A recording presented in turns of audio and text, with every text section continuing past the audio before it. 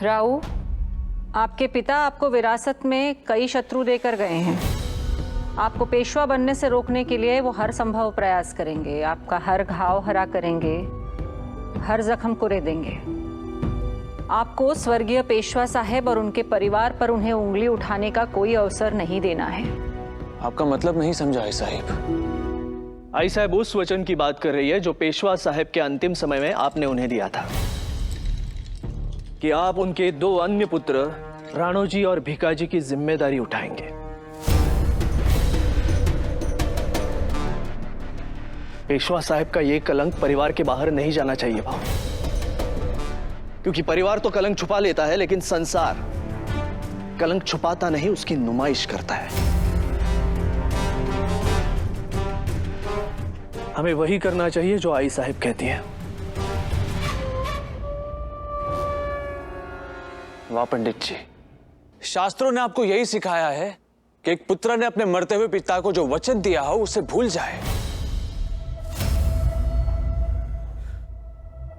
आपको उनके वचन की चिंता है और हमें उनके विरासत की। चांद का कलंक सामने आने से उसका यश कम नहीं हो जाता।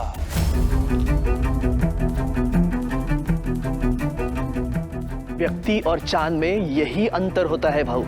जब व्यक्ति का कलंक सामने आता है तो वो उसकी पहचान बन जाता है। आप अपने पिता के 2 अन्य संतानों को, अपने भाइयों को कलंक समझते हैं। नहीं भाऊ, आप 2 कलंकों को अपने भाई समझ रहे हैं। बस।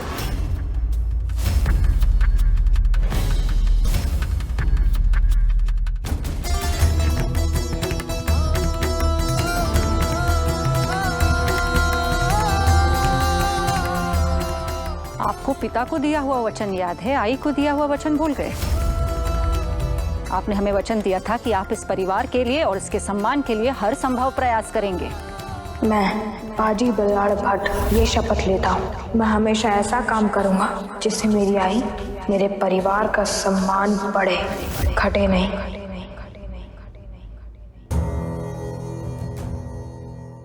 राव,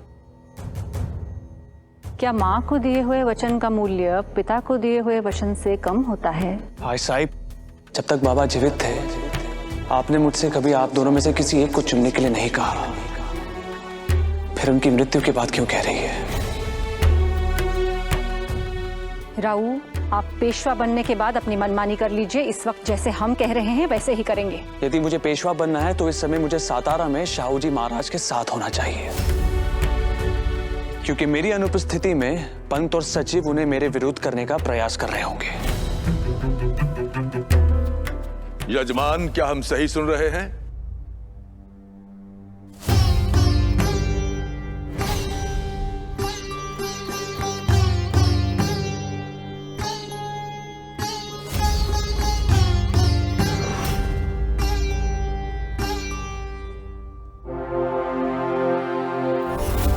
मस्तानी साहिबा, इस दासी के होश में आने से पहले लौट आएगा, वरना सबको पता चल जाएगा कि आप खेमे में नहीं है।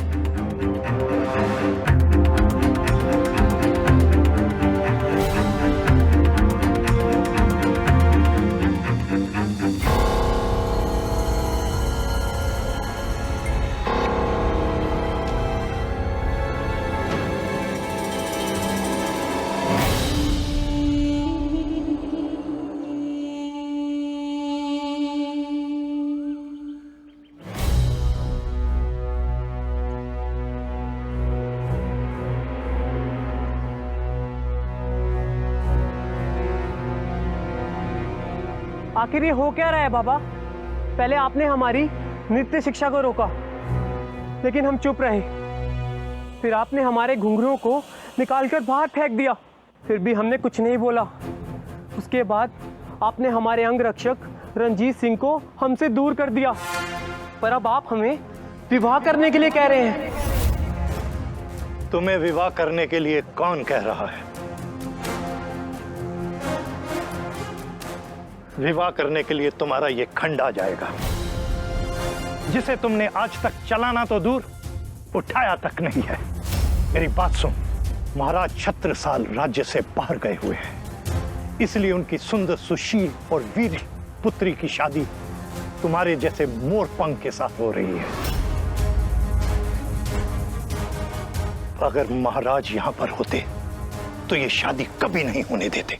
ये तो भला हो रानी साहबा और राजकुमार जगत राज का कि मस्तानी का घमंड तोड़ने के लिए वो उसकी शादी तुम्हारे साथ रचा रहे हैं।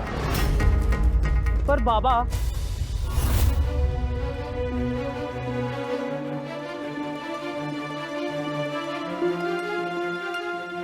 विवाह के बाद क्या होगा? हम नहीं जाएंगे मस्तानी के कक्ष में। उसकी नौबत नहीं आएगी। मस्तानी की डोली महारानी साहिबा के महल से विदा तो होगी, लेकिन हमारी हवेली पर उतरने के लिए नहीं। फिर वो मुगल बादशाह को हमारी तरफ से तोहफा बनकर दिल्ली जाएगी और फिर मुगलों की मदद से हम बुंदेलखंड जीतेंगे।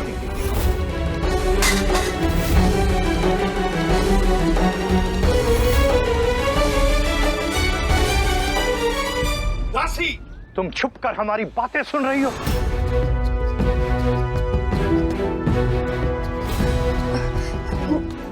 जी नहीं, हम तो बस कुंवर के ससुराल से उनके लिए बनारसी पान लेकर आए थे। वो आप लोग बातें कर रहे थे, इसीलिए हम बाहर खड़े होकर इंतजार कर रहे थे। तुमने कुछ सुना तो नहीं? जी नहीं। तो फिर तुम चौंकी क्यों? चींटी, वो हम इंतजार कर रहे थे तो अचानक हमारे पाँव में एक चींटी ने काट लिया, इसलिए हम घबरा गए और हमारे हाथ से पान का डब्बा गिर गया। हमें क्षमा कर दीजिएगा। चींटियों से डर गई? जो हमारी तरह चींटियों से डर जाती है, उससे क्या डरना बाबा? इसने कुछ नहीं सुना, और अगर यदि सुना भी होगा तो आप जैसे पुराने वफादार के विरुद्ध एक दासी की बात कौन सुनेगा?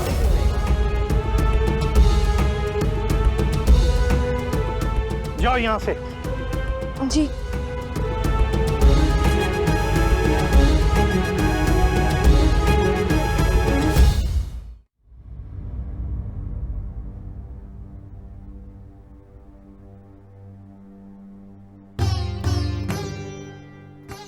आप सासवड़ से बाहर जाना चाहते हैं। पिता की 13वीं से पूर्व यदि पुत्र घर से बाहर जाए तो पिता की आत्मा को शांति नहीं मिलती। हम राऊ को यही समझा रहे थे। आई।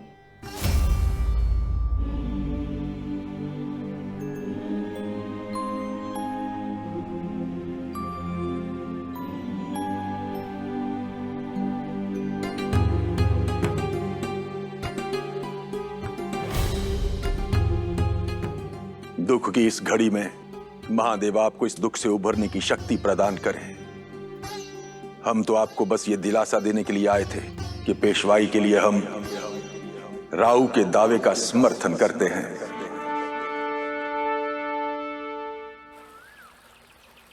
अब हम लड़के वालों से क्या कहेंगे, हैं? लड़की विवाह होने से पहले भाग गई, हैं? राजपूत की गर्दन कट जाए और आ नहीं निकलती। आपकी बेटी ने तो हमारी नाक काट दी। इतने बरसों बाद हमें खुशी मिली थी, हमारी बेटी ने सब कुछ बर्बाद कर दिया। या अल्लाह, ऐसी औलाद से तो हमें बे औलाद रखता तू। औलाद माँ का गुरूर होती है, लेकिन हमारी औलाद ने हमारा सर हमेशा हमेशा के लिए झुका दिया। अब हम लड़के वालों को क्या जवाब देंगे, क्या जवाब देंगे? किसी को लड़के वालों से कुछ कहने की जरूरत नहीं होगी।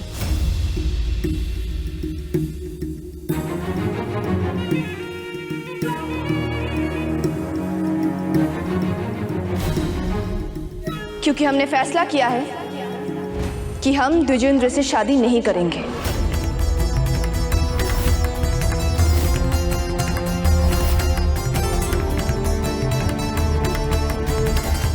मस्तानी, शादी नहीं करोगी तो क्या मायके में सारी उम्र माँ का दामन थाम कर रोती रहोगी? किसी पराये का दामन थाम कर रोने से तो बेहतर है ना। विवाह के बाद पति पराया नहीं होता मस्तानी। उसके लिए पत्नी को अपनाना पड़ता है, और आपने हमारे लिए जिसे चुना है वो हमें तो क्या, किसी भी औरत को अपनाना नहीं चाहते। हम खुद अपनी आंखों से उन्हें देखकर आ रहे हैं। झूठ, और बिल्कुल झूठ। एक तो पहले ही आपने हल्दी लगाने के बाद बिना किसी को बताए महल से बाहर जाने की भूल की, और अब डांट से बचने के लिए इतना बड़ा झूठ बोल रही हैं। मासा, ये हमारी पसंद के लड़के से शादी ना करने के बहाने हैं और कुछ नहीं। आपको और आपकी बेटी को अपने परिवार पर यही विश्वास था सुरैया बेगम? जब लड़का हमने चुना था तो आपने अपनी बेटी को उसकी जासूसी करने क्यों भेजा? रानीसा, हमने किसी को नहीं भेजा, और मस्तानी को भी शायद गलतफहमी हुई है। गलतफहमी हमें नहीं, रानीसा और भाईसा को हुई है, क्योंकि हमें सजा देने के लिए उन्होंने हमारे लिए एक ऐसा पति चुना है जिनके हाथ तलवार चलाने के लिए नहीं। और ये बात इन्हें भी नहीं पता कि उसके पिताजी इन्हें भी धोखा दे रहे हैं। उन्होंने तय किया है कि विवाह के बाद वो हमें मुगल बादशाह को तोहफे में देंगे, ताकि हम बंदी बनकर रहें और वो लोग मुगल बादशाह की मदद से बुंदेलखंड पर कब्जा कर लें।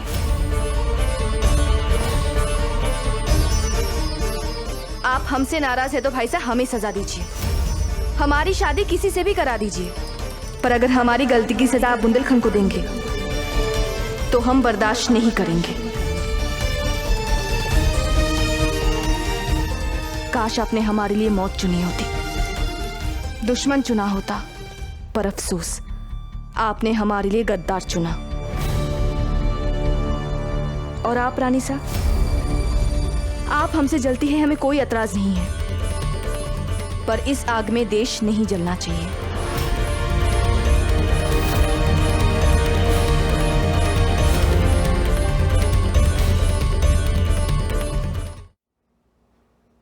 आई साहब आपको जितनी दक्षिणा देती है उसके बाद तो आप भाव का क्या, उनके घोड़े बादल का भी समर्थन करेंगे। भट्ट जी ये सब किसी उपहार या दक्षिणा के लिए नहीं कर रहे हैं। यदि ऐसा होता तो हम अन्य ब्राह्मणों को राव के पक्ष में नहीं लाते, जो उस कन्या को देवदासी बनने से रोकने पर अभी तक राव से रुष्ट हैं। पेशविन बाई, कदाचित आपको नहीं मालूम कि सारी बिरादरी राव से सख्त नाराज है, और यदि ये अब 13 दिन का शोक पूरा होने से पहले ही घर से बाहर जाएंगे तो हमें क्षमा कीजिएगा। इस बार हम भी ब्राह्मणों को मना नहीं पाएंगे।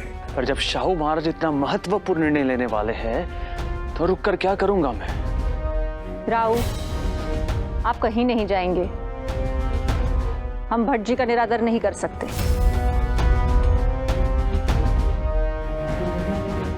राव कोई परंपरा नहीं तोड़ेंगे, और आज तक राव ने धर्म की और आपकी जो भी अवज्ञा की है उसके लिए मैं आपसे क्षमा मांगती हूँ।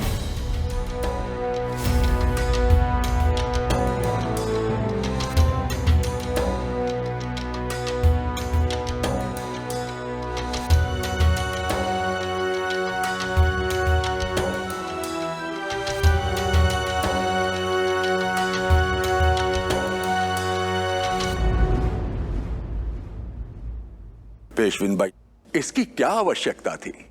आवश्यकता आपको नहीं है भट्ट जी, पर मंदिर में जो श्रम दान करते हैं उनको है। ये उनके लिए है। जी, वैसे भी ब्राह्मण को धन से क्या काम? ब्राह्मण को धन, स्वर्ण और संसार तीनों से दूरी बनाए रखनी चाहिए, ऐसा हमें ज्ञात है। किंतु आपको भी यह ज्ञात होना चाहिए कि आपके परिवार के विषय के हित में सोचना हमारा काम ही नहीं, अपितु हमारा कर्तव्य भी है। और पेशविन बाई, वही कर्तव्य हमें यहां तक ले आया, ये बताने के लिए कि शमशान भूमि में ही आपके परिवार के विरुद्ध षड्यंत्र आरंभ हो चुका है। आपका परिवार कोंकण से था, और इसलिए राव को बाहर वाला बताकर उनकी पेशवाई का विरोध किया जाएगा।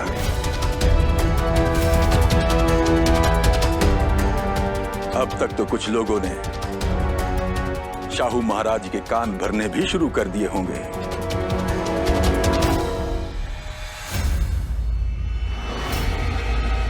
पेशविन बाई साहब, और यदि आपको लगे कि इस विषय में हम आपकी कुछ सहायता कर सकते हैं तो निसंकोच आदेश कीजिएगा। अब हम आज्ञा चाहेंगे।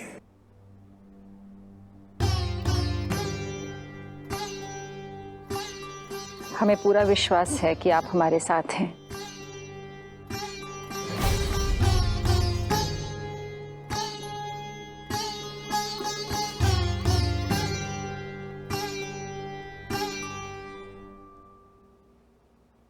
मैं अपने जीवन में क्या करूं इसका निर्णय भट्ट जी कब से लेने लगे।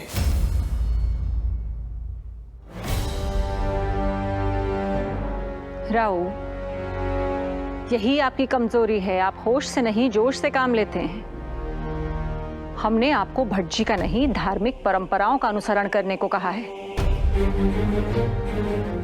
इसी तरह परंपराएं तोड़ते रहेंगे तो कोई आपका समर्थन नहीं करेगा। तो क्या करूं आई साहिब? वहां शत्रु रणनीति बना रहे, मैं घर पर बैठकर क्या करूं?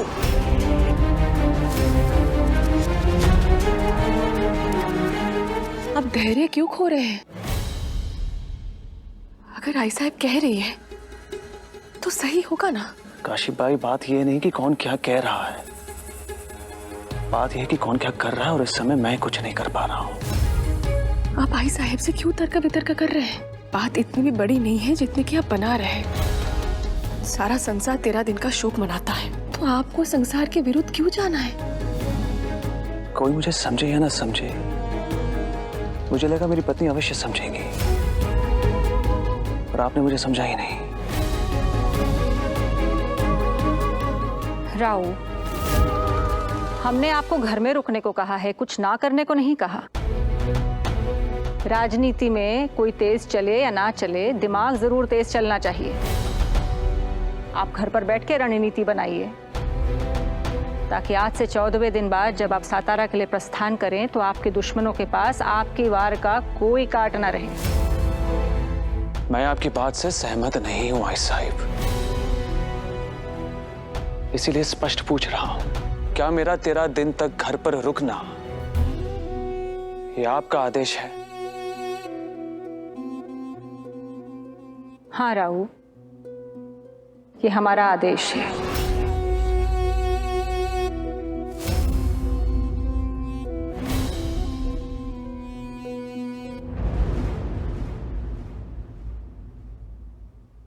मैं आपकी बात से सहमत नहीं हूं, पर आपके आदेश का पालन करूंगा आई साहिब।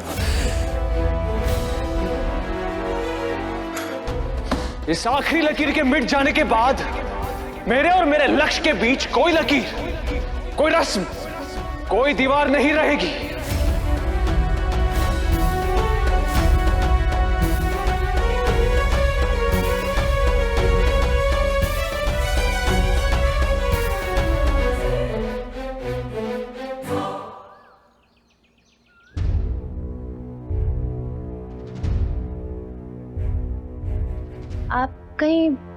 आप कहीं जा रहे हैं? अभी तो पापा का शोक चल रहा है। शायद आपने अपने भाव की बात सुनी नहीं। शोक का समय समाप्त हो चुका है बिहू भाई। आपको दुख नहीं है तो ना सही, कम से कम मेरे साथ मेरे दुख में खड़े तो रह सकते। भाई साहब ने क्या कहा आपने सुना नहीं?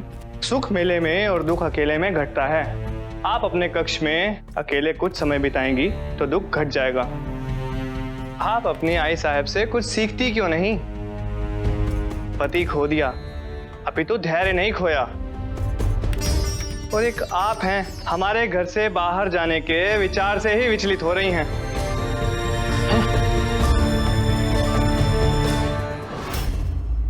बिहू भाई छोड़िए, पंत हमारा इंतजार कर रहे होंगे।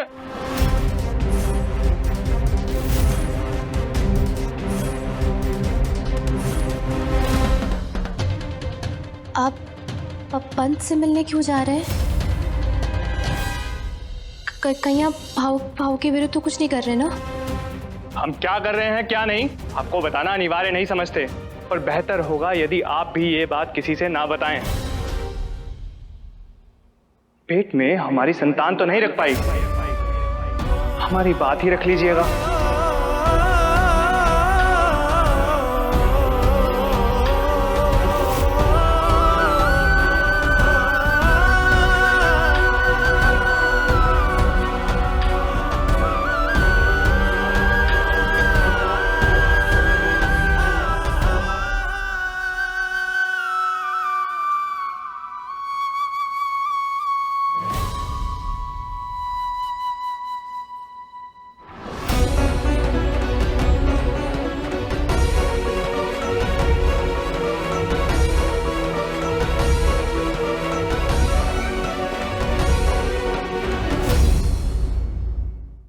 यहाँ बंधन में बंधा हूँ और वहाँ पंत पेशवा पद के लिए गंगाधर जी का नाम प्रस्तावित कर रहे होंगे। पीढ़ियों से इनका वक्त राष्ट्र की सेवा करता आ रहा है, बस यूँ समझ लीजिए कि पेशवाई तो इनके रक्त में है। एक वही है जो बाबा की बराबरी कर सकते हैं। अब हमें नए पेशवा के नाम की घोषणा करने में और विलंब नहीं करना चाहिए।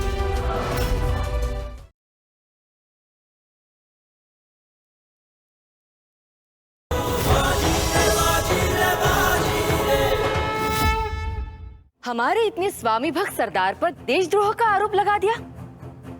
अगर आप हमारी आज्ञा का उल्लंघन करना चाहती हैं, तो बेशक कीजिए, पर उसके लिए लोगों की वफादारी पर उंगली मत उठाइए मस्तानी।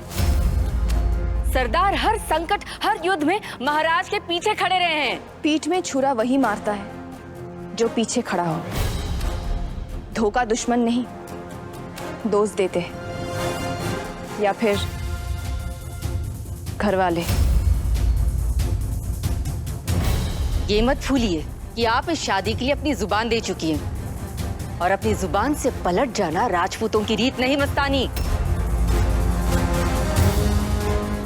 मस्तानी, मस्तानी रानी से सही कह रही है, बात को समझो। हम आपकी बात मान लेते अगर हमारी तकदीर के साथ साथ बुंदेलखंड की तकदीर ना जुड़ गई होती। बस एक शब्द भी और नहीं मस्तानी। इस महल के निर्णय लेने के अधिकार महाराज ने हमें दिए हैं, और उसी अधिकार से हम ये निर्णय ले रहे हैं कि आपका विवाह द्विजेंद्र से होगा, और आज ही होगा। सुरैया बेगम, अपनी बेटी को शादी के लिए तैयार कीजिए, वरना अपने हाल की जिम्मेदार आप स्वयं होंगी।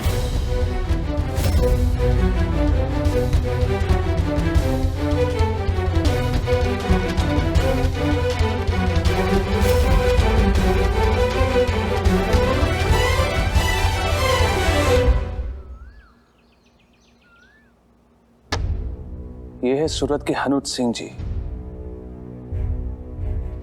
तटवर्ती क्षेत्र में रहते हैं, व्यापार और व्यवहार में माहिर है, पर योद्धा नहीं है।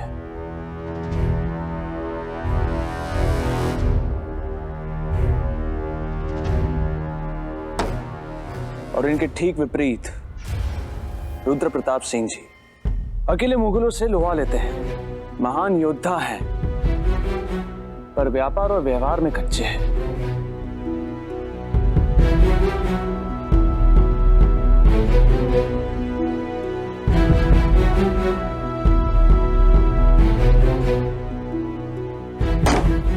और ये गुलाब सिंह जी सेना और शासन में निपुण हैं, पर लोग इनसे डरते हैं, प्रेम नहीं करते।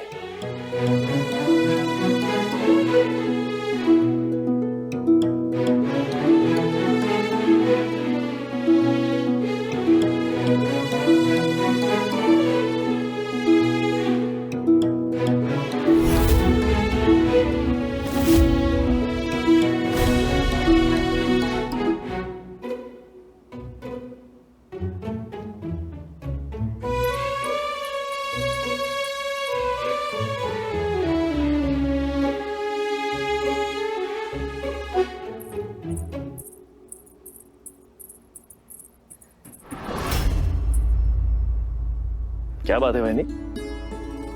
आज आप जिस तरह से भाऊ को एक टक देख रही थी, हमें तो लगा कि आपकी समाधि भंग ही नहीं होगी।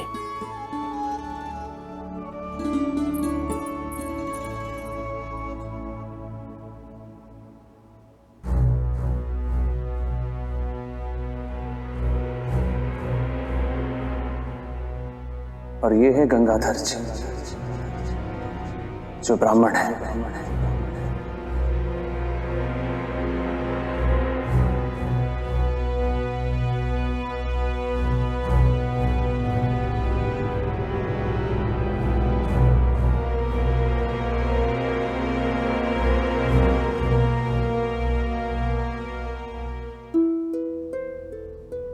अपने मन से हर वहम को निकाल दो मस्तानी। रानी सा तुमसे दुश्मनी कर सकती है, लेकिन बुंदेलखंड से नहीं।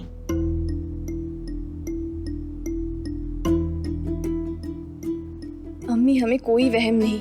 हमें लगता है कि रानी सा और भाई सा को द्विजेंद्र के पिता की असली नीयत के बारे में कोई अंदाजा नहीं। पर ये बात भी सच है कि उन्हें ये अंदाजा जरूर है कि द्विजेंद्र हमारे ही क्या किसी भी लड़की के लायक नहीं है। तभी तो यहाँ से कुछ कोस दूर होने के बावजूद वो शादी के लिए खुद नहीं है। अपने खंड को भेज दिया। बूंदली रस्मों के मुताबिक ये शादी तो हो जाएगी, पर उनके सच्चाई का किसी को पता भी नहीं चलेगा। मम्मी पिताजी यहाँ पर नहीं है। इस वक्त ये शादी रोकने के लिए आपको हमारा साथ देना होगा।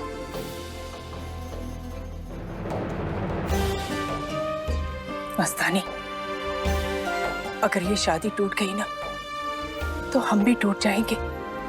इतना सब कुछ बर्दाश्त कर चुके हैं, अब और दुख नहीं झेल सकते हम। मस्तानी, तुम रानी सा से लड़ सकती हो लेकिन अपने नसीब से नहीं, जिसमें कहीं ना कहीं हमारी वजह से इतने दुख लिखे हैं।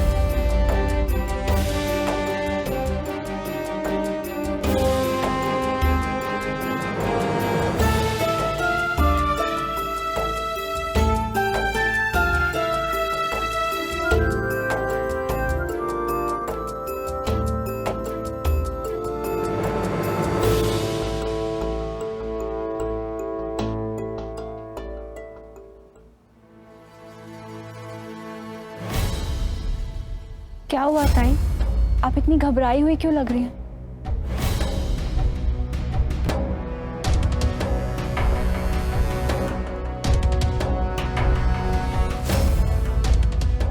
क्या हुआ भीऊ? आज बाबूजी ने फिर कुछ कहा? मुझे कुछ समझ नहीं आ रहा। यदि पति की सुनती हूँ तो भाव को चोट पहुंचेगी, और यदि नहीं तो मेरी गृहस्थी को। चुनाव सही और गलत के बीच कर निर्णय सरल हो जाएगा। अपनों की बात कानों तक पहुंचे या ना पहुंचे, पीड़ा अवश्य पहुंच जाती है।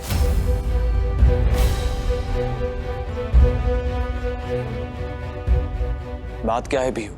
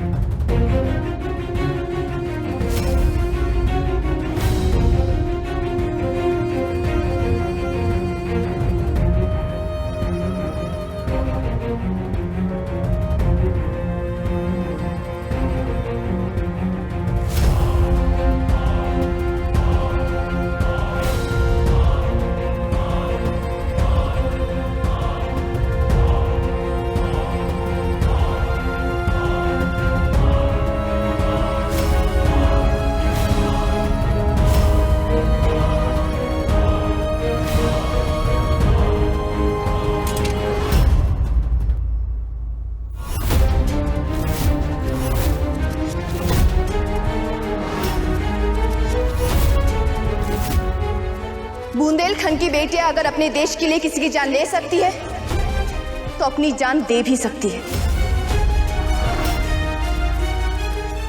हमारी रगों में महाराजा छत्रसाल का खून भी है और जुनून भी। हम अपनी जान दे देंगे पर बुंदेलखंड के दुश्मन का मोहरा नहीं बनेंगे।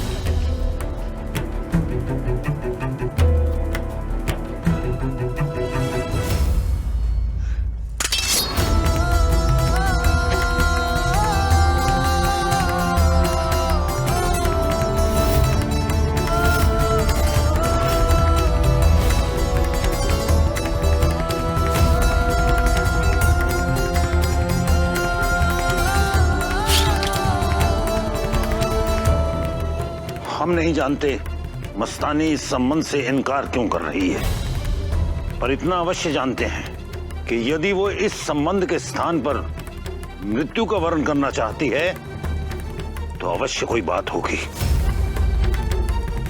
वैसे भी बुंदेलखंड में नारी की इच्छा का सम्मान किया जाता है, उस पर अपनी इच्छा थोपी नहीं जाती। यदि मस्तानी चाहती है ये विवाह ना हो तो ये विवाह नहीं होगा।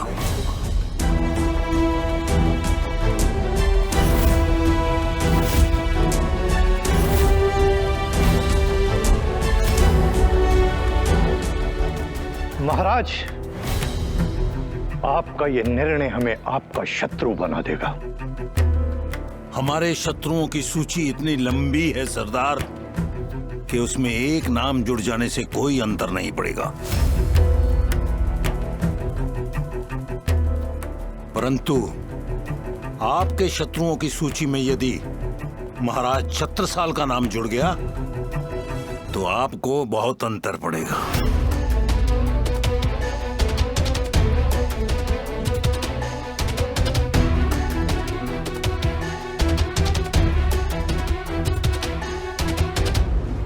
मुझे नहीं पता कि वो पंत से मिलने क्यों गए, पर इतना अवश्य पता है कि चोरी चोरी जाने वालों के दिलों में कोई तो खोट रहती है। राजनीति में भी गिरने के लिए एक सीमा होती है। पंत जी ने मेरे परिवार को राजनीति में घसीटकर मुझे उनसे उत्तर मांगने के लिए मजबूर किया है, और उनसे उत्तर मांगने मैं स्वयं जाऊंगा। राव, क्रोध अंगारा होता है, जिसके अंदर दबा होता है उसे ही जला डालता है। तो क्या करूं वाइस साहिब? घर में हाथ पर हाथ रखे बैठा रहूं? हम निर्णय ले चुके हैं।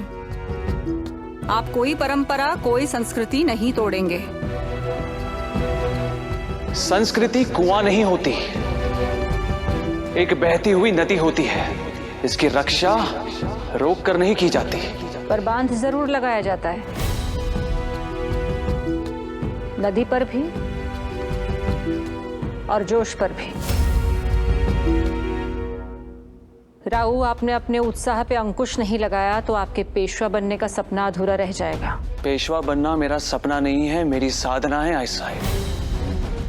सपना तो इस मातृभूमि के लिए मिट जाना है, पर मिटने से पहले बहुत कुछ बनाना बाकी है।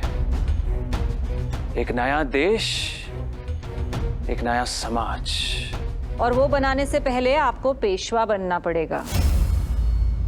और यदि आप 13वीं से पहले बाहर गए तो आपका पेशवा बनना कठिन है।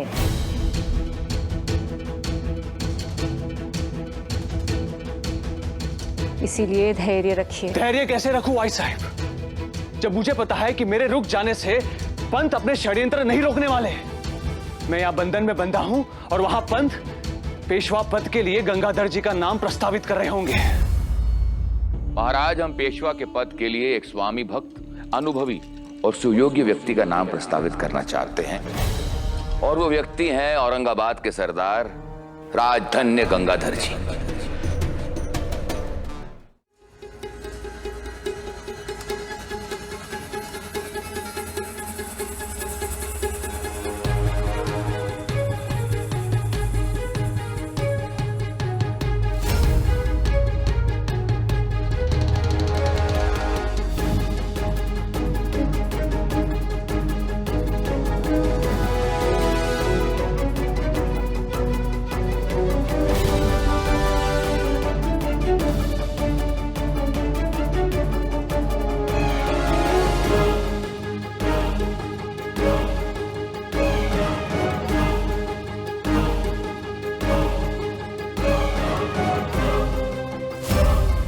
ये आपको कैसे पता बहू?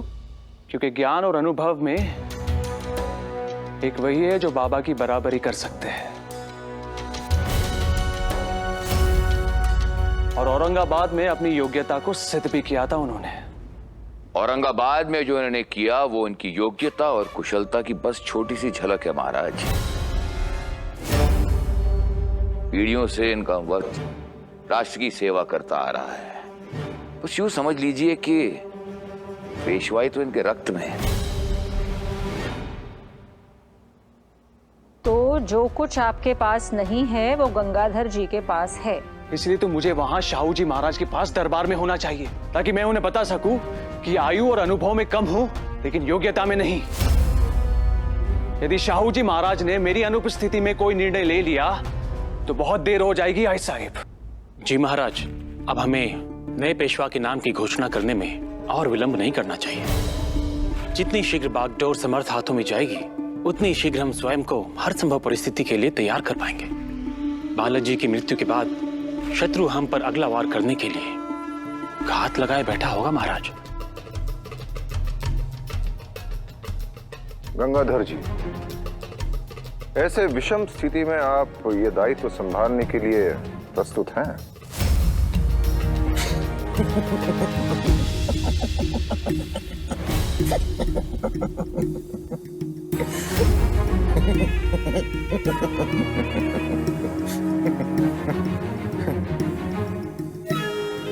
अब हम स्वयं अपनी प्रशंसा में क्या कहें महाराज। पंत ने हमारे विषय में जो भी कुछ कहा है वो सब सत्य है, किंतु इस सत्य से क्या अंतर पड़ता है महाराज? प्रश्न तो ये है कि क्या आपको हम पर विश्वास है?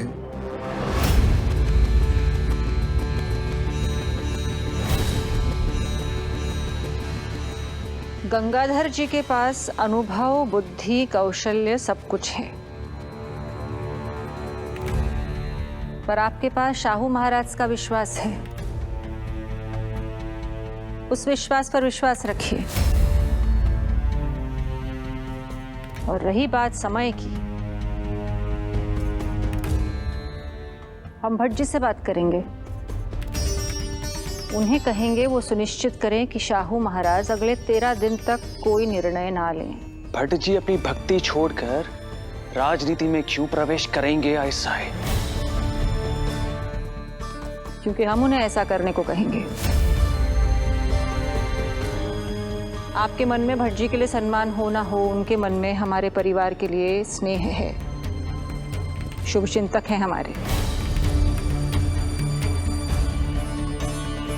आपको 13 दिन का समय चाहिए, वो समय दिलाना हमारा दायित्व है।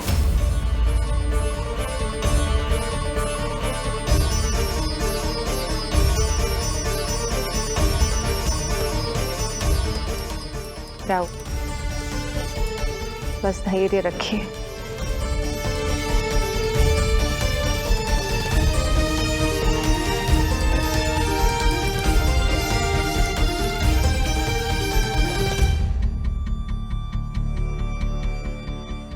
बहू, अब क्या होगा?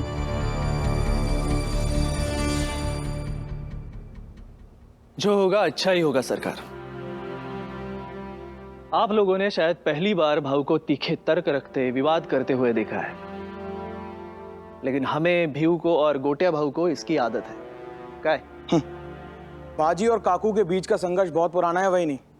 आप चिंता मत कीजिए, ये हिंसक मानुस थोड़ी देर में अपने आप शांत हो जाएगा। पर वो बहुत क्रोध में थे। तुम्हें चिंता करो नका बहनी। आई साहब का मान रखना भाऊ अपना कर्तव्य मानते हैं, और वो जानते हैं कि उनका क्रोध उनके कर्तव्य से बड़ा नहीं है। चिंता करो नका।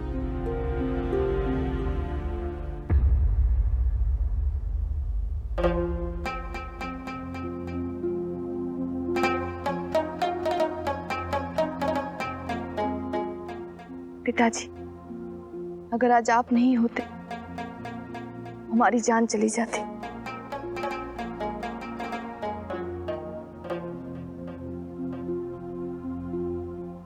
जो हुआ उसमें गलती हमारी ही है मस्तानी। आपका विवाह हमारा उत्तरदायित्व है, जो हमें स्वयं ही निभाना चाहिए था, परंतु हम बुंदेलखंड को संभालने में इतना उलझे रहे कि बेटी को संभालने की फुर्सत ही नहीं मिली। आप हमसे नाराज हैं पिताजी, तो हम आपसे एक सवाल पूछे? पूछो। आप हमारे अलावा किसी और बात से भी परेशान हैं? ऐसी कौन सी बात है? आज बरसों बाद किसी ने हमारे चेहरे की शिकन पड़ी है। आज लग रहा है कि हमारे महल में कोई हमें भी जानता है। अगर हम आपके बेटे होते तो इस वक्त आपकी हर एक परेशानी हमारी तलवार से मुलाकात कर चुकी होती।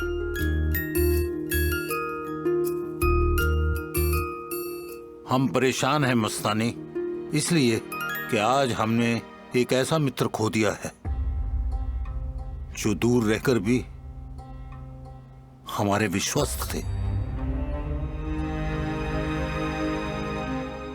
पेशवा बालाजी विश्वनाथ भट्ट अब इस संसार में नहीं रहे। पेशवा साहब, जो शाहू महाराज के दायां बाजू थे, जिन्होंने मराठी साम्राज्य की बरसों तक सेवा की, उनका जाना तो शाहू महाराज के लिए बहुत बड़ा नुकसान होगा पिताजी। आप तो जनाने में रहकर भी दरबारों को समझती हैं मस्तानी। इस समय मराठी दरबार में शाहू जी के सामने बहुत कठिन प्रश्न ये है कि बालाजी के बाद कि अगला पेशवा किसे बनाए।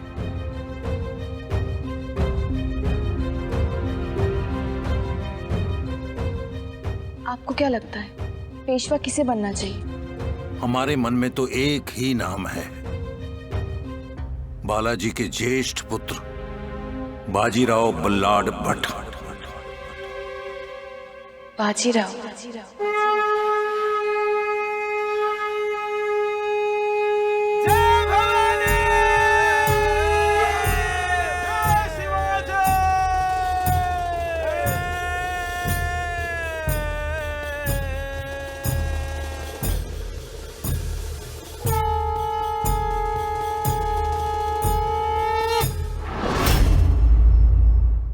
ऐसी चाल चली है जो ये सुनिश्चित कर देगी कि शाहू महाराज बाजीराव से अधिक विश्वास आप पर करें। हम राव की सबसे बड़ी कमजोरी पर वार करेंगे। क्या है राव की सबसे बड़ी कमजोरी? उनका परिवार। संभलकर! बाजीराव बल्लाड़ भट्ट की मां और मिट्टी का जो सम्मान नहीं करता उसकी जीवन रेखा।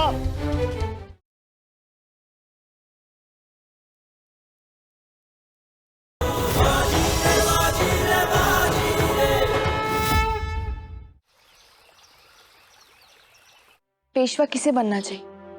हमारे मन में तो एक ही नाम है, बालाजी के ज्येष्ठ पुत्र बाजीराव बल्लाड़ भट्ट। बाजीराव।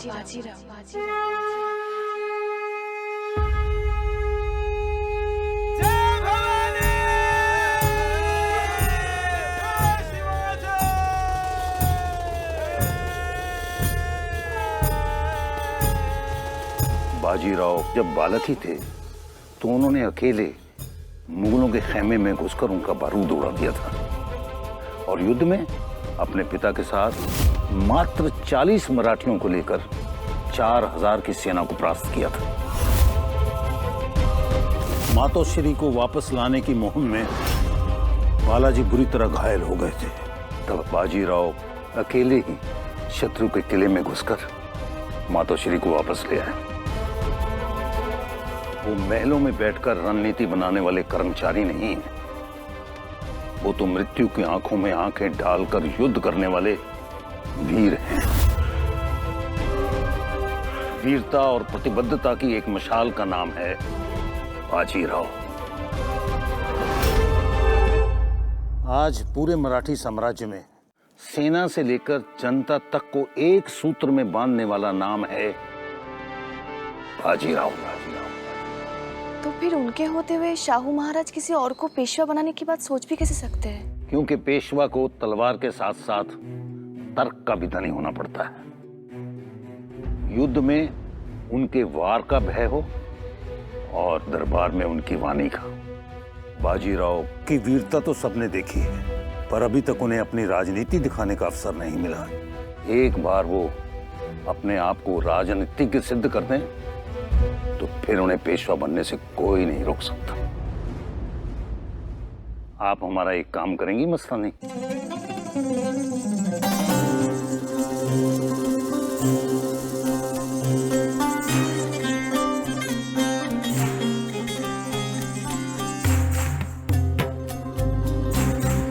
बाजीराव ने अपने पिता को खोया, आप हमारी ओर से उन्हें एक सांत्वना पत्र लिख देंगी? जी पिताजी।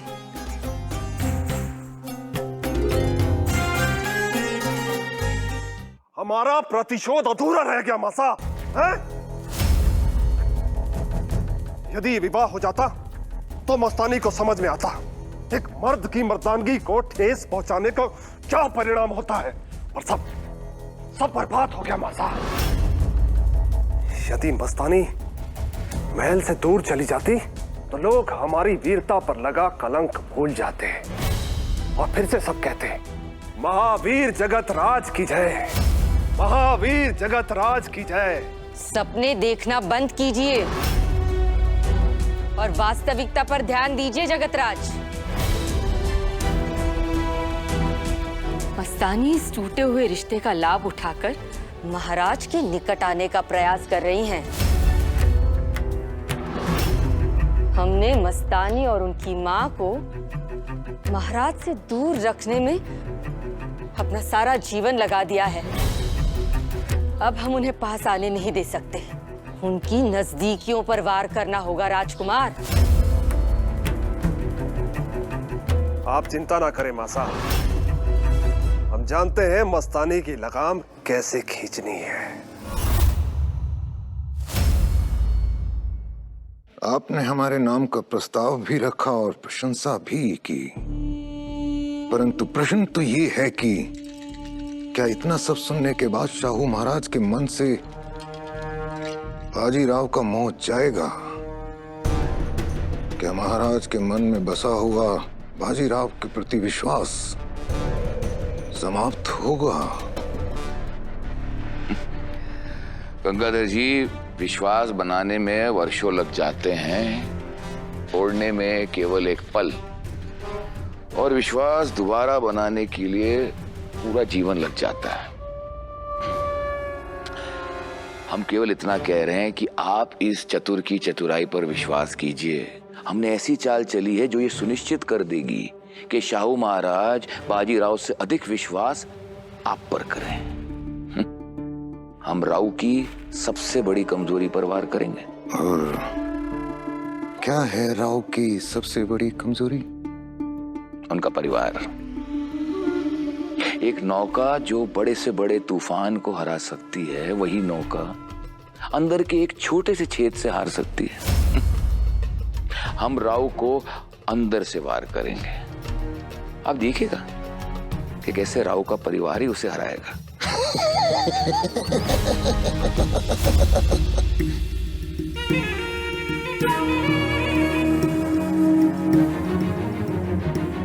राव बाहर आइए, राव बाहर आइए, राव बाहर आइए, राव बाहर आइए, राव बाहर आइए।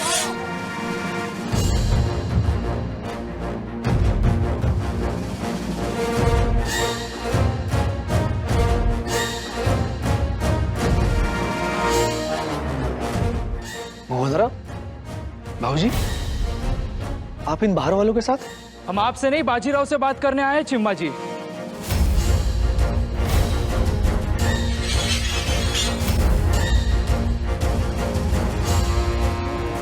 बात ही करनी होती तो अकेले आते हैं, सबको लाकर तमाशा खड़ा नहीं करते। तमाशा होता है तो तमाशा ही सही।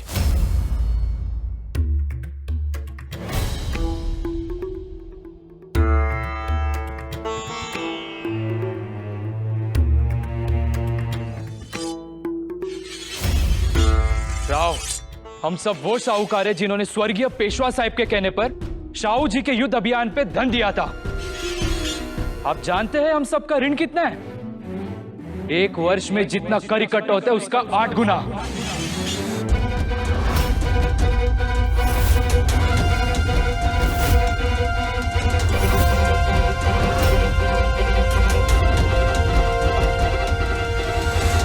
स्वर्गीय पेशवा साहब ने स्वयं हमसे कहा था मुगलों द्वारा जीती गई धनराशि राजकोष में जमा की जाएगी और उसी धनराशि में से वे हमारा धन धीरे धीरे करके सूद सहित वापस करेंगे।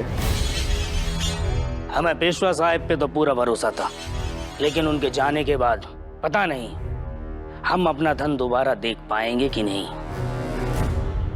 पिता का वचन निभाना पुत्र की जिम्मेदारी होती है। अब हम यहाँ से तभी जाएंगे राव जब आप हमारा धन वापस लौटा देंगे। हम अपना अधिकार लेकर रहेंगे। लेकर रहेंगे।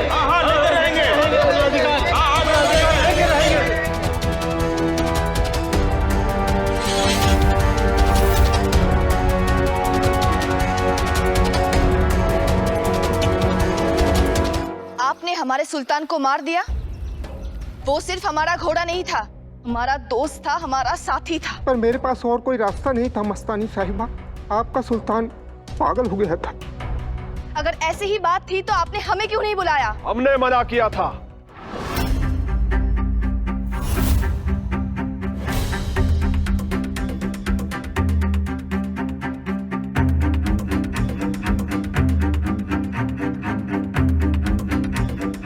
वो घोड़ा आपको बहुत प्रिय था, तो आप उसे कष्ट में नहीं देख पाते, और आप हमें बहुत प्रिय है, हम आपको कष्ट में नहीं देख पाते। प्रेम यदि अधिक हो तो बिछुड़ने का दुख भी अधिक होता है। इसलिए आपको अपने प्रियजनों की सुरक्षा का विशेष ध्यान रखना चाहिए। कहीं ऐसा ना हो काकाजू के पास आने के प्रयास में बाकी सब आपसे दूर हो जाएं। आपने सुल्तान को मार डाला। उस बेजुबान जानवर ने आपका क्या बिगाड़ा था भाई साहब?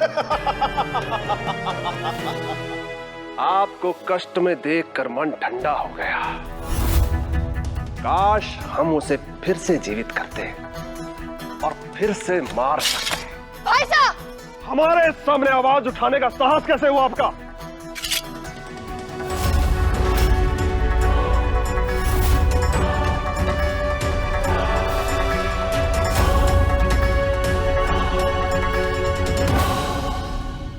हम अपना मूल और सूद लेके जाएंगे।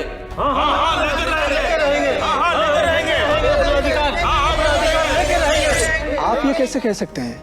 आप व्यापारी हैं, आपको पता होना चाहिए कि इतनी बड़ी धनराशि वापस देने में समय लगता है। हम अपना समय देने नहीं, आपसे अपना धन लेने आए हैं। हम आप सभी का अपमान नहीं करना चाहते, लेकिन यदि हमें हमारा धन नहीं मिला तो हमें विवश होकर आपके घर में प्रवेश कर आपकी संपत्ति और आभूषणों को जब्त कर ऋण वसूल करना होगा।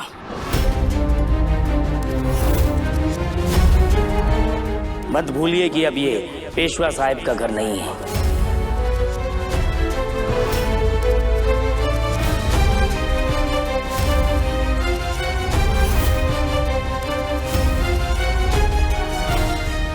भाई साहब,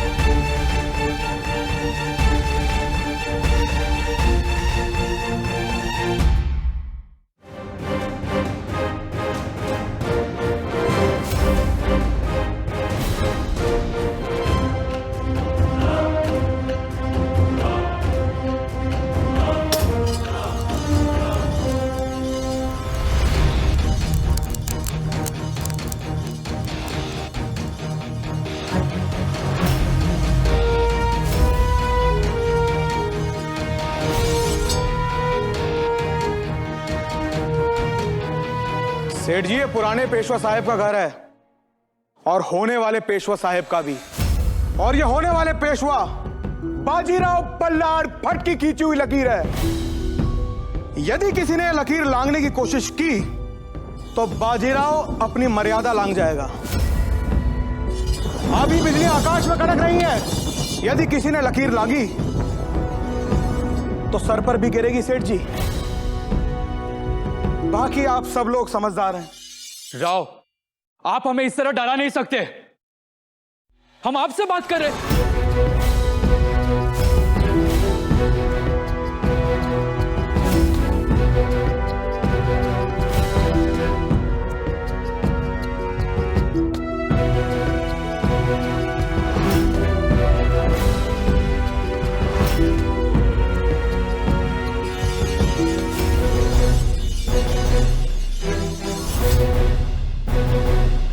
राव, ये मत समझिएगा कि आप हमारी बहन के पति हैं तो हम आपको छोड़ देंगे। बिल्कुल मत छोड़िएगा मोहन राव जी, मैं तो चाहता हूं आप आगे बढ़े। आइए, बाजीराव का लंगोटिया गोटिया आपका स्वागत करता है। आइए।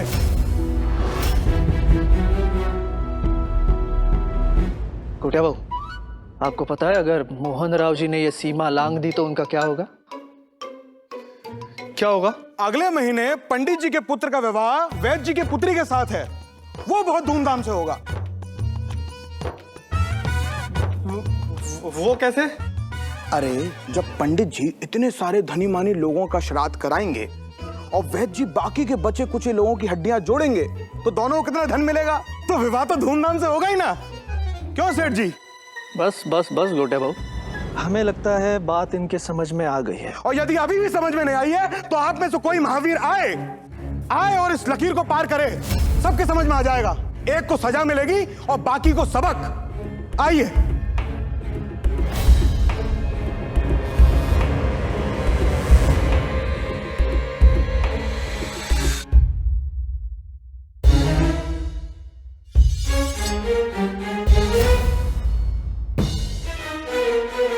भाई साहब, हम मात्र अपना अधिकार, अपना धन मांगने आए हैं जो हमें स्वयं स्वर्गीय पेशवा साहब ने लौटाने का वचन दिया था।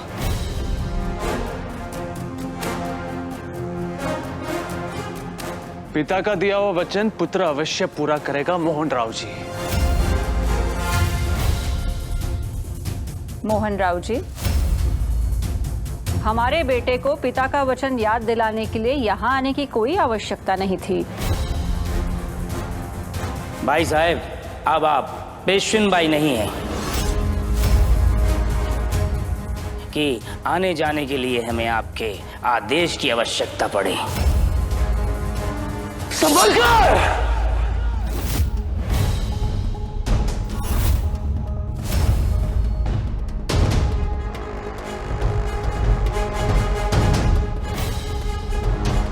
अब बाजीराव बल्लाड़ भट्ट की आय से बात करे, यदि जबान फिसली तो बाजीराव की तलवार फिसल जाएगी। बाजीराव की मां और मिट्टी का जो सम्मान नहीं करता उसकी जीवन रेखा। राव,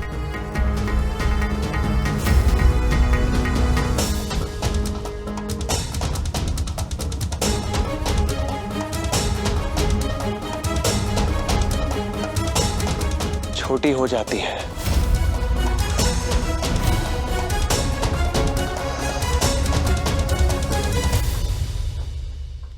हमारा आत्मसम्मान इतना कमजोर नहीं किसी के शब्दों से घायल हो जाए।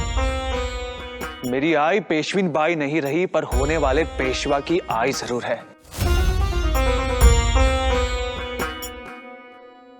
बाजीराव ना किसी का हक छीनता है ना अपना हक छोड़ता है।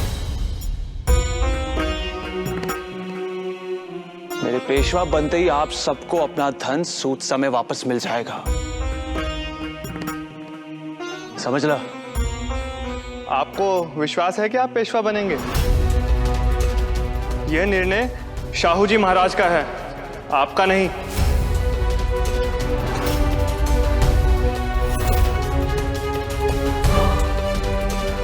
और अगर आप पेशवा नहीं बने तो?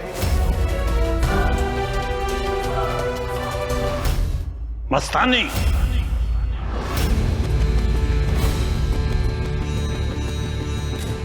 बाबा साहब आप समय पर आ गए, नहीं तो आज मस्तानी हमारी बोटी बोटी कर डालती। पिताजी, वार भाई सा ने किया था, हमने बस अपनी हिफाजत के लिए उनकी तलवार ले ली। बाबा साहब, भला हम अपनी छोटी बहन पे वार क्यों करेंगे?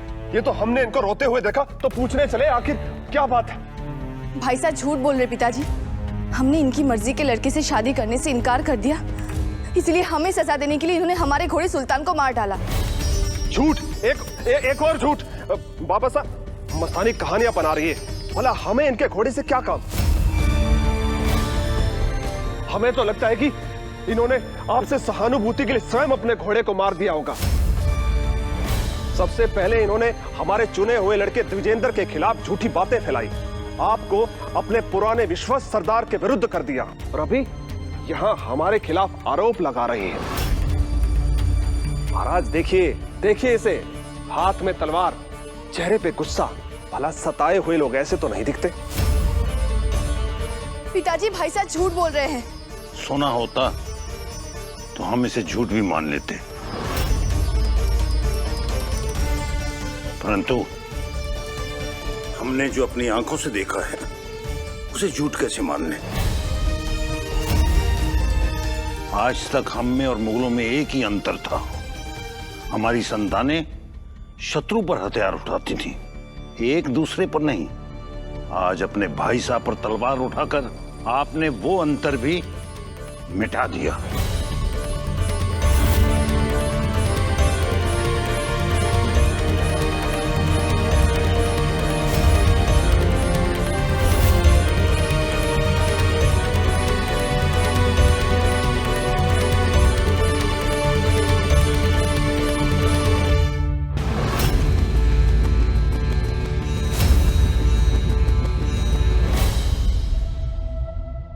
संसार में दो तरीके के लोग होते हैं भाव, एक जो इतिहास बनाते हैं और दूसरे इतिहास बनते देख तालियां बजाते हैं। ओ भाऊ, बाजीराव बल्लाड़ भट्ट इतिहास बनते हुए देखता नहीं, स्वयं इतिहास बनाता है।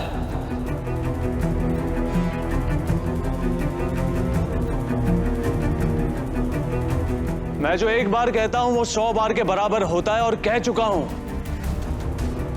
आप लोगों को आपका मूल और सूद दोनों मिल जाएगा।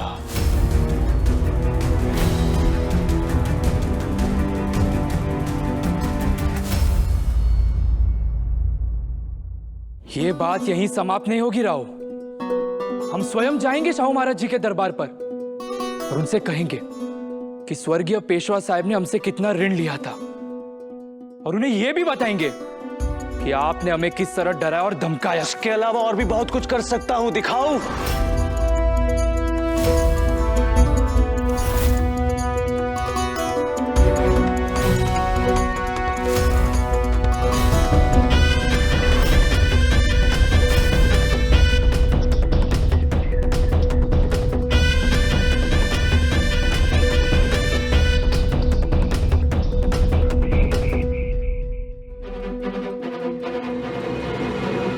हमारे भाव के कारण इन्हें हमारे परिवार को कितनी परेशानी उठानी पड़ रही है। हम इस विषय में आई और मौसी से बात करेंगे, वो भाव को अवश्य रोकेंगे। ताई साहब, आप ऐसा करेंगे तो और कुछ हो या ना हो, पर राव के स्वाभिमान को ठेस अवश्य पहुंचेगी।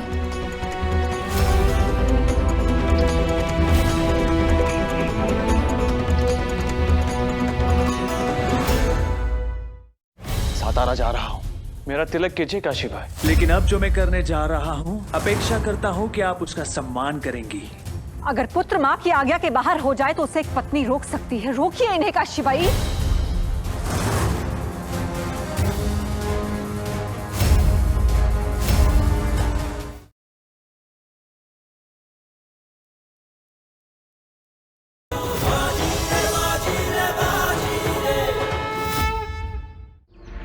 हम आपकी दुविधा समझते हैं महाराज। जन्म और मरण संसार का नियम है, और यह संसार किसी एक व्यक्ति के चले जाने से रुकता भी नहीं है। और यदि वो व्यक्ति स्वर्गीय पेशवा बालाजी विश्वनाथ भट्ट जैसा सम्माननीय व्यक्ति हो, तो यह संसार पल भर के लिए ही सही उन्हें सम्मान देने के लिए ठहरता अवश्य है। हमारा आपके लिए एक सुझाव है कि अगले पेशवा का निर्णय आप स्वर्गीय बालाजी के 13 दिन के शोक काल के बाद करें तो अच्छा होगा। ये आप राव के कहने पर कर रहे हैं? क्षमा चाहूंगा महाराज, आपने क्या कहा हमने नहीं सुना। हमने आपसे पूछा कि आप ये राव के कहने पर कर रहे हैं।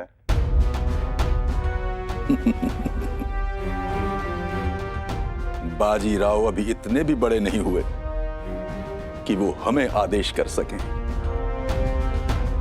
वैसे भी हम धर्म और परंपरा के सेवक हैं महाराज, बाजीराव के नहीं। हाँ, ये सत्य है कि राधाबाई साहब ने हमें आपसे बात करने के लिए कहा था, किंतु यह भी उतना ही सत्य है यदि वो हमें आपसे बात करने के लिए ना भी कहती तो भी हम आपसे बात अवश्य करते हैं, क्योंकि यह बात धर्म सम्मत है। शास्त्रों का हर नियम बहुत ही सोच समझकर बनाया गया है। परिवार के प्रमुख के जाने के बाद यह 13 दिन का शोक परिवार को संभलने का समय देता है और यह जानने का भी समय देता है कि कौन आपका असली मित्र है और कौन नहीं।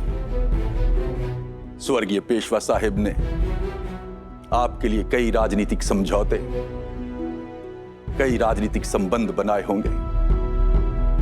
अब आपको भी यह जानने का अवसर मिलेगा कि कौन सा संबंध टिकने वाला है और कौन सा नहीं। भट्ट जी, कुछ संबंध राजनीति और औपचारिकता से परे होते हैं। स्वर्गीय पेशवा बालाजी विश्वनाथ भट्ट और हमारे संबंध भी कुछ ऐसे ही थे। हम हमारे नए पेशवा का ऐलान 13 दिन के शोक के पश्चात ही करेंगे, किंतु राजनीति के कारण नहीं, स्वर्गीय बालाजी के प्रति अपने स्नेह और सम्मान के कारण।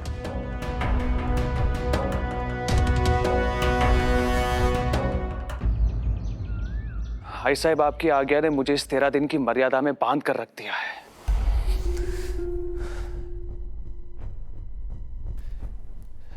चलिए मान लेते भाई साहब, शाहू जी महाराज भट्ट जी की बात सुनकर अपना निर्णय 13 दिन के बाद ही सुनाएंगे। पर यदि उनका निर्णय हमारे विरुद्ध हुआ तो फिर इस 13 दिन की प्रतीक्षा का क्या लाभ भाई साहब? वहां मोहन राव व्यापारियों के साथ जाकर उनके कान भी भर रहे होंगे। नहीं राव, आपके पिता और आप पर जो शाहू महाराज का विश्वास है वो इतना कच्चा नहीं कि मोहन राव के शब्दों से टूट जाए। विश्वास कच्चा हो या ना हो, नाजुक अवश्य होता है। विश्वास टूटे या ना टूटे, यदि उसमें दरार आ गई, पंत जी का तो काम हो ही जाएगा।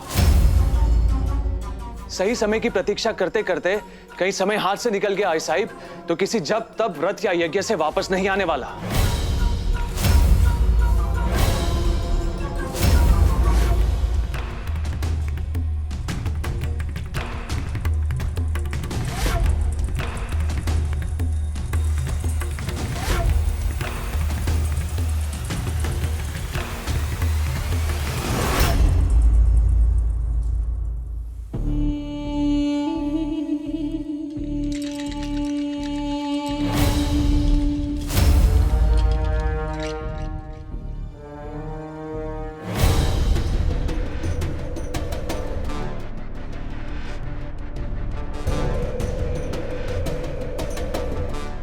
गंगाधर जी, शाहू महाराज से हमारी भेंट जल्दी करा देंगे तो बेहतर होगा।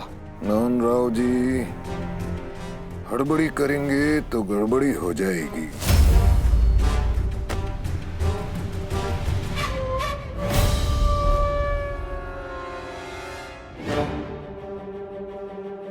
शाहू महाराज से कुछ भी कहने से पहले हमें तो समझ लेने दीजिए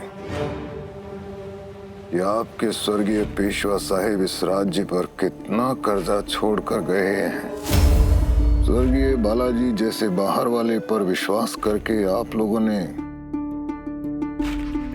कितना धन दे दिया। अब पीढ़ियों से इस पद को संभालने वाले के वंशज को इस समस्या को सुलझाने के लिए समय तो दीजिए।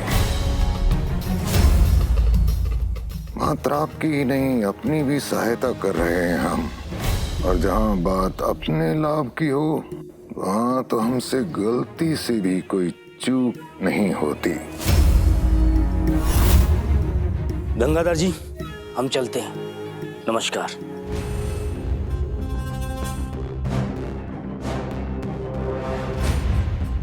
मोहन राव, आइए, हमें आपसे कुछ बात करनी है।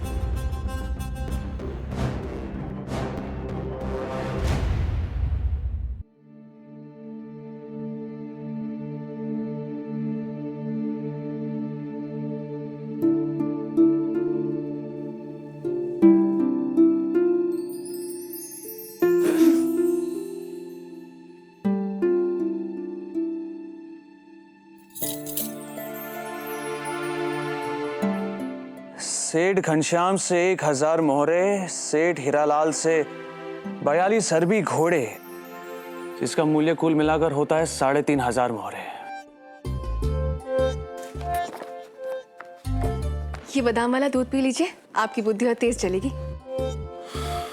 बुद्धि जितनी तेज चलेगी, आपके भाव के लिए समस्या उतनी ही खड़ी होगी। अपने लिए समस्या मोहन भाव ने स्वयं खड़ी की है। इस बार उन्हें ऐसा उत्तर दीजिएगा कि दोबारा आपके सम्मुख आवाज ऊंची करने का साहस ना हो। आज बड़ा क्रोध आ रहा है अपने भाव पर। भाव पे क्रोध नहीं, पति पे प्रेम आ रहा है। कुछ कहा? जी नहीं तो। काशी भाई, आप दूध यहीं पे रख दीजिए और चाहिए।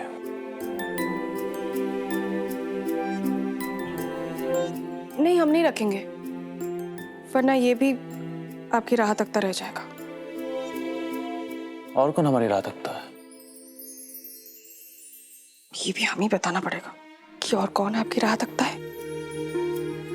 कुछ कहा आपने? जी नहीं। काशी भाई, दूध यहीं पे रख दीजिए, इस कार्य को हम अधूरा नहीं छोड़ सकते। हम क्यों दूध रखें? थोड़ी देर चिंता मुक्त होकर बैठेंगे तो आपको भी अच्छा लगेगा और हमें भी। आप ये वही खाता रख दीजिए ना। बचपना छोड़िए काशी भाई।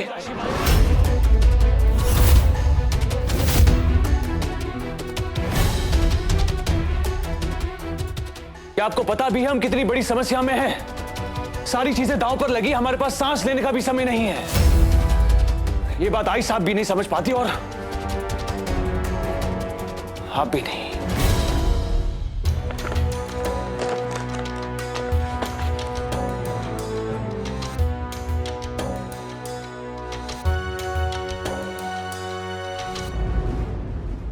पता है रकमा, उन्होंने हम पे कैसे चिल्लाया। बचपना छोड़िए काशी भाई, जैसे हमने बचपना पकड़ के रखा हो।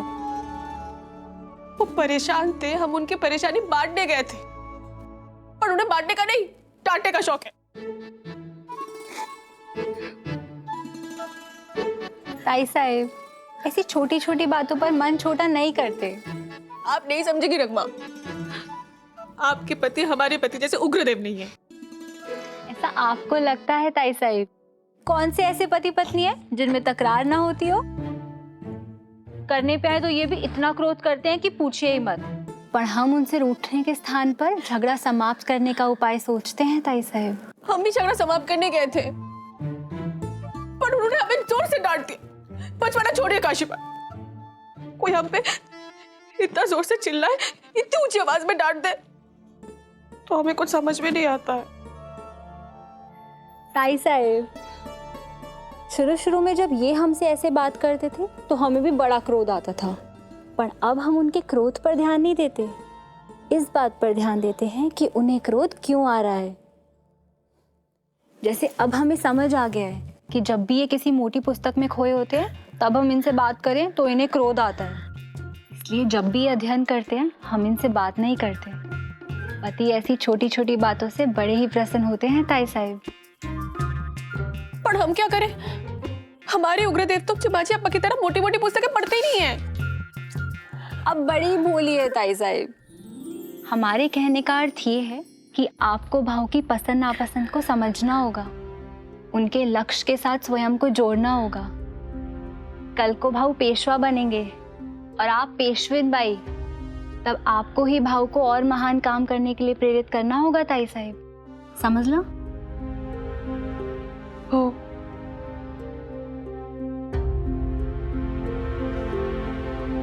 काश ये भी मोटी मोटी पुस्तकें पढ़ते तो हमारा काम कितना सरल हो जाता ना। अगर भाई, अब हम ये बड़े बड़े काम कैसे करेंगे? शोक की इस घड़ी में हम आपके एवं आपके परिवार के साथ हैं।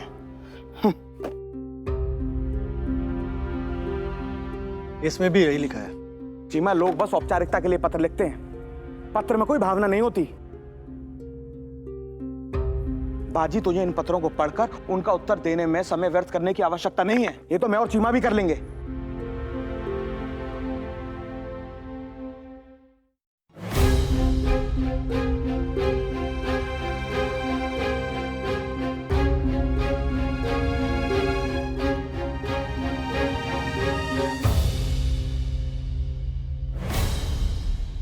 प्रिय राव साहेब, आपके पिता की मृत्यु मात्र आपके और आपके परिवार के लिए नहीं, बल्कि छत्रपति शिवाजी महाराज के दिखाए मार्ग पर चलने वाले उन तमाम देशवासियों के लिए दुख का कारण है।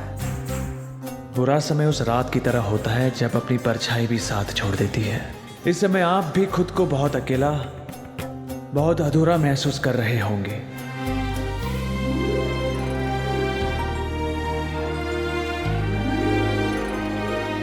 हम आपसे दूर हैं, चाहकर भी ना साथ दे सकते हैं ना सहारा। बस ये कह सकते हैं कि हिम्मत मत हारिएगा राव। अच्छे वक्त में ऊपर वाले से मोहब्बत बढ़ जाती है और बुरे वक्त में ऊपर वाले पर भरोसा। ये भरोसा मत छोड़िएगा।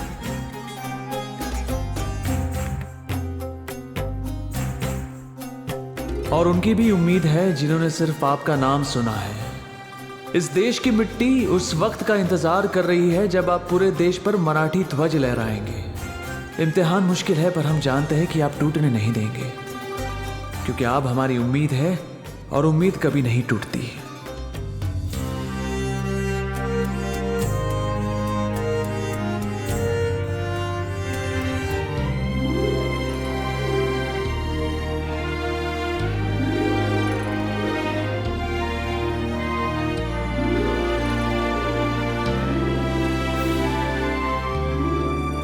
विश्वास रखिएगा राव, किसी और पर नहीं, भगवान पर नहीं, बस अपने आप पर।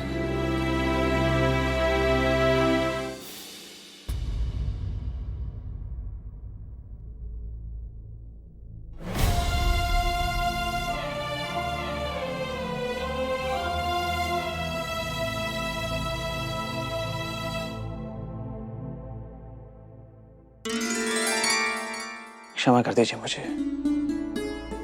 मैं जानता हूं आप मात्र मेरी सहायता करने का प्रयास कर रही थी। मुझे आपसे ऐसे बात नहीं करनी चाहिए थी।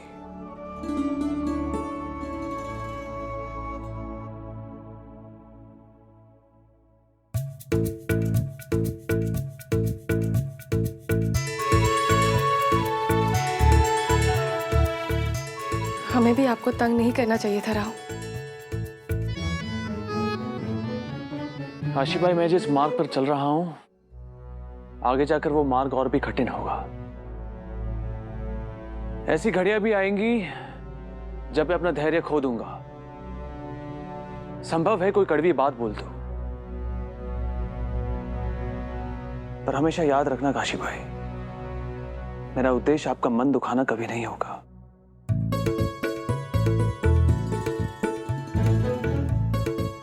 आप मेरा परिवार है काशी भाई, और अपने परिवार का मैं मन नहीं दुखा सकता। राहु, आप जो भी कहेंगे हम उसमें आपका साथ अवश्य देंगे।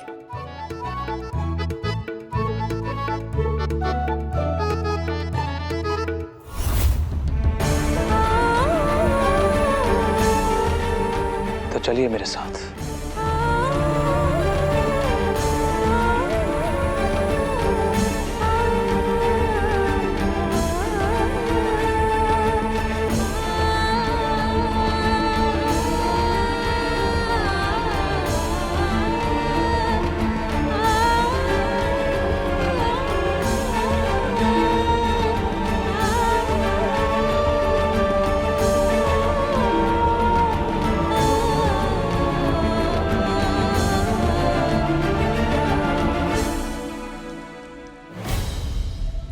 राव, ये आप क्या कर रहे हैं? मेरा तिलक कीजिए काशी भाई।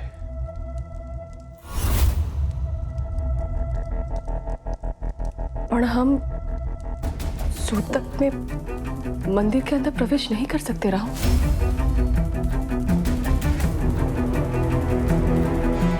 आप जो कहेंगे हम अवश्य करेंगे राव, पर हम कोई परंपरा नहीं तोड़ सकते।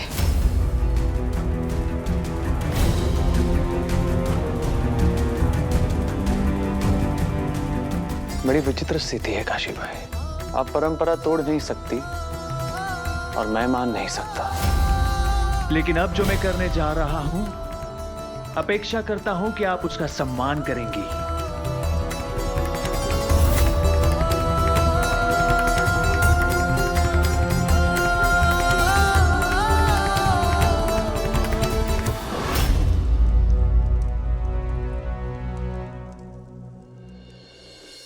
अब इस 13 दिन के शोक काल समाप्त होने की प्रतीक्षा नहीं कर सकता मैं। सातारा जा रहा हूं। बाहु थांबा। आपको आई के आदेश का पालन करना होगा बाहु। आप ये जानते हैं कि आपके पेशवा बनने में सबसे बड़ी आपत्ति यह है कि आप जोश में होश खो बैठते हैं, और इस परंपरा का उल्लंघन करके आप उस आपत्ति की पुष्टि ही करेंगे। अगर आपको आपके विरोधियों को गलत सिद्ध करना है तो आपको धैर्य धारण करना होगा। धैर्य और हाथ पर हाथ धरे रखने में अंतर होता है चिम्माजी साहिब।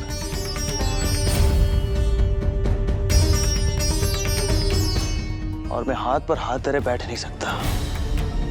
अगर पुत्र मां की आज्ञा के बाहर हो जाए तो उसे एक पत्नी रोक सकती है। रोकिए इन्हें काशीबाई, समझाइए इन्हें कि पंत इनकी ऐसे ही किसी गलती की प्रतीक्षा कर रहे हैं। समझाइए इन्हें कि इसी तरह ये परंपराओं का उल्लंघन करते रहेंगे तो भट्ट जी जैसे समर्थकों से भी हाथ धो बैठेंगे। समझाइए इन्हें कि ये सिर्फ अपनी मां और समाज के विरुद्ध नहीं जा रहे हैं, ये स्वयं भगवान के विरुद्ध जा रहे हैं।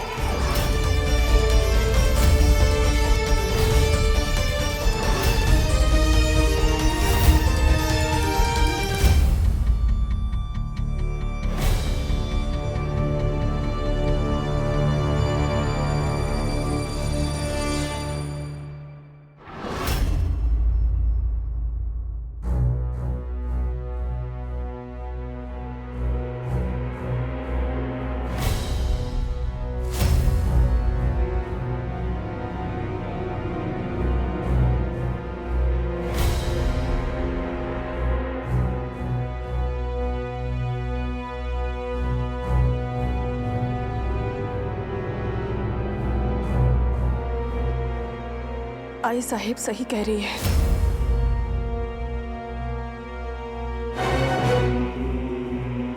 रुक जाइए ना राव। काशीबाई, जब बात मातृभूमि की हो तो समाज और परंपरा क्या, बाजीराव अपने भगवान और अपनी आय के विरुद्ध भी जा सकता है। आपके एवं भगवान की नजर में यह पाप है तो इस पाप का दंड भुगतने के लिए तैयार हूं, पर रुकने के लिए तैयार नहीं।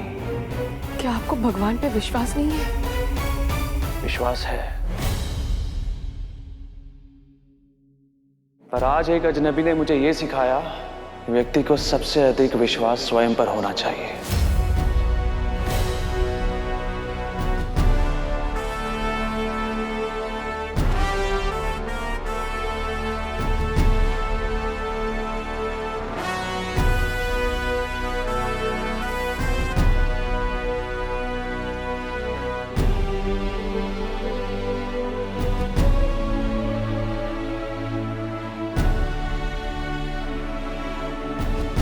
चिमा जी,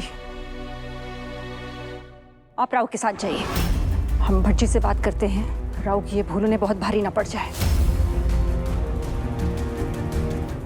चिमा जी, आप उनके साथ रहिएगा, उन्हें आपके साथ की आवश्यकता पड़ेगी। हो ऐसा।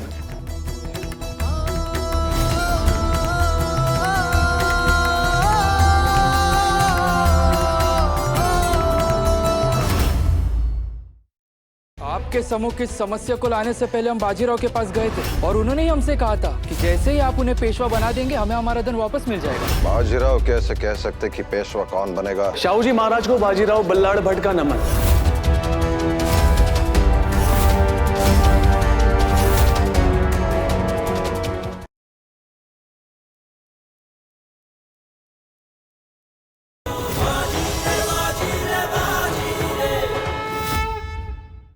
शिव शिव शिव शिव।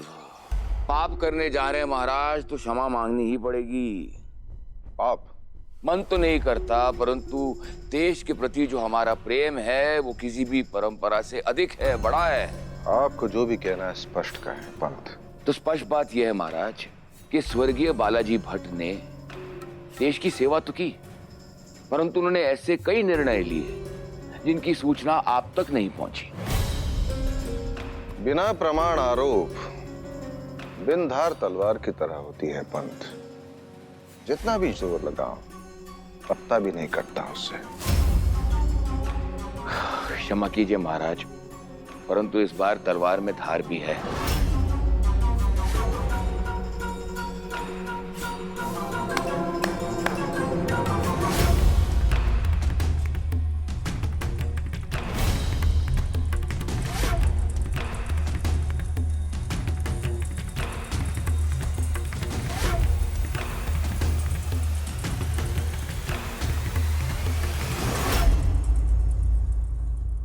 ये सब क्या है गंगाधर जी? महाराज, स्वर्गीय पेशवा साहेब ने आपके नाम पर रक्षा एवं युद्ध अभियानों के लिए जो ऋण लिए थे, ये सब उसी का हिसाब किताब है। छोटे बड़े साहूकार और व्यापारियों को मिलाकर ये संख्या 100 से ऊपर है। महाराज, विद्वानों ने कहा है, अति सर्वत्र वर्जयेते, न भला अति श्रम, न भला अति अवकाश, न भला अति वाचाल मुख, न भला अति विश्वास।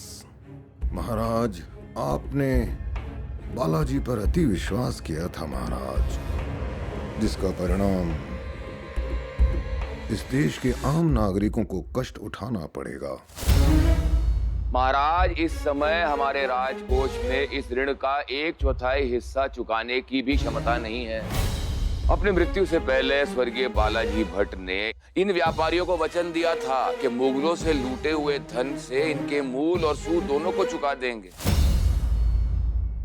परंतु उनकी मृत्यु हो गई। वो ये वचन पूरा नहीं कर पाए और अब अपने धन को लेकर बेचारे व्यापारी बहुत चिंतित हैं महाराज।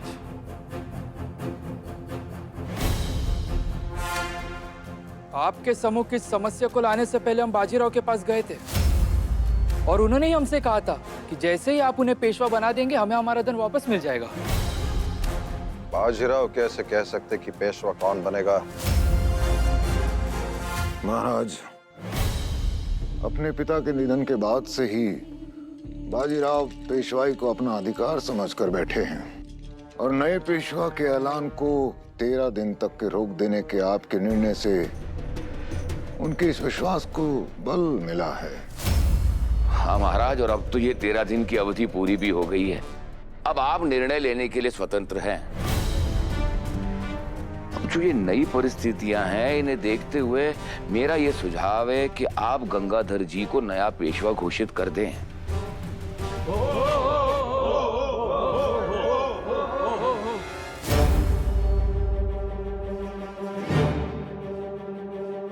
देश जिस आर्थिक संकट काल से गुजर रहा है महाराज, उससे निकालने के लिए गंगाधर जी जैसा अनुभवी और योग्य व्यक्ति ही ठीक है। अगला पेशवा कौन होगा इसका निर्णय बाजीराव नहीं ले सकते, वैसे आप भी नहीं ले सकते पंत।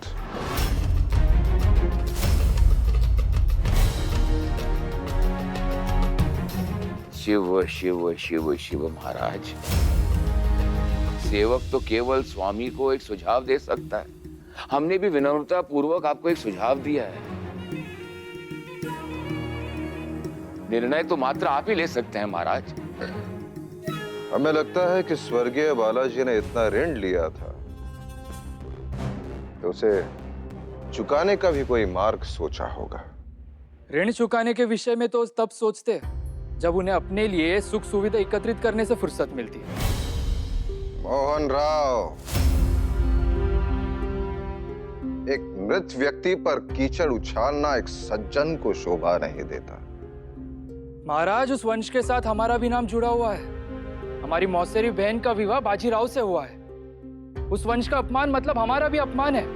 इसलिए आज इस भरे दरबार में हम इस अपमान को अपने सर लेंगे, क्योंकि अब बात मात्र हमारी बहन ही उसके ससुराल की नहीं है, क्योंकि अब बात पूरे देश की है। अपने मृत्यु से पहले बालाजी ने हमारे साथ एक समझौता किया था कि यदि हम उन्हें 4000 गुंठे भूमि रिश्वत में दे तो राजकोष से हमारा मूल एवं सूद दोनों हमें वापस दिलवा देंगे।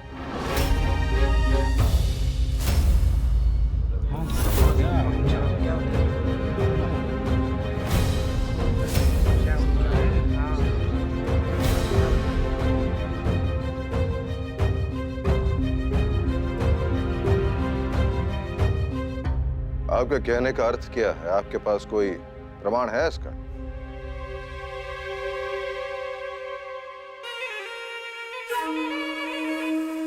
महाराज,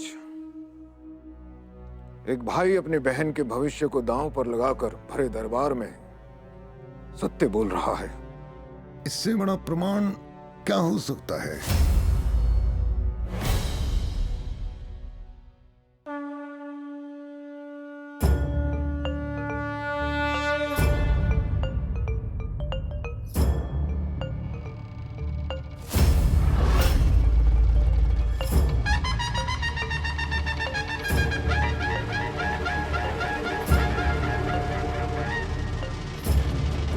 राव,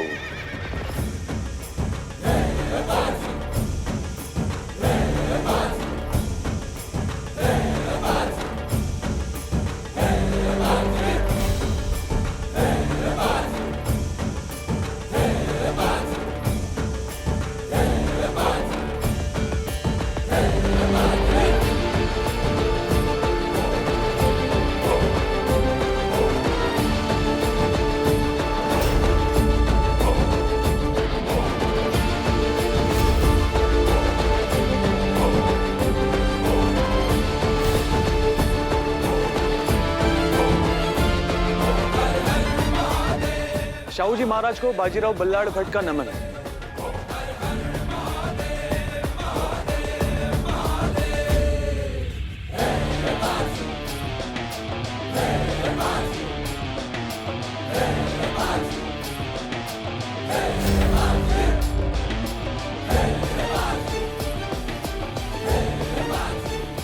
पंती बाजीराव यहाँ इतनी जल्दी कैसे पहुंच गए?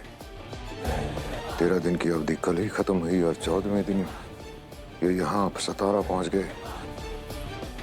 इसका मतलब कल 13वें दिन में ही इन्होंने वहां से प्रस्थान किया होगा, अर्थात 13 दिन के शूक के बंधन को इन्होंने तोड़ डाला।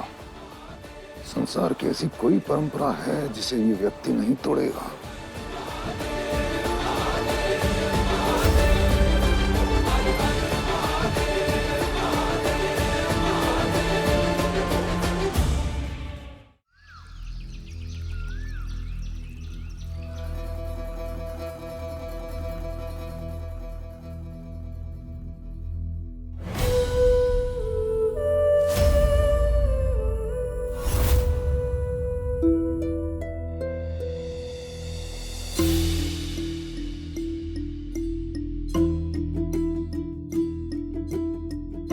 सर्वतीर्थमयी माता, सर्वदेवमय पिता, मातेरंग पीतिरंग तस्मात् सर्वयत्न न पूज्यते।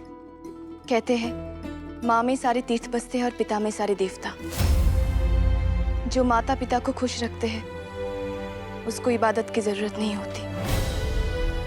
हमने बहुत कोशिश की कि हमारी वजह से कभी आपके माथे पर शिकन ना आए, पर आज हम नाकाम रहे। हमें समझ में नहीं आ रहा है कि आपको अपनी सच्चाई का यकीन कैसे दिलाए। इसलिए हम इस पाक जगह में आपसे मिलने आए हैं, क्योंकि संतान पिता के सामने झूठ बोल सकती है, भगवान के सामने झूठ बोल सकती है, पर पिता और भगवान दोनों से झूठ नहीं बोल सकती। हमने भाई साहब को नुकसान पहुंचाने के लिए तलवार नहीं उठाई। जगतराज ने ऐसा क्या किया कि बात यहाँ तक पहुँच गई? जो बीत गई सो बात गई पिताजी। भाई साहब ने क्या किया और क्या नहीं, इस बात से हमें कोई फर्क नहीं पड़ता। हमें इस बात से फर्क पड़ता है कि आप हम पर यकीन करते हैं या नहीं। हमारा विश्वास है कि हमारी संतान मंदिर में खड़े होकर अपने पिता से झूठ नहीं कह सकते, और यदि आप झूठ बोल रही हैं तो आपको दंड हम नहीं भगवान देंगे।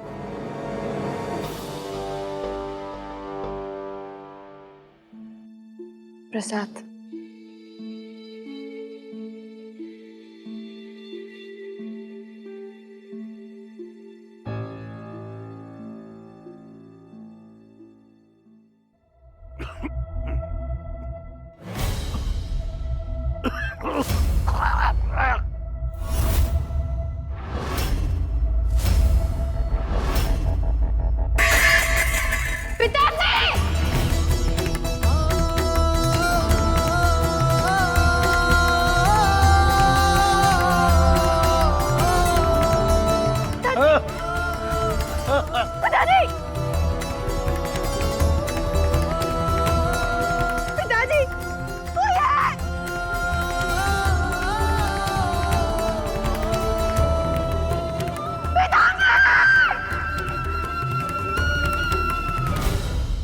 अरे साले साहिब, साले साहिब डर क्यों रहे? यहाँ तलवार लेकर नहीं आया मैं। देखिए,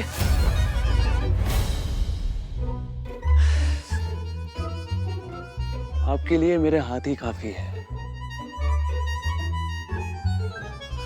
शिव शिव शिव शिव महाराज, भरे दरबार में आपके समक्ष बाजीराव मोहन राव को डरा धमकाकर चुप कराने का प्रयास कर रहे हैं। प्रयास सफल भी हो सकता है और असफल भी, इसलिए बाजीराव बल्लाड़ भट्ट प्रयास करता ही नहीं, सीधा पराक्रम करता है। पंत,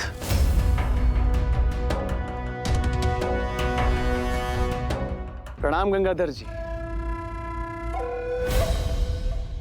मोहन राव जी और गंगाधर जी को स्वर्गीय पेशवा साहिब के विरुद्ध प्रमाण देने की कोई आवश्यकता नहीं है। मोहन राव जी ने जो कुछ भी कहा सत्य है।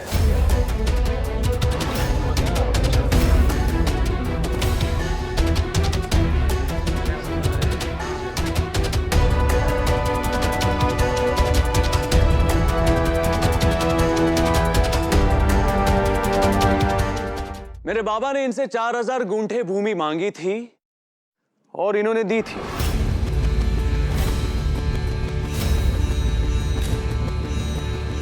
है ना? और वो भी कोई ऐसी वैसी भूमि नहीं, नर्मदा नदी के किनारे एक उपजाऊ भूमि, जहां पर इनके अपने परिवार का भव्यवाड़ा भी है। और जब वो भूमि इन्होंने मेरे बाबा को दी है, तो वो भूमि और उस पर खड़ी हर संपत्ति का स्वामी अब मैं हूं।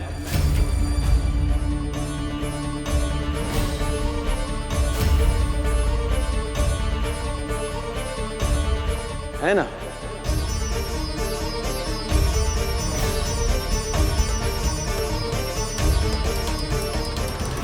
ये आप क्या बोल रहे हैं बाजीराव? सत्य तो कह रहा हूं मोहन राव जी।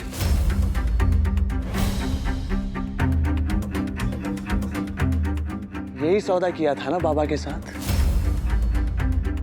है ना?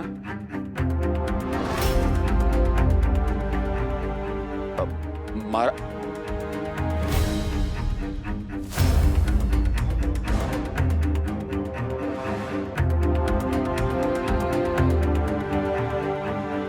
संसार मुझे जोशीला और अनुभवहीन समझता है, पर इस बार आप जोश में होश खो बैठे। इस तरह उतावलापन दिखाकर आपने अपने धन वापसी के सारे मार्ग बंद कर दिए हैं।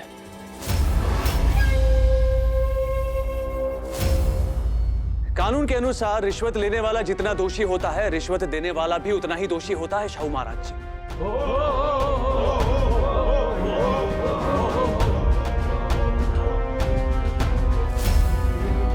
रिश्वत लेने वाला तो आज हमारे बीच है नहीं, रिश्वत देने वाला यहीं खड़ा है। इसका दंड तो आपको अवश्य भुगतना पड़ेगा मोहन राव जी। यदि आप मेरा साथ देते तो मेरे पेशवा बनने के बाद आपका ही लाभ होता, मेरे पति के भाई जो है। पर अब ऐसा नहीं होगा, क्योंकि शाहू जी महाराज एक भ्रष्ट व्यक्ति की संतान को इतना बड़ा पद नहीं सौंपेंगे।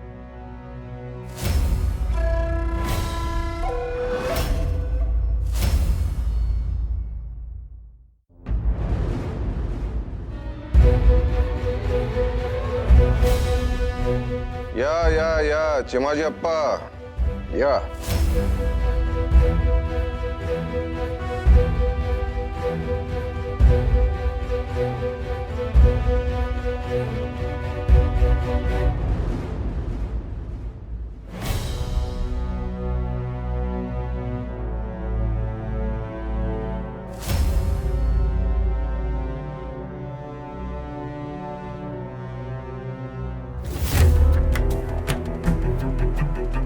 हम जा रहे हैं। यदि आप चाहें तो हमारे साथ चल सकती हैं, अन्यथा आप अपने भाऊ और परिवार के साथ अपमानित होने के लिए यहाँ रुक सकती हैं। अब ये मामला शाहू महाराज तक जाएगा, वहां आपके परिवार को अपमानित होने से कोई नहीं रोक सकता।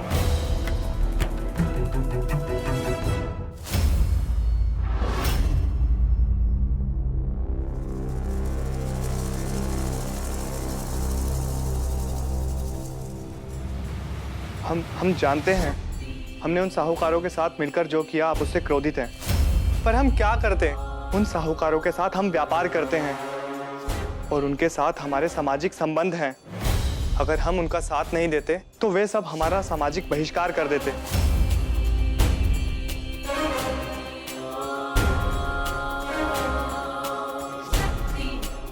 ये हमारी भीऊबाई के दूध का दांत है। राऊ और चिम्मा इसे शुभ चिन्ह मान के अपने साथ ही रखते हैं। हमारी सारी संतानों में भीऊबाई सबसे प्रिय है और इसकी प्रसन्नता के लिए हमारे दोनों बेटे कुछ भी करने को तत्पर रहते हैं। और अब भीऊबाई की प्रसन्नता भी आप हैं और सौभाग्य भी। इसीलिए आज जो भी आपने किया उसे हम भूलने को भी तैयार हैं और क्षमा करने को भी। आई साहब, आपका मन उदार है, पर आपको भी हमारे लिए कुछ करना पड़ेगा। पर आप राऊ के शत्रुओं के साथ रहेंगे, पर आपकी निष्ठा राऊ के साथ रहेगी।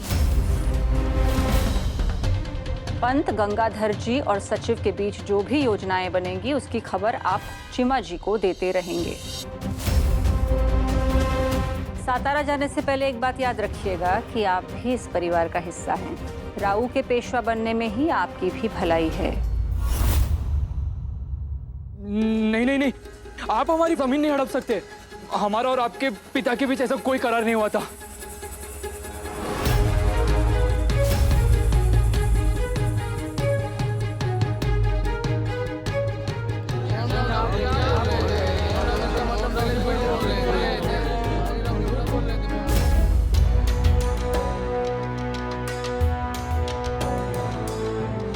भाई साहब, वो पेशवा तो बन जाएंगे ना? शांत हो जाइए ताई साहब।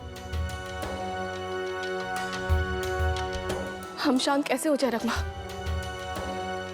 हमारे अपने भाव हमारे पति का विरोध कर रहे हैं। परिणाम चिंता से नहीं बदलते, प्रयास से बदलते हैं।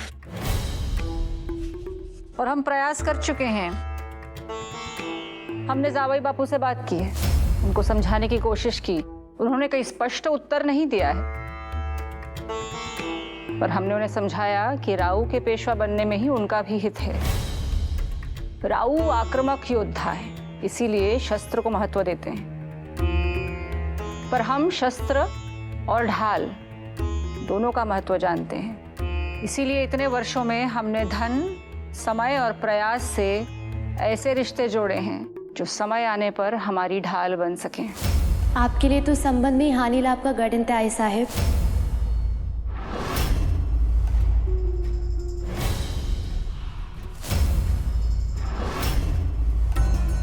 भ्यूताई, आई साहिब का कहने का मतलब ये नहीं था। इनका मतलब मैं आज भी आपसे बेहतर समझती हूँ बहिनी। इन्हें सिर्फ मतलब से प्रेम है। अपनी संतान से अधिक इन्हें अपने रुतबे से प्रेम है, जिसे बनाए रखने के लिए संबंध नहीं जोड़ती, सौदा करती है, जैसे मेरा सौदा किया था।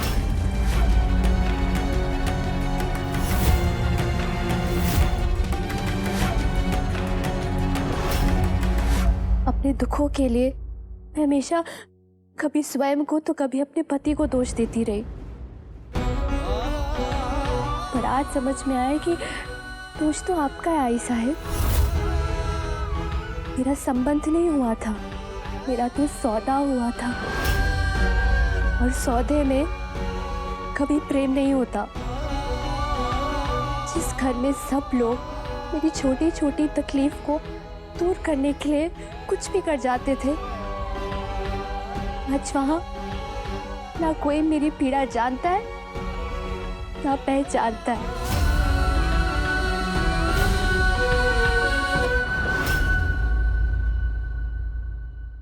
अपनी बहन के पति के विरुद्ध इतना बड़ा षड्यंत्र करने का कोई तो कारण होगा मोहन राव जी, कि आपको शाहू जी महाराज के सामने इतना बड़ा झूठ कहना पड़ा। बताइए, इस झूठ के लिए आपको किसने विवश किया था?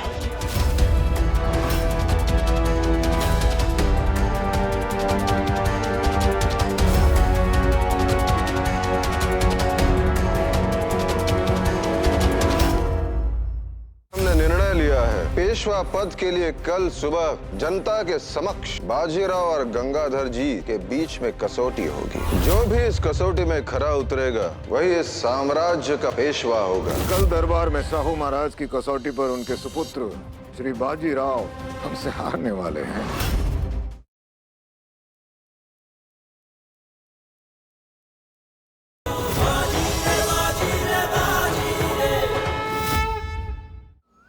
भ्यूताई, आप आई साहिब पे ऐसा आरोप कैसे लगा सकती हैं? संसार में प्रत्येक माता पिता अपनी पुत्री के संबंध करने से पूर्व लड़के की परिवार की मान मर्यादा, आर्थिक स्थिति देखते हैं। ऐसा करने से संबंध सौदा नहीं बन जाता है।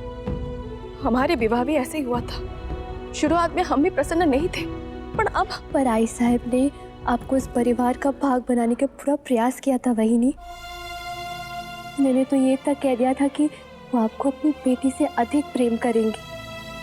आपको तो सास जैसी माँ मिली है, कुछ को तो माँ भी सास जैसी मिलती है। आपको तो अपने ससुराल में इतना प्रेम मिलता है कि आपको अपनी मायके की याद तक नहीं आती। संसार में ऐसी कोई भी लड़की नहीं है भ्यूताई जिसे अपने मायके की याद नहीं आती होगी। हमने जानबूझकर अपने मायके और आई बाबा से दूरी बना के रखी है, क्योंकि एक पौधे की जड़ें दो मिट्टियों में नहीं रह सकती। भ्यूताई, अगर आप अपना पूर्ण ध्यान अपने पति पे देंगी तो संभव है कि सारी समस्याएं स्वयं मिट जाए। आप बहुत भाग्यशाली है भ्यूताई कि आपके पति आपके साथ होते हैं। हमारा जीवन तो राव की प्रतीक्षा बन के रह गया है। रकमा के पास चिमाजी अप्पा के पत्र आते हैं, वो पढ़ के उनका समय कट जाता है, पर हमारे पास मात्र उनकी याद रहती है, वो भी आंसुओं से धुंधलाई हुई। हमें तो ऐसा लगता है उन्हें हमारी याद आती ही नहीं है। इस झूठे से क्या पूछ रहे हैं आप बाजीराव? एक झूठे की किसी भी बात का क्या विश्वास? इनका बस चले तो ये हमारी तरफ या पंत की तरफ इशारा करके कह देंगे कि आपको पेशवा बनने से रोकने के लिए हमने सारा षड्यंत्र रचा। महाराज, यही सत्य है महाराज। गंगाधर जी और पंत जी ने मिलकर ही ये षड्यंत्र रचा था।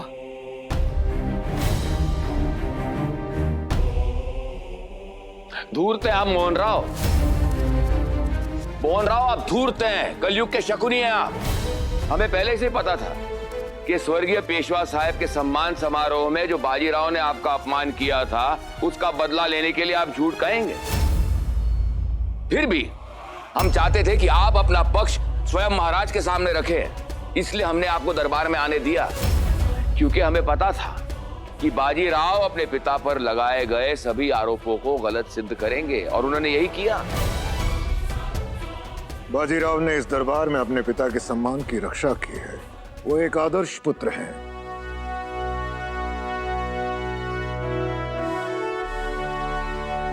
हम उन्हें नमन करते हैं।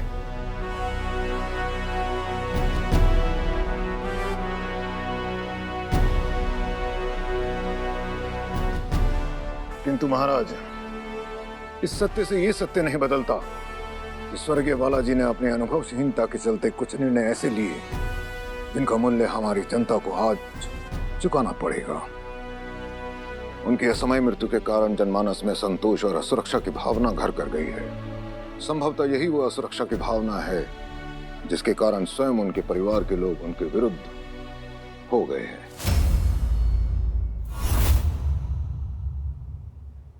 महाराज, आचार्य चाणक्य ने अर्थशास्त्र में लिखा है, ऋण शेष शेषाचग्नि आदिशेष स्थिति पुनश्च वृद्धेत यथा समत नावेक्षेत।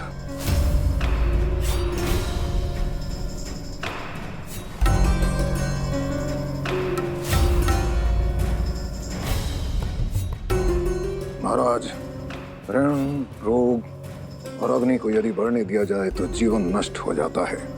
इसलिए हमारा ऐसा मानना है कि इस ऋण को शीघ्र चुकाना आवश्यक है, अन्यथा जनमानस में असंतोष पैदा होगा और वो शासन के विरुद्ध खड़े हो सकते हैं और राज्य में गृह युद्ध की स्थिति उत्पन्न हो सकती है।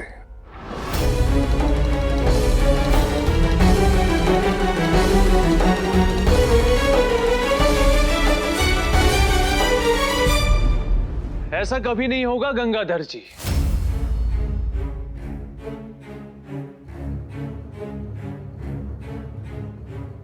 मेरे बाबा ने हर निर्णय आम व्यक्ति का भला बुरा सोचकर ही लिया था शाहू महाराज जी।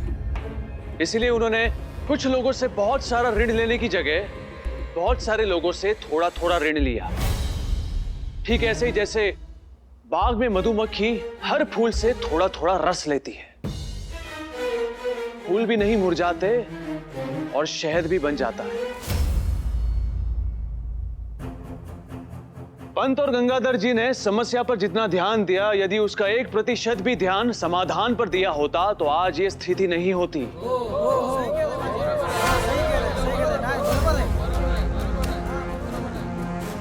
आग पानी से बुझती है, आग आग शोर मचाने से नहीं।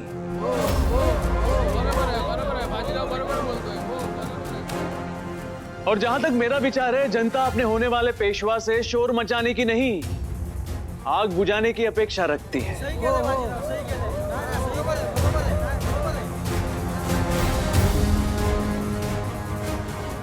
है ना?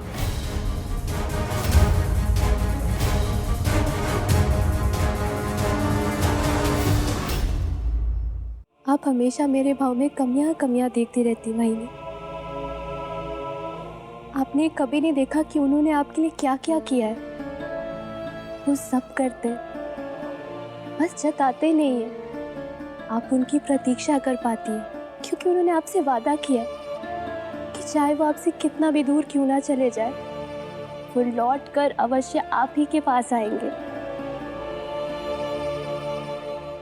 बहिनी, आपके सम्मान के लिए भाव ने मोहन राव को अपने मित्रों का अपमान भी क्षमा कर दिया। मेरे भाव जैसा पति संसार में किसी को भी नहीं मिला, मुझे तो बिल्कुल नहीं। शांत हो जाइए दोनों। भीऊ भाई, अपने भाग्य से लड़ती रहेंगी तो भाग्य आपसे लड़ता रहेगा। अब भाग्य से लड़ना छोड़िए और अपनी बहनी से भी। दूसरों की गृहस्थी में मत झांकिए, अपनी गृहस्थी संभालिए। दरबार हो या दाम्पत्य, सम्मान मांगा नहीं जाता, कमाया जाता है।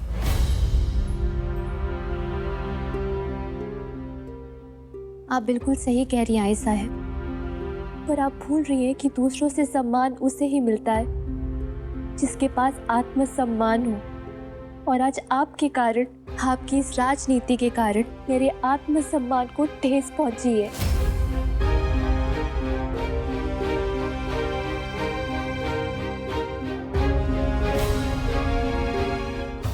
बाजीराव, आप बचपन से लेके आज तक एक अद्वितीय योद्धा रहे हैं। सभी जानते हैं कि हमारे हृदय में आप और आपके पिता के प्रति एक विशेष स्थान है। हम आपके गुण जानते हैं तो हम आपकी कमियां भी जानते हैं बाजीराव। आंधी को अपने लक्ष्य तक पहुंचने की इतनी जल्दी होती है कि अपने मार्ग में आने वाले हर चीज को वो बाधा समझकर उड़ा देती है।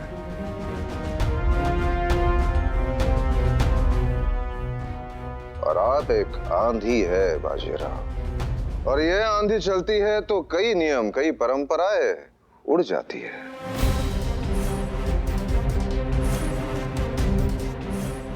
इसी कारण हमारे मन में प्रश्न उठता है कि पेशवा पद के लिए आप कच्चे तो नहीं।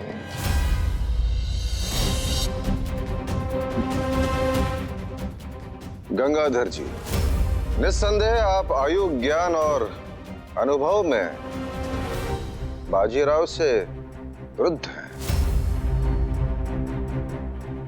इसी कारण हमारे मन में एक प्रश्न उठता है कि पेशवा पद के लिए कहीं आप अतिवृद्ध तो नहीं।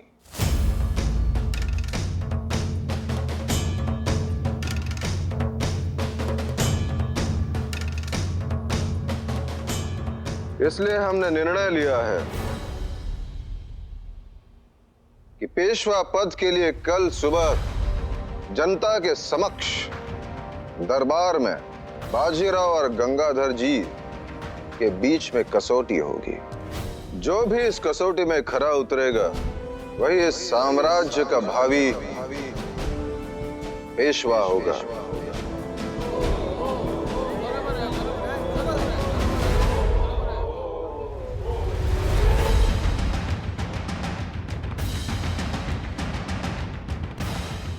आज की सभा यही बर्खास्त होती है।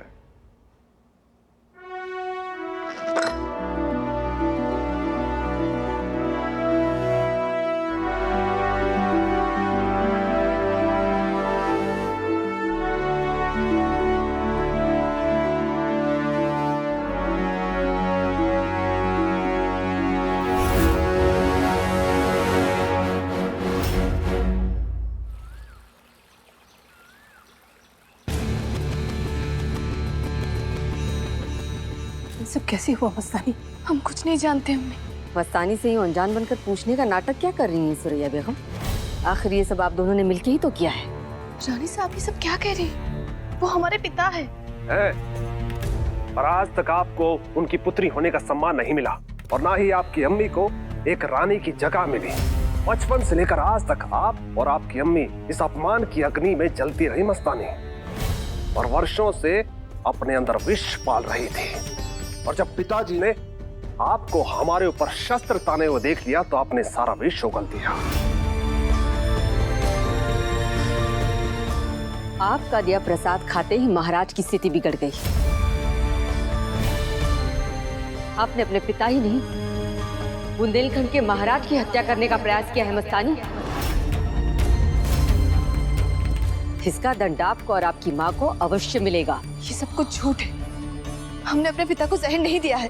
सिपाहियों, मस्तानी और उसकी अम्मी को तब तक नजरबंद रखा जाए जब तक महाराज की स्थिति में सुधार नहीं हो जाता। रानी साहब ऐसे मत कीजिए, मस्तानी बेकसूर है। इन्हें लेकर जाओ।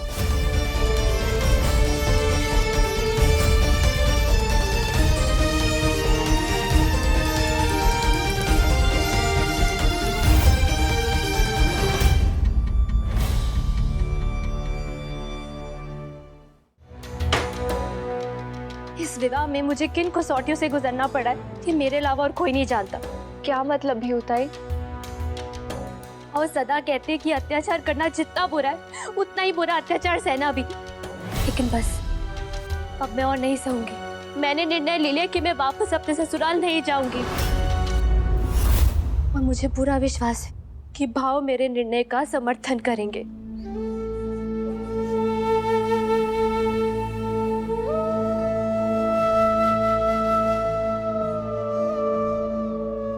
ताई, हम जानते हैं आप इस समय जामाई बापू से ही नहीं आई साहिब और ताई साहिब से भी रूठी हैं, और अपनी जिंदगी का इतना बड़ा निर्णय क्रोध में लेना उचित नहीं है। मैं जानती हूँ कि मैं जो कर रही हूँ वो गलत है। भाव ने तो स्वयं मुझे समस्याओं से लड़ना सिखाया, भागना नहीं। पर अब मैं थक चुकी हूँ बहनी। आई साहिब भले मेरे दुख को ना समझे, पर उन्हें मेरे हट को समझना होगा। मैं भी तो देखूं कि आई कब तक मेरे लिए अपना प्रेम नहीं दिखाती।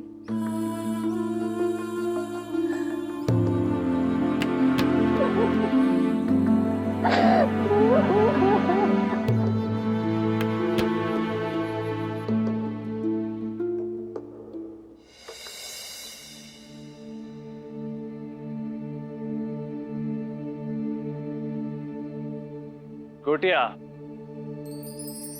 काय हिंसक माणूस कसा काय?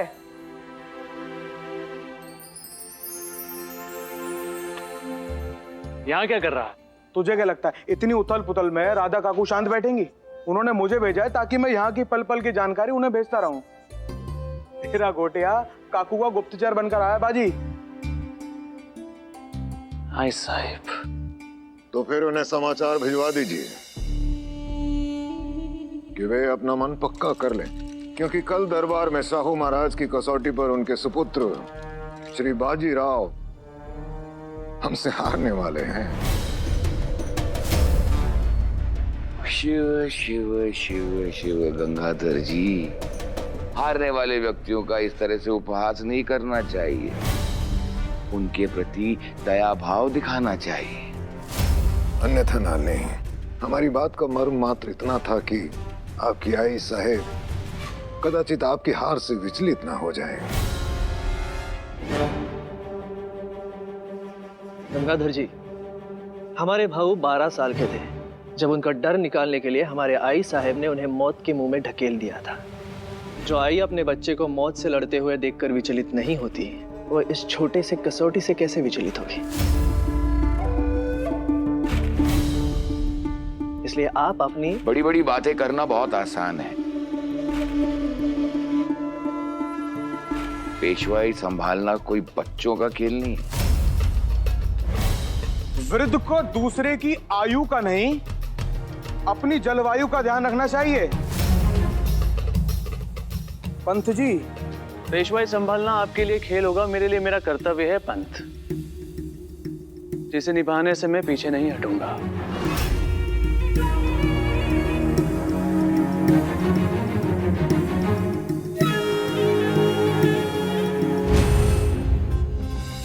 आई साहब, भीऊ ताई ने आपसे जो कुछ भी कहा, उसके बाद आप शांत कैसे रह सकती है? जब आपकी संतान होगी आप खुद समझ जाएंगी। बच्चे जब दुखी होते हैं तो रोते भी माँ के सामने हैं और झगड़ते भी माँ से ही हैं। आपको बुरा नहीं लगा? बुरा संसार की बात का लगता है, अपनी संतान की बात का नहीं। संतान जब चल नहीं सकती तो माँ की गोद में रहती है, जब माँ की गोद से उतर भी जाती है तब भी माँ के दिल से नहीं उतरती। क्या मैं अंदर आ सकता हूँ भाई साहब?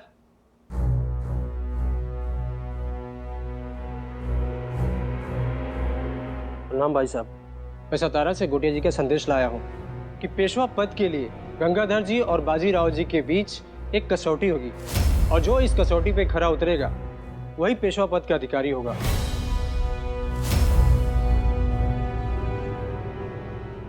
हाय साहब, अब क्या होगा? आप अपने पति को नहीं जानती वहीनी, पर मैं अपने भाव को अच्छे तरीके से जानती हूँ। संसार की ऐसी कोई कसौटी नहीं जिस पर मेरे भाव खरे ना उतर सके। भीऊ ताई, आप हमेशा ये क्यों कहती हैं कि हम अपने पति को नहीं जानते? हमेशा उनके और हमारे संबंध में कमियां क्यों ढूंढती रहती है? शांत।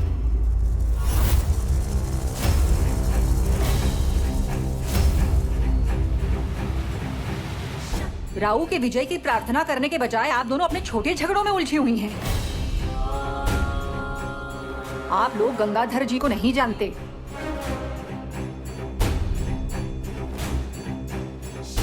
वो एक अत्यंत ही चतुर राजनीतिज्ञ है। पेशवाई पाने के लिए कुछ भी कर सकते हैं।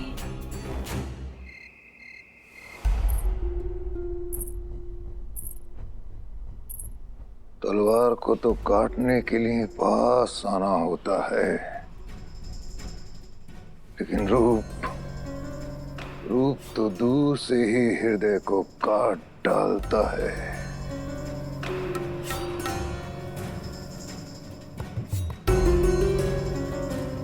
बाजीराव को कल दरबार में पहुंचने से रोकने के लिए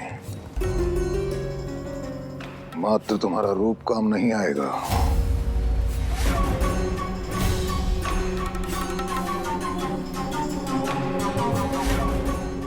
आप भूल कर रहे हैं गंगाधर जी, डंक बिच्छू मारता है, तितली नहीं।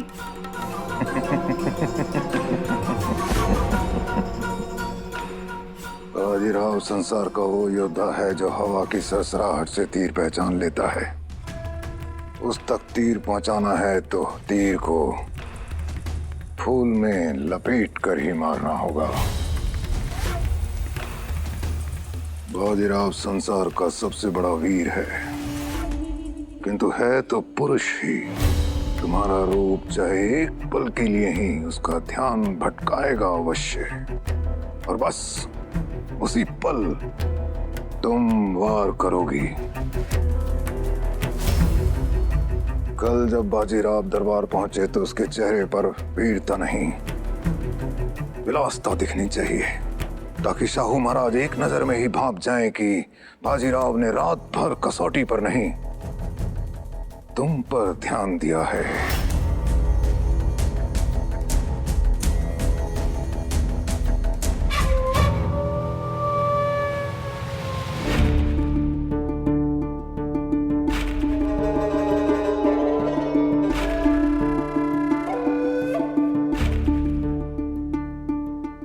गंगाधर जी वाह,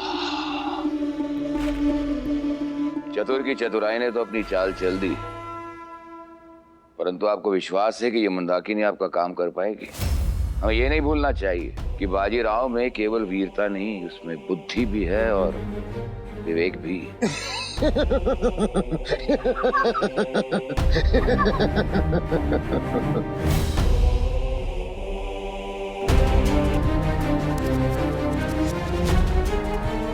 जैसे वन के पुष्प को मुरझा देती धूप, बुद्धि विवेक को वैसे ही खा जाता है रूप।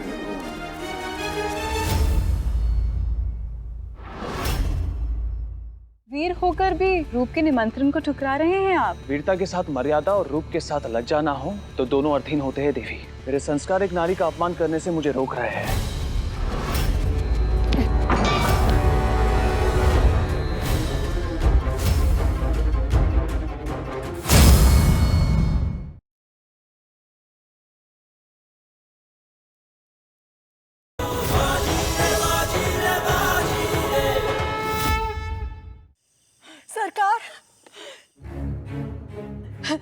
सरकार, मेरे बच्चों को बचा लीजिए सरकार। क्या हुआ तुम्हारे बच्चे को? दरोडेखोरों ने चेतावनी दी है, यदि गांव के सारे बालकों को उन्हें ना सौंपा गया तो वो पूरे गांव को जलाकर राख कर देंगे। तो हमारे पास क्यों आई हो? हम इसमें क्या कर सकते हैं? तुम्हें सहायता चाहिए तो कोतवाल के पास जाओ।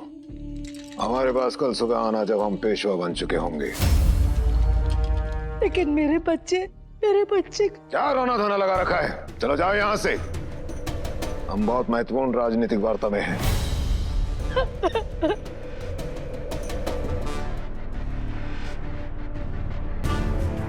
बाजीराव, कल तुम कसौटी ही नहीं हारोगे, अपने परिवार का गर्व भी हारोगे।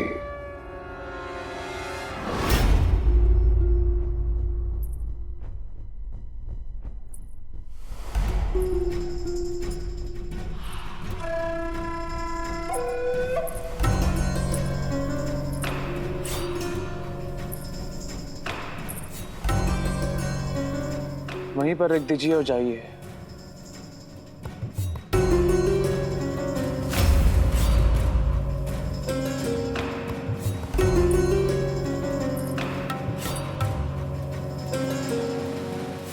देवी कुछ कहा मैंने आपसे? जाइए यहां से। अब कल की कसौटी को लेकर बहुत परेशान लग रहे हैं और मेरे होते ऐसा हो कि अच्छा नहीं लगता।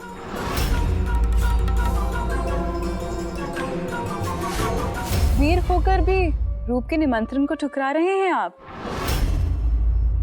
वीरता के साथ मर्यादा और रूप के साथ लज्जा ना हो तो दोनों अर्थहीन होते हैं देवी। मेरे संस्कार एक नारी का अपमान करने से मुझे रोक रहे हैं। इससे पहले कि आपको कुछ और कह दूं, मैं स्वयं इस कक्ष से निकल जाता हूँ। वो तो दिन के संस्कार होते हैं ना बाजीराव, रात के तो कुछ अलग ही होते हैं। संस्कार वस्त्र की तरह नहीं होते कि जब मन चाहा उसे बदल दिया। हाथ छोड़िए और मुझे जाने दीजिए। मंदाकिनी के तट तक आएंगे और बिना स्नान किए चले जाएंगे।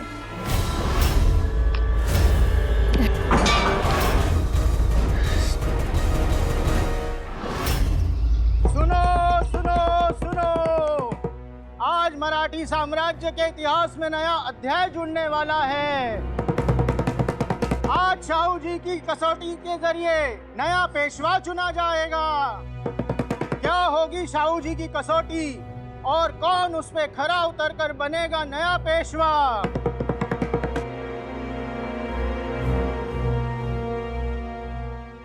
मैंने सब तैयारी कर ली है मल्हार। महल के मुख्य द्वार पर एक तेज घुड़सवार को तैनात किया है। जैसे ही शाहू जी महाराज बाजी को पेशवा घोषित करेंगे। मैं बाहर जाकर ये केसरिया झंडा लहराकर उसे संकेत दूंगा और वो ये खुशखबरी तोड़कर पूरे सासवड़ में सुना देगा। और यदि बाजीराव ये चुनौती हार गए तो? आबा जी, बाजीराव और हार एक वाक्य में नहीं आते। परंतु बाजीराव है कहां?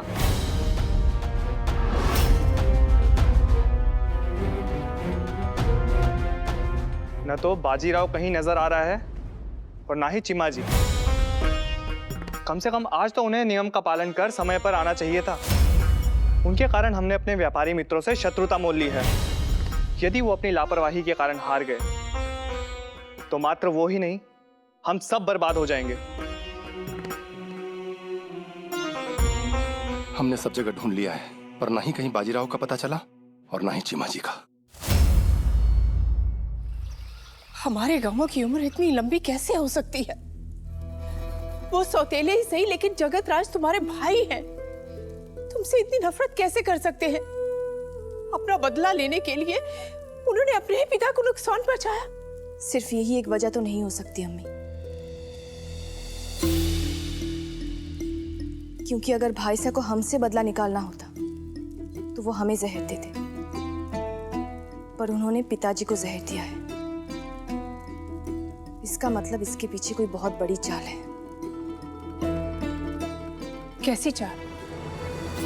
वो तो हम नहीं जानते हैं अम्मी, पर अब जानना पड़ेगा, क्योंकि बात अब हमारे परिवार की नहीं, हमारे देश की है। होशियार क्षत्रिय कुलवंतस राजाधिराज छत्रपति श्री शाहू महाराज पधार रहे हैं।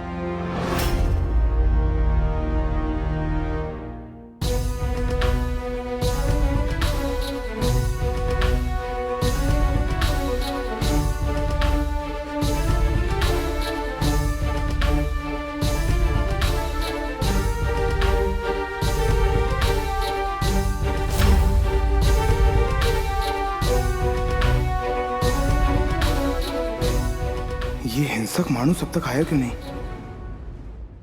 महाराज, बाजीराव अभी तक दरबार में उपस्थित नहीं है। प्रतीत होता है कि कसौटी में अपनी पराजय के भय से भाग गए। बाजीराव कसौटी से दूर नहीं, कसौटी की ओर भागते हैं। इस दरबार में ही नहीं, इस देश में बहुत से लोगों के लिए बाजीराव एक आशा की किरण है।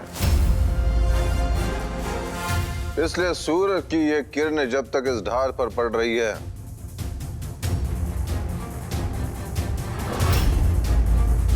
तब तक हम बाजीराव की प्रतीक्षा करेंगे। और तब तक यदि बाजीराव दरबार में उपस्थित न हुए तो गंगाधर जी को विजेता घोषित किया जाएगा।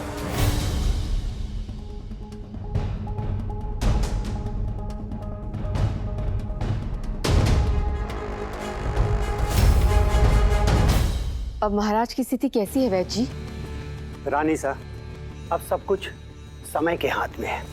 विष ने बहुत गहरी मार की है। अब जब तक महाराज होश में नहीं आ जाते तब तक कुछ भी कहना कठिन है। सब कुछ अगले 48 घंटों पर निर्भर है। हमें साहस नहीं हारना चाहिए।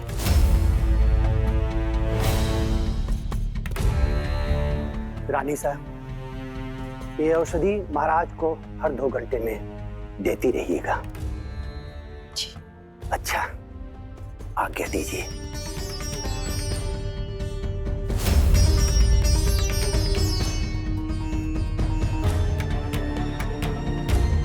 राजकुमार, राजकुमार, राजकुमार, क्या हुआ? समाचार मिला है कि मस्तानी साहिबा द्वारा विवाह से इनकार करने के अपमान से अपमानित होकर राजा दुजेन के पिता ने मुगल सेनापति बंगस से हाथ मिला लिया है। बंगस के पास एक बहुत बड़ी मुगल सेना है। अगर इस समय उसने बुंदेलखंड पे आक्रमण कर दिया तो बुंदेलखंड को बचाना बहुत ही मुश्किल हो जाएगा। जी, ये समाचार मस्तानी साहिबा को देना चाहिए।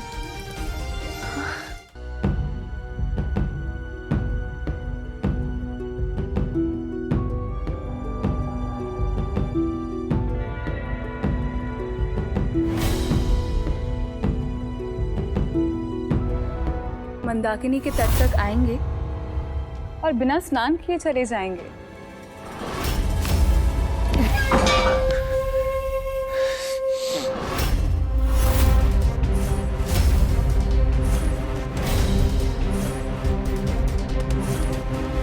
भाऊ,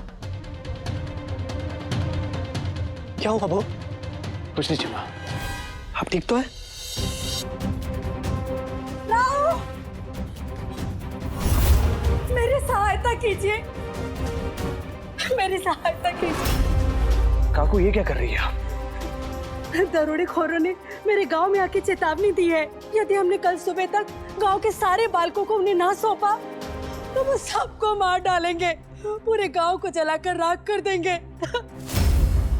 मेरे 2 बच्चे हैं, वो छोटे हैं, असहाय हैं, उन्हें बचा लीजिए। आपका तीसरा बेटा ना छोटा है ना असहाय। निश्चिंत रहिए, अपने भाइयों पर आंच नहीं आने दूंगा। चलिए भाऊ, हम इनके साथ अपनी सेना भेज सकते हैं। सेना की प्रतीक्षा करने का समय नहीं है चिम्मा जी। लेकिन बेटा, आप अकेले उनसे लड़ने के लिए तो पूरी सेना को भेजना चाहिए। बाजीराव अकेला एक सेना के बराबर है, हमें विलंब नहीं करना चाहिए। हाँ। चलिए काकू। भाऊ, अगर आप चले गए तो पेशवाई की कसौटी का क्या होगा? मेरे लिए पेशवाई से पहले मानवता की कसौटी पर खरा उतरना आवश्यक है। चलिए माता।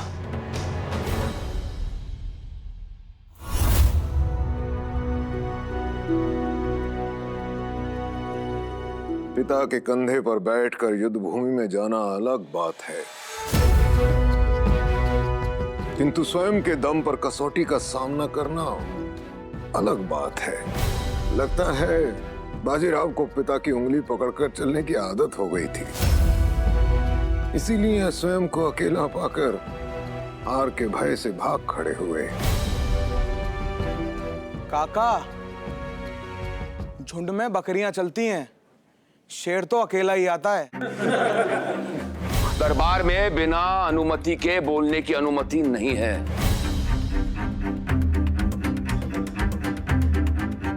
पर शाहू जी महाराज के दरबार में सत्य बोलने के लिए अनुमति नहीं लेनी पड़ती।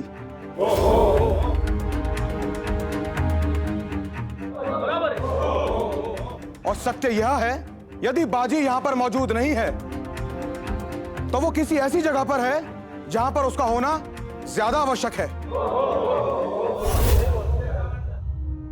ये शिलाचूर मुझे मेरे काका दंडक ने दिया था।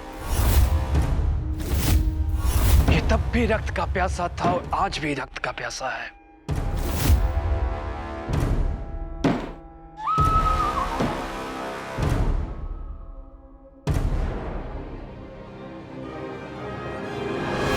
है ना शिलाचूर?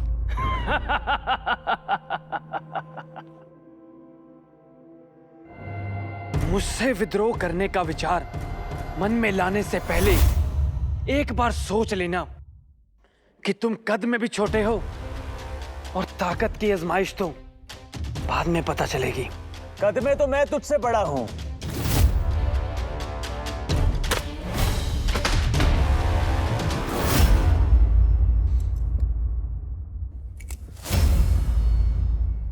पर ताकत का पता आजमाइश के बाद ही पता चलेगा।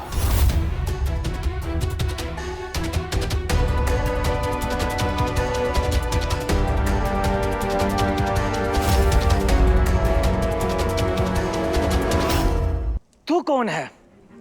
जो भी है बचेगा नहीं। तुझसे तो ठीक से चला भी नहीं जा रहा।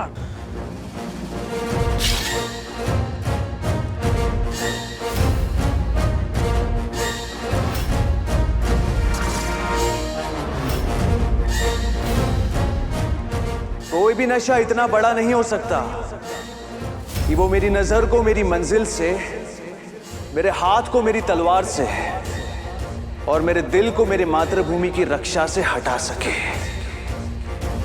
तू है कौन?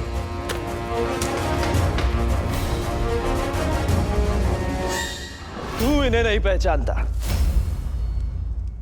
लेकिन तेरा यह शीलाचूर पहचानता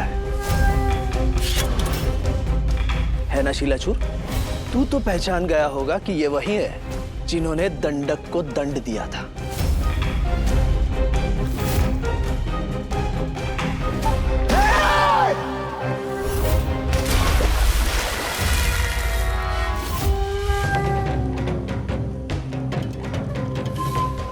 बाजी, तो शिलाचूर ने तुझे वो कथा सुनाई। तूने कथा तो सुनी लेकिन सबक नहीं सीखा। भाऊ, अब कथा ऐसे लिखनी पड़ेगी कि कोई दरोडेखोर कभी ये सबक नहीं भूलेगा।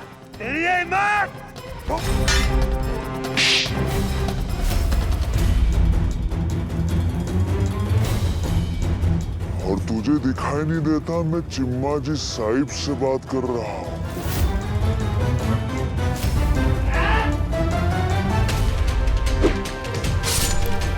क्या बात है चिमना जी साहब, क्या निशाना है आपका? अभी थोड़े अभ्यास की आवश्यकता और है चिम्मा।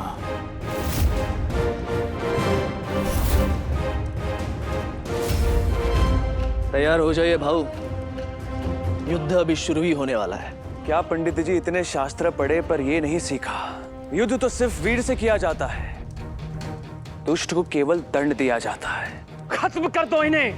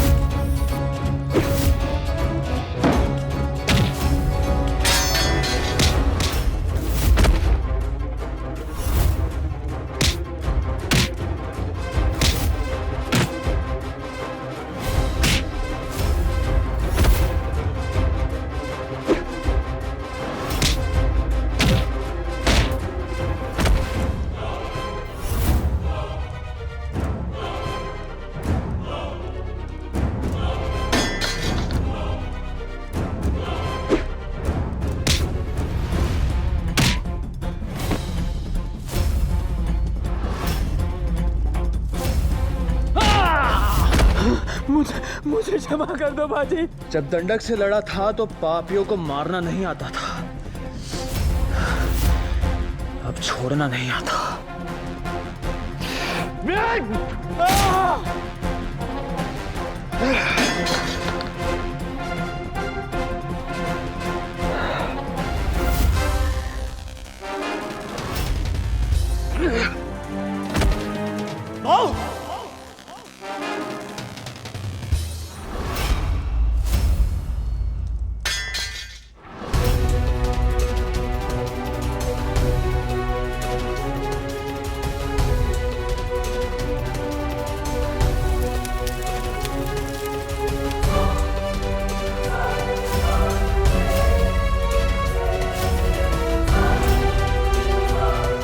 यज्ञ की अग्नि का बीच में बुझ जाना बहुत बड़ा अपशगुन माना जाता है।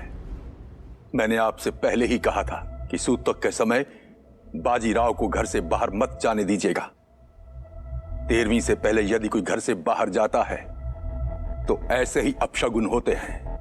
कोटिया भाव ने अभी तक कोई सूचना क्यों नहीं भिजवाई? कहीं भाग्य हमसे सच में तो नहीं रूठ गया? जन्म भाग्य के हाथ होता है, मृत्यु समय के हाथ। जन्म और मृत्यु के बीच जो कुछ भी होता है वो मनुष्य के हाथ में होता है। मेरे भाव जैसा वीर भाग्य का द्वार नहीं खटखटाता, ऐसे काम करता है कि द्वार स्वयं खुल जाए।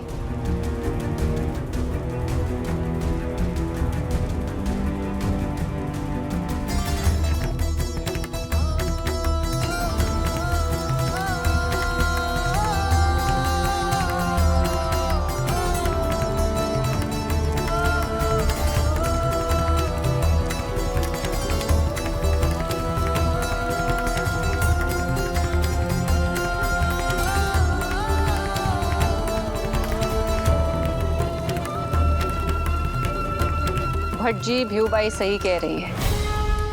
हमें भाग्य पर विश्वास है, पर उससे भी ज्यादा विश्वास हमें अपने पुत्र पर है, क्योंकि वो अपना भाग्य स्वयं लिखता है। आप यज्ञ पुनः आरंभ कीजिए। जी।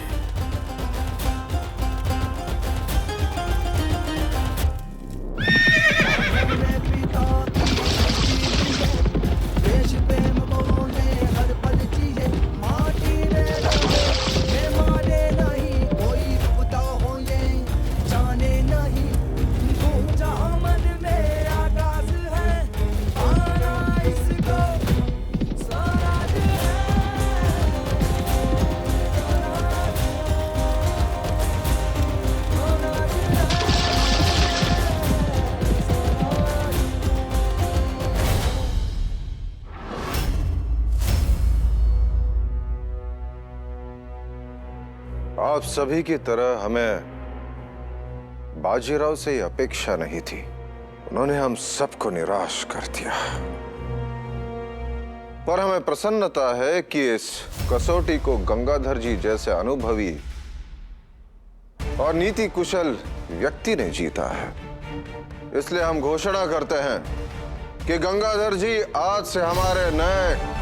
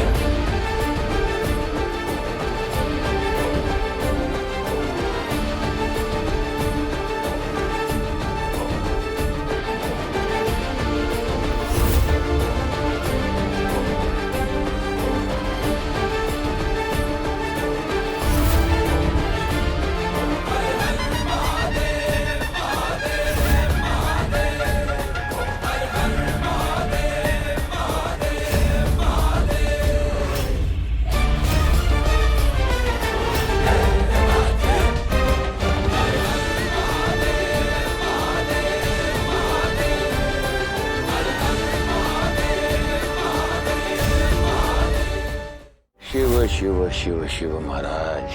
बाजीराव, आपने दरबार में इस अवस्था में आकर आपने इस दरबार की मर्यादा और महाराज के विश्वास को खंडित किया है। मदिरापान के प्रभाव से जो स्वयं ठीक से नहीं चल पा रहा, वो देश को कैसे चलाएगा महाराज?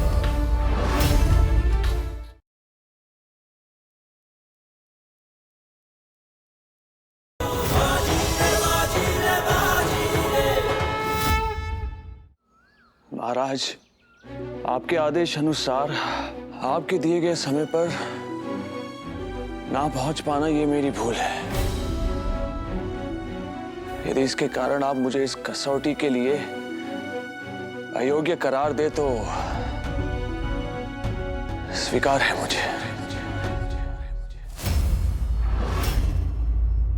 मेरे मन को इस बात का दुख होगा महाराज कि आपकी आज्ञा का पालन नहीं कर पाया,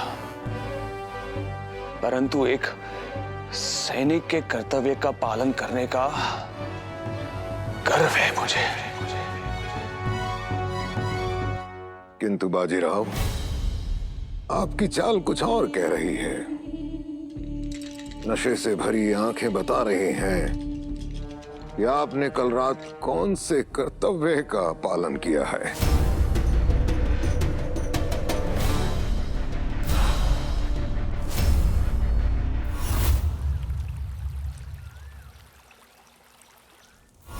चंदा, हम जानते हैं हम तुम्हें बहुत मुश्किल इम्तिहान से गुजरने के लिए कह रहे हैं। अगर किसी को पता चल गया कि हमारी जगह तुम हो तो तुम्हारी जान पर बन आएगी।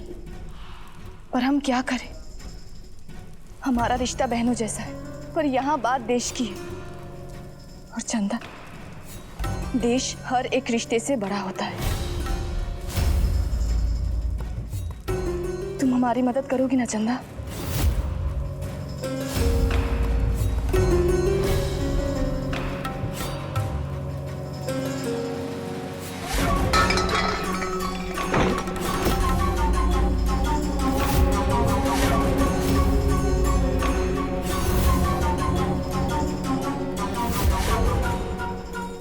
चंदा को हमारे लिए खाना लाने की इजाजत देकर तुमने हम पर बहुत बड़ा एहसान किया है और हम इस एहसान की कीमत चुकाना जानते हैं।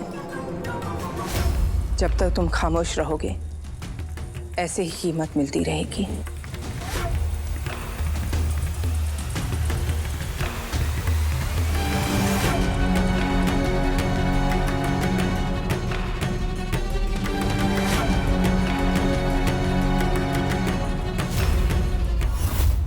शिव शिव शिव शिव महाराज, बाजीराव, आपने दरबार में इस अवस्था में आकर इस दरबार की मर्यादा और महाराज के विश्वास को खंडित किया है। मदिरापान के प्रभाव में जो स्वयं सीधा नहीं चल पा रहा, वो देश को कैसे चलाएगा महाराज? मदिरा प्राशन नहीं किया है भाऊ ने। महाराज, भाऊ को किसी ने नशीली दवाई पिलाई है। शिव शिव शिव महाराज, वाह चिमाजी वाह, चांगली गोष्ट है ना। देश के सबसे बड़े वीर को किसने विषैली औषध पिला दी और इन्हें पता भी नहीं चला। चलो मान लिया कि आपकी बातें सत्य है, और यदि ये सत्य है तो बहुत ही भयानक सत्य है, क्योंकि जो व्यक्ति अपने आप को ऐसे छोटे से षड्यंत्र से नहीं बचा पाया, वो देश को षड्यंत्र से क्या बचाएगा? बाजीराव, हम आपके इस व्यवहार का कारण जानना चाहते हैं। महाराज, महाराज हमें जाने दीजिए, जाने दीजिए हमें। महाराज से मिलना है, हमें जाने दीजिए। आने दो।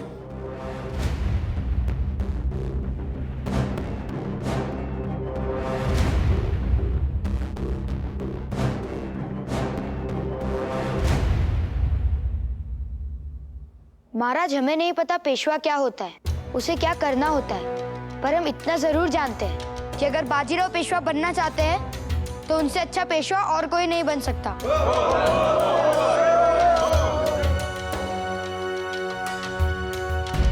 उन्होंने अपनी जान संकट में डालकर हमें दरोडेखोर से बचाया है।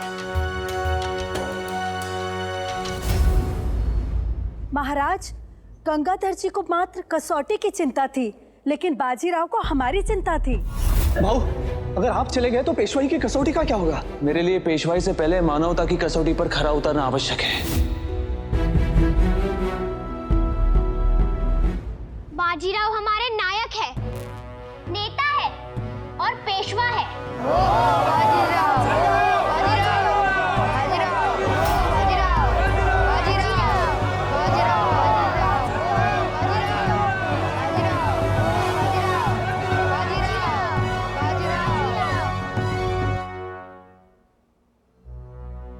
गंगाधर जी, क्या आपको अब भी लगता है कि बाजीराव को किसी कसौटी पर परखने की आवश्यकता है? पर महाराज, कसौटी अभी हुई कहां है? यही तो कसौटी थी।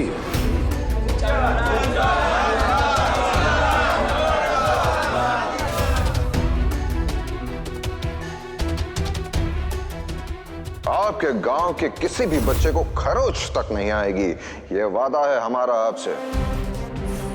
और भविष्य में किसी भी मां को यह दुख न सहना पड़े, इसलिए सही व्यक्ति का चयन करने में हमें आपकी मदद की आवश्यकता है। आप गंगाधर जी और बाजीराव के पास अपनी समस्या लेकर जाइए, और हाँ, उन्हें पता नहीं लगना चाहिए कि हमने आपको भेजा है। जी।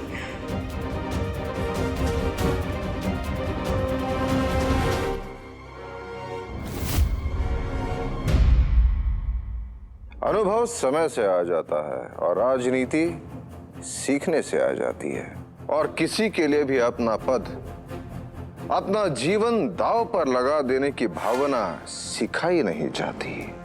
गंगाधर जी, हमने वर्षों पूर्व पेशवा बालाजी में ये गुण देखे थे। बालाजी, ये पद औरों के लिए पुरस्कार होगा, पर आपके लिए ये एक दायित्व है। आणि फिर कभी आप अपने दायित्व को छोड़ने का प्रयास मत कीजिएगा। और आज स्वयं से अपने कर्तव्य को ऊपर रखकर बाजीराव ने यह सिद्ध कर दिया है कि वह स्वर्गीय बालाजी भट्ट के प्रतिबिंब हैं। पेशवा वही बन सकते हैं जिनका तन, मन, धन, जीवन राज्य के लिए समर्पित हो, और ऐसे उम्मीदवार केवल बाजीराव हैं।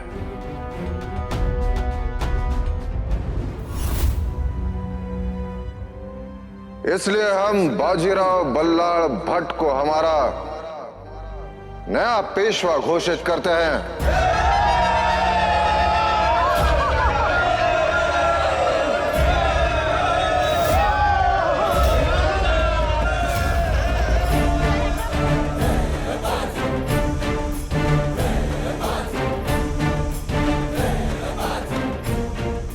पेशवा बाजीराव बल्लाळ भट की पेशवा बाजीराव बल्लाळ भट की पेशवा बाजीराव बल्लाळ भट की पेशवा बाजीराव बल्लाळ भट की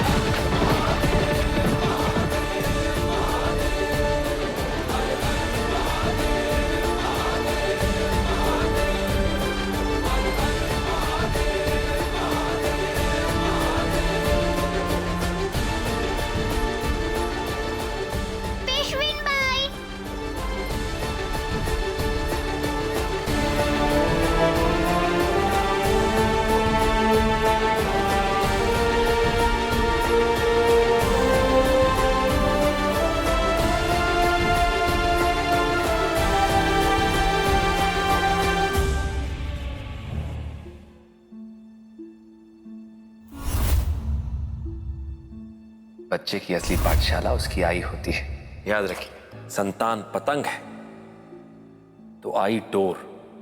डोर जिधर चाहेगी पतंग को उसी ओर जाना होगा।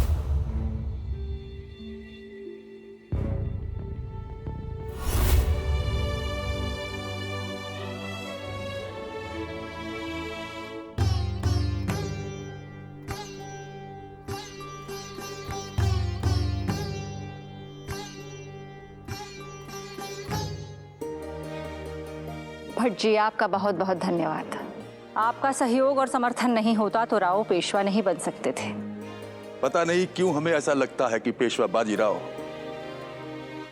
हमें वो सम्मान नहीं देंगे जो सम्मान कभी पेशवा बालाजी दिया करते थे।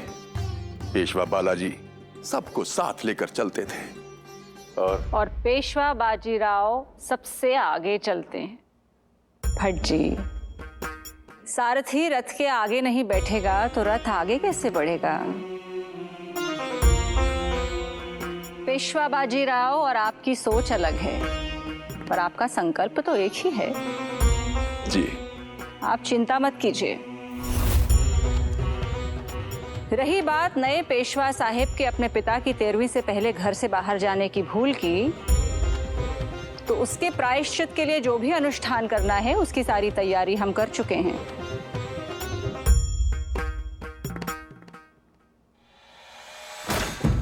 दान धर्म ये दो शब्द एक साथ लिए जाते हैं। आप धर्म की चिंता कीजिए, दान की चिंता हम पर छोड़ दीजिए।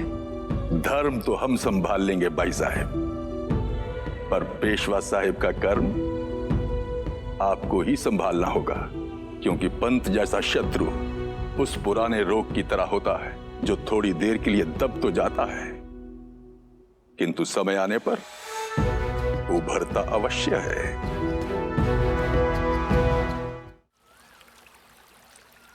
ये जलने की बदबू कैसे? ये धुआं कैसा? चलो।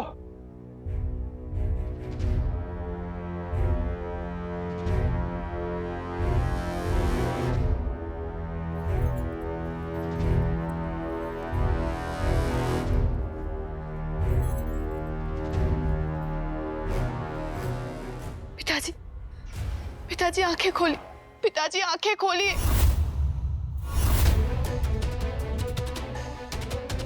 क्या हो रहा है? और ये धुआं कहां से आ रहा है? जी, हमने पूछा ये धुआं कहां से आ रहा है? आप इतनी सी बात पर परेशान क्यों हो रहे हैं राजकुमार? लगता है नीम के पत्ते हैं। किसी ने मच्छर दूर करने के लिए जला दिए होंगे। और आप दोनों यहाँ क्या कर रहे हैं? हमने कहा था ना, महाराज के कक्ष के बाहर से एक पल के लिए भी नहीं हटना। आगे से ध्यान रहे। पिताजी आप बिल्कुल चिंता मत कीजिए, हम अपने प्राण दे देंगे पर आपको कुछ नहीं होने देंगे। आपको ठीक होना होगा, हमारे लिए, हमारी अम्मी के लिए, बुंदेलखंड के लिए।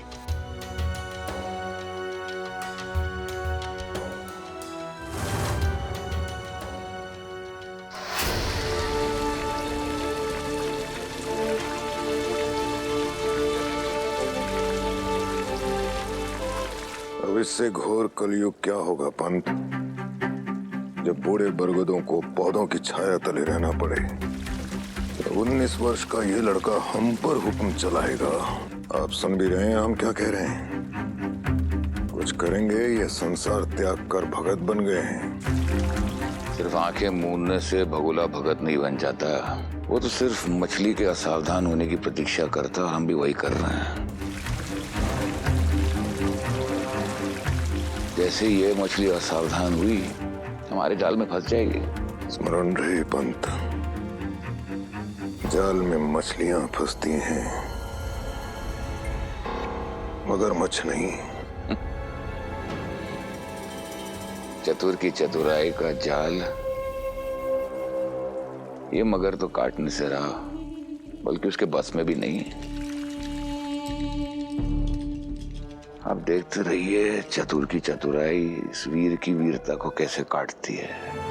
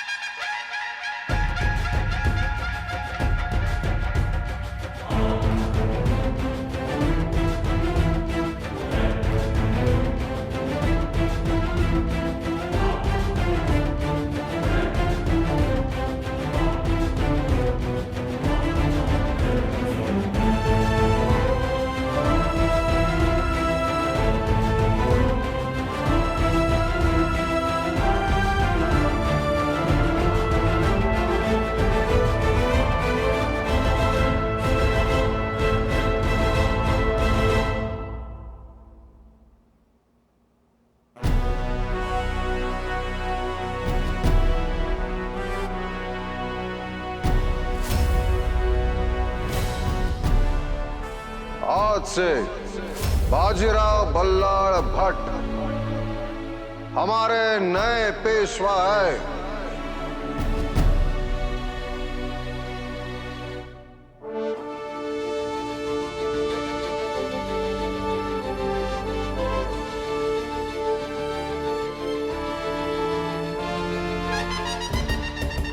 छत्रपति शिवाजी महाराज की जय। छत्रपति शाहूजी महाराज की जय। पेशवा बाजीराव बल्लाळ भट्ट की जय। पेशवा बाजीराव बल्लाळ भट्ट की जय।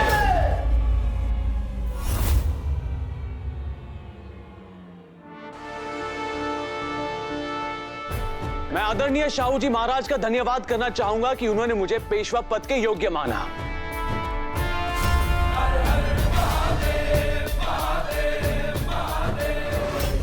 पेशवाई मेरे लिए मात्र पद नहीं, मेरा प्रयास है, मेरी जिद नहीं, जिम्मेदारी है, जिसे मैं अपने प्राण देकर भी निभाऊंगा। हमारे उत्तर में मुगल, दक्षिण में निजाम कमरुद्दीन जैसे प्रबल शत्रु है। राजनीति कहती है कि हमें हमारी सुरक्षा व्यवस्था इतनी सुदृढ़ करनी होगी कि शत्रुओं का भय हमारे मन से मिट जाए। पर मैं कहता हूं कि हमें शत्रुओं पर ऐसा आक्रमण करना होगा कि वो इस देश से मिट जाए। हमें अपने मन में सावधानी नहीं, शत्रुओं के मन में भय उत्पन्न करना होगा। और यदि महादेव ने चाहा तो इस भय की शुरुआत अटक से होगी। जल्द ही अटक की दीवारों पर केसरिया रंग का परचम लहराऊंगा।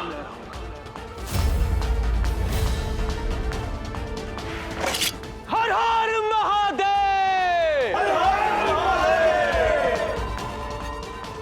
श्रीमान, क्षमा चाहते हैं पर कसौटी जीतकर आप पेशवा तो बन गए, पर आपकी सोच अभी तक सैनिक की है।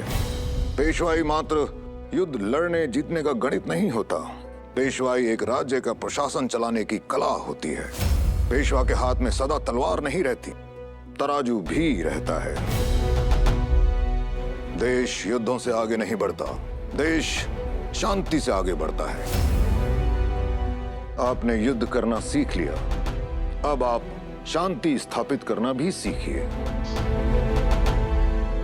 गंगाधर जी, शास्त्रों में कहा गया है कि कड़वी औषधि देने वाला वैद्य और कड़वी बातें करने वाला निंदक व्यक्ति के सबसे बड़े हितैषी होते हैं।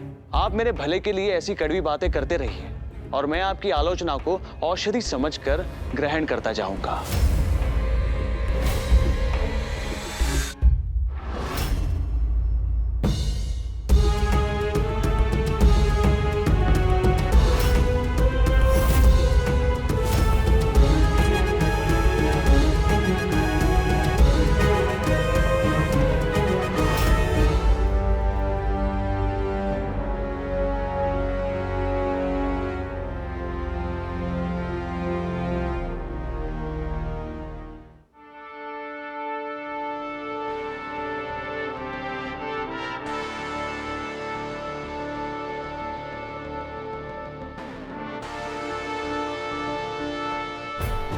पेशवा बाजीराव बल्लाळ भट्ट की जय। पेशवा बाजीराव बल्लाळ भट्ट की जय।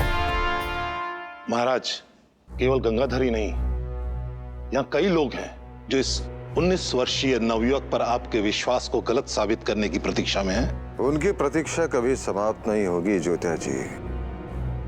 हमने तो बाजीराव को पेशवा बनाने का निर्णय बहुत पहले ही लिया था। ये कसौटी तो जनता को यह दिखाने के लिए थी कि जो निर्णय हमने लिया है वो सही है। योग्यता आयु की मोहताज नहीं होती ज्योतिया जी। हमें पूर्ण विश्वास है कि बाजीराव कभी भी ऐसा काम नहीं करेंगे जिससे हमारा विश्वास खंडित हो जाए।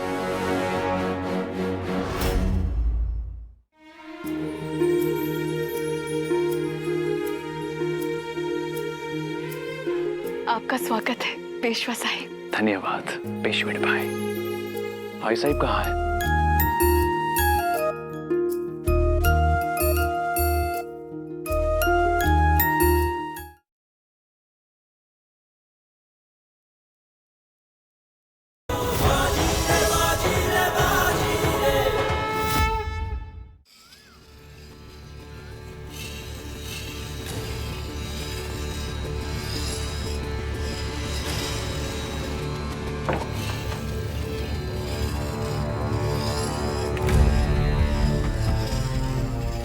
बाबू, सासवड़ चलने की तैयारी हो चुकी है। बाबू, ये आप क्या कर रहे हैं? इस तलवार के एक तरफ तो धार है, फिर दूसरी तरफ धार क्यों लगा रहे हैं?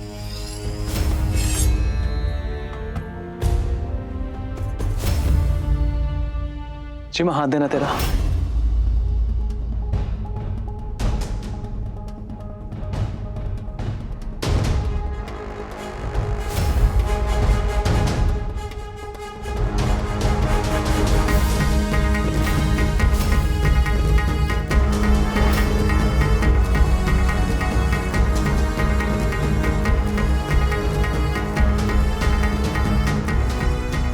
रक्त बहाया तेरा तूने उफ तक नहीं की। क्यों? क्योंकि रक्त भले ही मेरा बहा हो, पर इस पर अधिकार आपका है और हमें विश्वास है कि आप आपका अधिकार व्यर्थ नहीं बहाएंगे।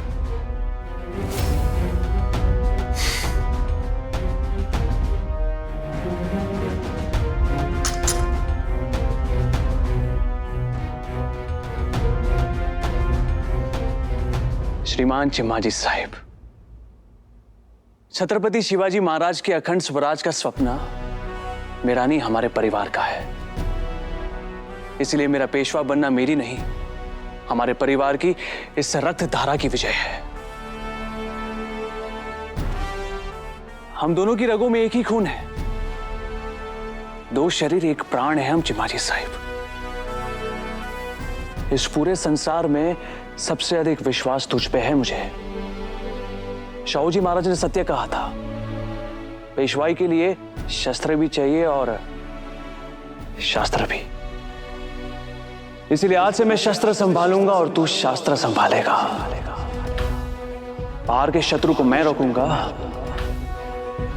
अंदर के संकट को तू। आज से हम दोनों दो नहीं, एक है चिमड़ा। हमारे बीच जितने मतभेद हो, लड़ाइयां हो, पर याद रखना, तेरे बिना मैं कुछ नहीं हूं और कुछ नहीं हो सकता। बहू, आपने हमें जो दायित्व सौंपा है उससे हमारा मान बढ़ गया है। इसे हम कभी गिरने नहीं देंगे, चाहे संसार इधर का उधर हो जाए। आपका साथ हम कभी नहीं छोड़ेंगे, कभी नहीं।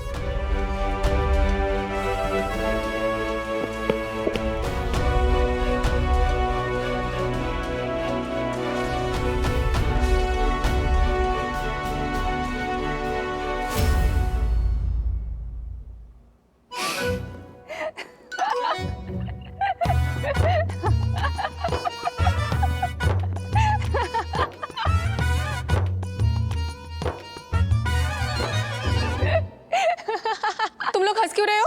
क्या कर रहे हो ताई साहब? हंसी रुकती ही नहीं है। बहनी, आप कर क्या रही है?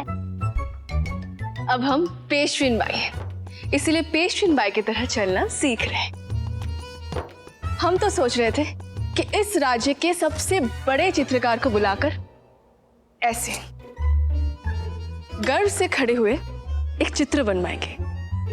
रकमा, चित्र बनाने में कितना समय जाता है? 20-30 दिन तो लग जाएंगे ताई साहब। हका बाई, म्हणजे हमें 20-30 दिन तक ऐसे खड़े रहना पड़ेगा? रकमा, हम अगर ऐसे खड़े रहेंगे तो हमारी तो गर्दन ही अकड़ जाएगी। बहनी, 30 दिन एक साथ खड़े नहीं रहना होगा। बीच बीच में आप हट भी सकते हैं, है ना? हम तो सोच रहे थे कि हम ऐसे खड़े रहेंगे। देवा देवा देवा, ये पेशविन बाई जैसा बनना बड़ा ही कठिन है, हमसे ना होगा। पेशेंट बाई जैसा होना इतना कठिन है तो सोचिए कि पेशेंट बाई होना कितना कठिन होगा। आप अपने जोश में भूल रही हैं कि मात्र आप पेशेंट बाई नहीं बनी, मेरे भाव भी पेशवा बने हैं। पत्नी के रूप में तो आप अपने बारे में ही सोचती रही, अब पेशेंट बाई बन के थोड़ा पेशवा साहिब के बारे में भी सोच लीजिए। क्यों ताई, आपको किसने कह दिया कि हम मात्र अपने बारे में सोचते, अपने पति के बारे में नहीं सोचते? हम तो राव के बारे में इतना सोचते कि वो मुगलों से अधिक हिचकियों से परेशान रहे होंगे। आई साहब कहती है कि एक पत्नी को अपने पति का नाम नहीं लेना चाहिए, पर हमने एक पूरी पुस्तक उनका नाम लिख के भर दी है। और आप कहती है कि हम अपने पति के बारे में नहीं सोचते हैं। मेरी बात पे रोने की जगह विचार करिए वहीनी। ननद ये बात कह रही तो बुरा लगा, यही बात अगर संसार कहे तब? संसार तो तब कहेगा ना जब आप उसे कहने का कोई अवसर देंगे। आप तो स्वयं इतना कुछ कह देती है कि बाकियों के पास कहने के लिए कुछ बचता ही नहीं है। जितनी बुद्धि और प्रयास आप मुझसे तर्क करने में लगा रही हैं, उतना पेशेंट बाई बनने में लगाए तो संभव है, बन भी जाए। मेरा कर्तव्य आपको स्मरण कराना है कि पेशेंट बाई को बहुत सारे बलिदान देने पड़ते हैं, पर आपको तो बलिदान देने की आदत ही नहीं है। टालनी भी नहीं है, क्योंकि हम ना किसी का अधिकार छीनते हैं ना अपना अधिकार छोड़ते हैं। मैं तो यहाँ आपको समझाने आई थी वहीनी, बाकी आपकी मर्जी।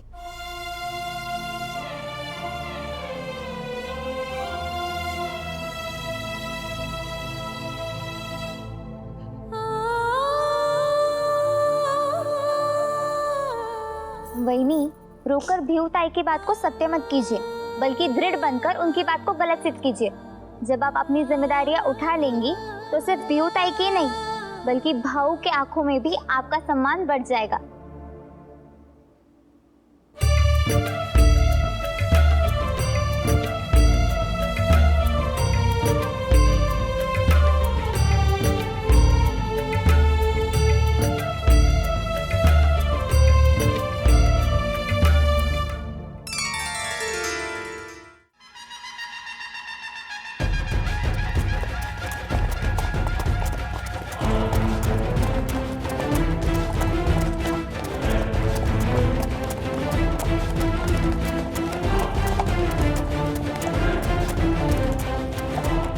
पेशवा साहिब आ गए।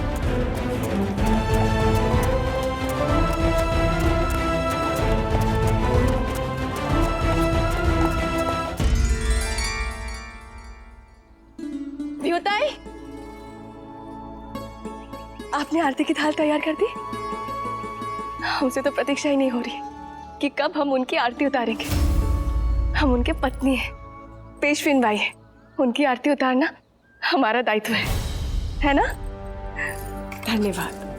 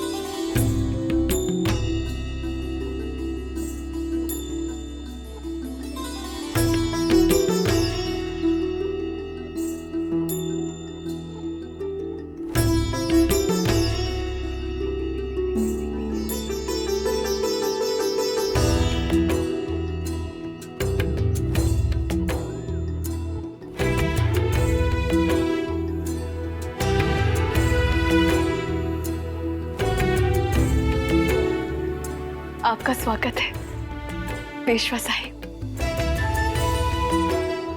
धन्यवाद पेशविन भाई।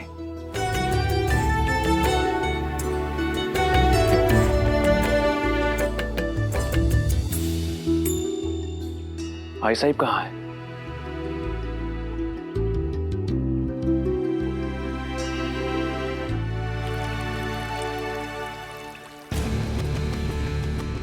पिताजी, पिताजी आंखें खोलिए।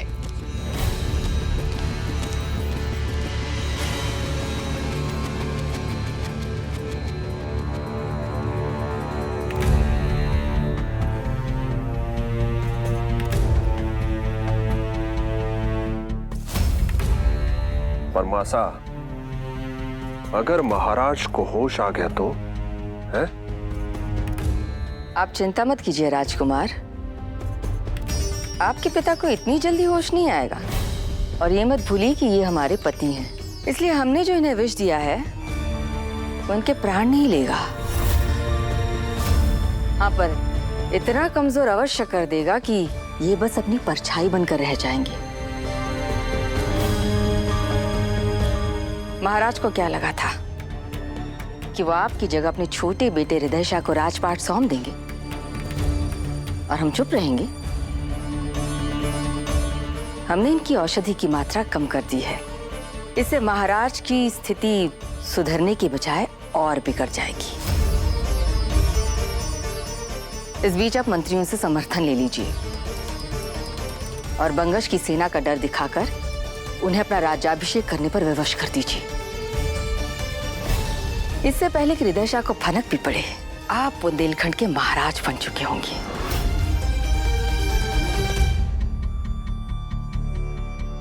पर अगर राजवैद्य को इस षड्यंत्र के बारे में पता चल गया तो है? सिंहासन बलि मांगते हैं जगतराज। अगर राजवैद्य को पता चल गया तो उनकी भी बलि चढ़ जाएगी।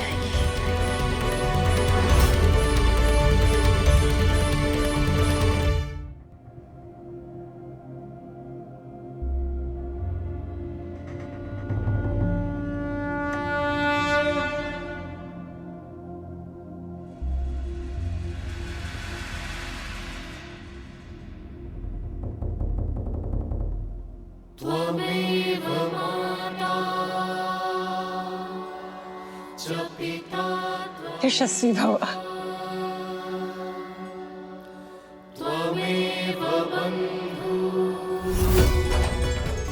आई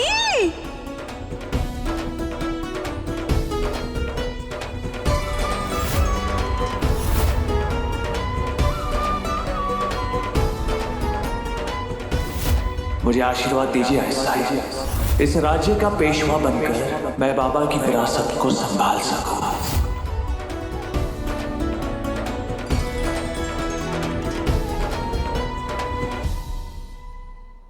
तो खुश है ना? आई बहुत।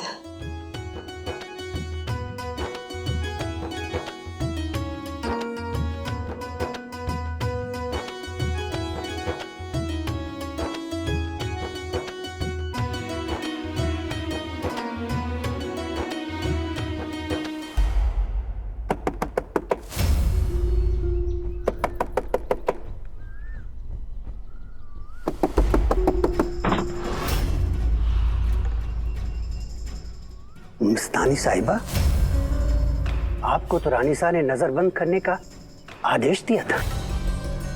हम आपके पाँव पड़ते हैं, आप एक बार हमारी बात सुन लीजिए। अगर फिर आप सैनिकों को बुलाना चाहेंगे, हम आपको मना नहीं करेंगे। मस्तानी साहिबा, आप उठिए।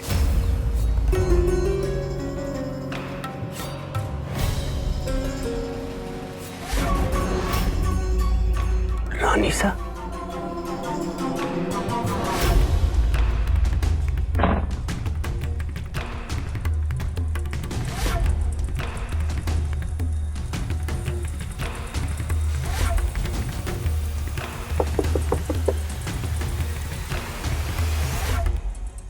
अभी तो राजवैद्य जी ने द्वार बंद किया था, फिर खोलने में इतना समय क्यों लग रहा है?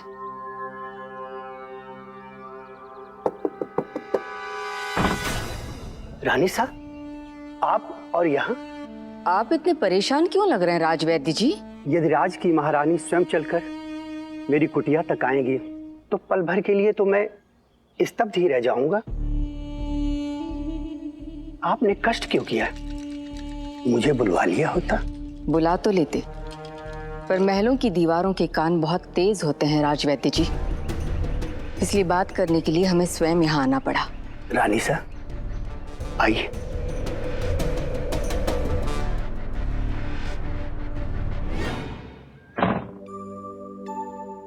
लाइए, हम कर देते हैं।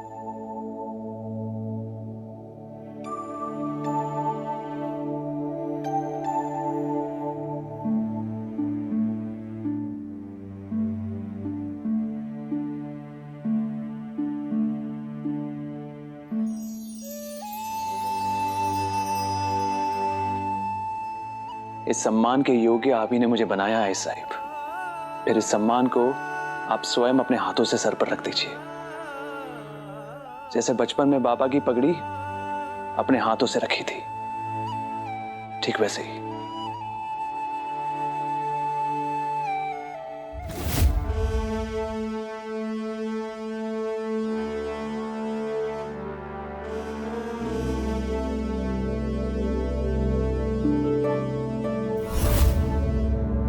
राहु, अभी अब बहुत बड़े हो गए हैं, हमारे हाथ पुत्र केवल आई से ऊंचा हो सकता है आई साहिब,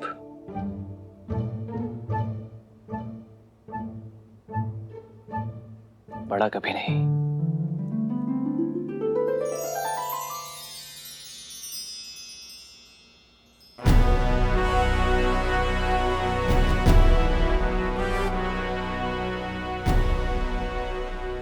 यशस्वी भवा।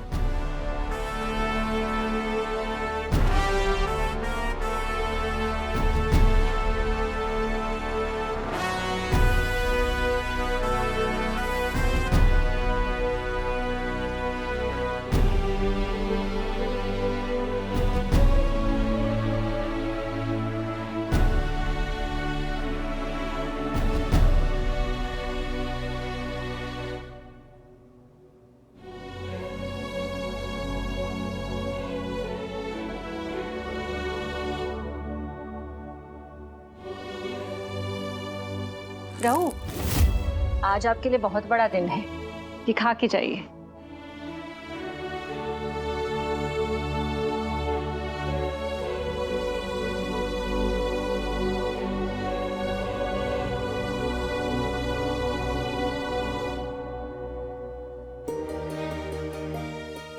ये किस लिए राहु? आज सिर्फ मेरे लिए नहीं आई साहिब, हमारे परिवार के लिए और आपके लिए भी बहुत बड़ा दिन है। सूर्य का उगना सिर्फ सूर्य की ही नहीं, सुबह की भी जीत होती है।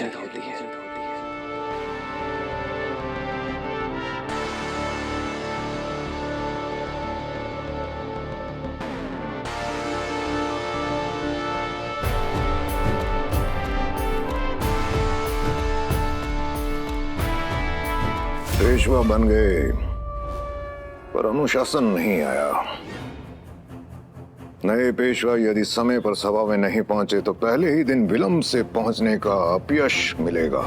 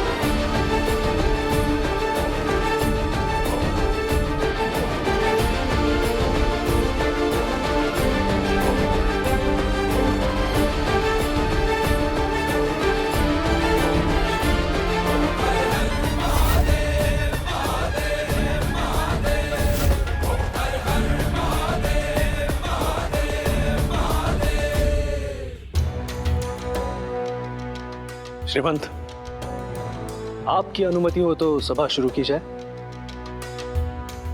ओजिमा साहिब, बसा।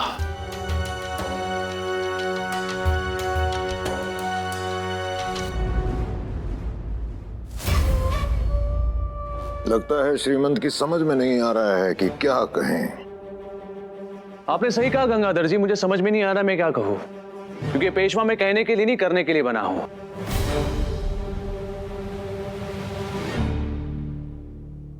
इस समय अखंड स्वराज बहुत बड़े संकट से घिरा हुआ है। एक तरफ निजाम हमारे शत्रु बन बैठे हैं और दूसरी तरफ कोंकण में सिद्धस्त हबशियों का बल भी बढ़ रहा है। पर कांटा चुभा है, गड़ा नहीं है। इससे पहले कि गड़ जाए हमें उसे तोड़ना होगा।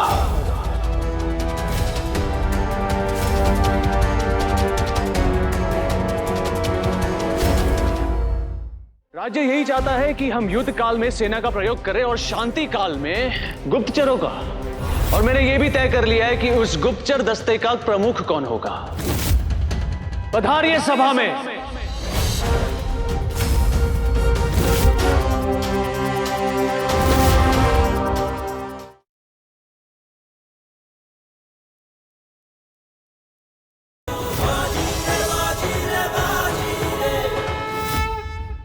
इस समय अखंड स्वराज बहुत बड़े संकट से घिरा हुआ है। एक तरफ निजाम हमारे शत्रु बन बैठे हैं और दूसरी तरफ कोंकण में सिद्धस्त हबशियों का बल भी बढ़ रहा है। पर कांटा चुभा है, गड़ा नहीं है। इससे पहले कि गड़ जाए हमें उसे तोड़ना होगा। आपकी बात काटने के लिए क्षमा चाहते हैं पेशवा साहब, किंतु राजनीति कहती है संधि शक्ति देखकर और युद्ध समय देखकर किए जाते हैं। हमारे पास ना धन है, ना बड़ी सेना और ना ही हथियार। हम युद्ध कैसे कर सकते हैं? युद्ध संख्या से नहीं, क्षमता से जीते जाते हैं गंगाधर जी। आपने सही कहा, हमारी सेना छोटी है, पर तलवार आकार देखकर नहीं, धार देखकर चुनी जाती है। जिस राज्य के पास छोटी किंतु कुशल सेना, योग्य सेनापति, उत्तम रणनीति और साहस हो, उसे कोई नहीं हरा सकता। मैं जानता हूं कि शत्रु प्रबल है, लेकिन द्वार चाहे जितना भी विशाल क्यों ना हो, कुंडी तोड़ने पर खुल ही जाता है। शत्रु चाहे जितने भी शक्तिशाली क्यों ना हो, कोई ना कोई कमजोरी अवश्य होती है। हम उसी कमजोरी पर वज्र बनकर टूटेंगे। पर ये होगा कैसे पेशवा साहब? जो अपनी और शत्रु दोनों की क्षमता को नहीं जानता, वो कोई युद्ध नहीं जीत सकता।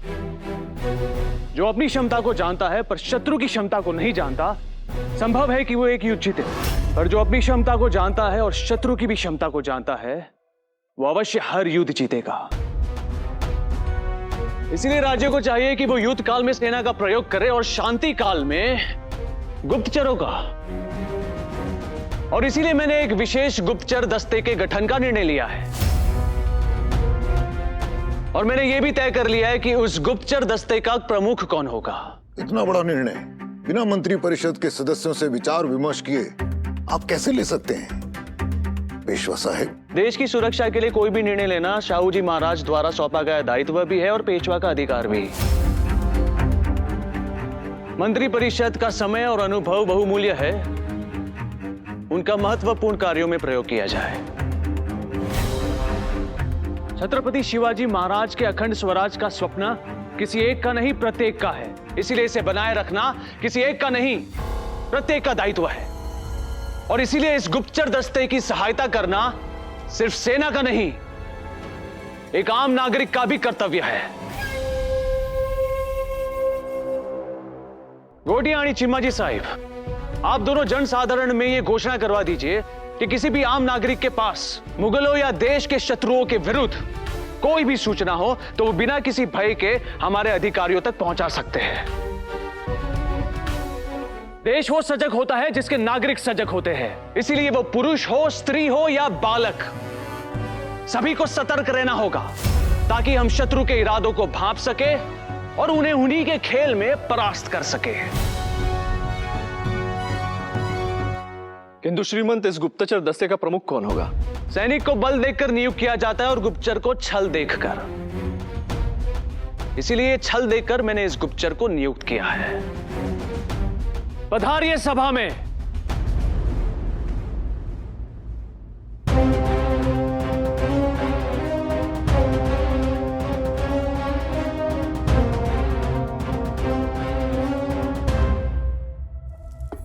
वैद्य जी, आपने जो कहा हमने किया, उसके बाद भी महाराज के स्वास्थ्य में सुधार क्यों नहीं आ रहा?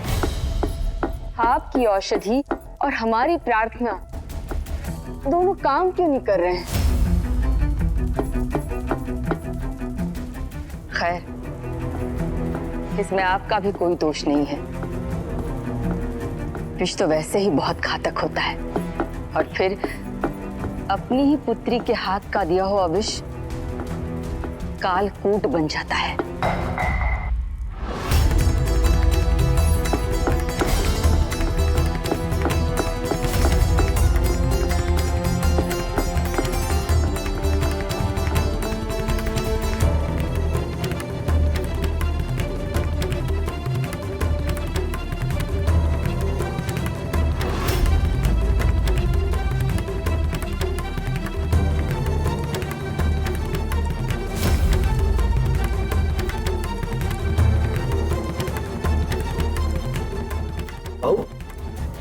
भाऊ, ये वही स्त्री है ना जिसने आपके पेशवा बनने के कसौटी से पहले आपको नशीली सुई चुभाई थी? ओ चिम्मा जी साहिब,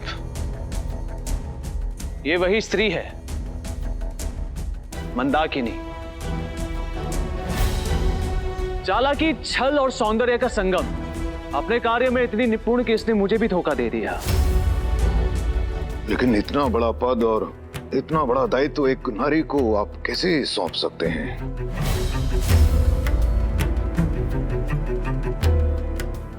क्योंकि ये इतनी स्वामी भक्त है कि मृत्यु दंड के भय से भी इसने उन लोगों का नाम नहीं बताया जिनके कहने पर इसने मुझे वो नशीली सुई चुभाई थी। बाजीराव को कल दरबार में पहुंचने से रोकने के लिए मात्र तुम्हारा रूप काम नहीं आएगा।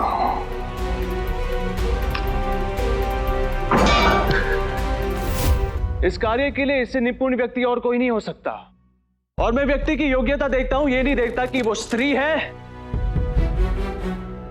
या पुरुष। पर श्रीमंत,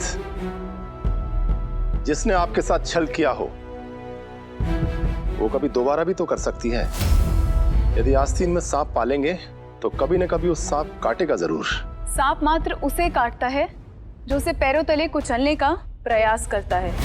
विषधर का फन उसके सामने नहीं उठता जो भोलेनाथ की तरह उसे गले में धारण कर सम्मानित करे। और ये दायित्व मुझे सौंपकर पेशवा साहिब ने मुझे सम्मानित किया है। मैं प्राण त्याग सकती हूँ पर यह सम्मान नहीं। और अब अंतिम श्वास तक पेशवा साहिब की गौरव की रक्षा करना ही मेरे जीवन का एकमात्र उद्देश्य है।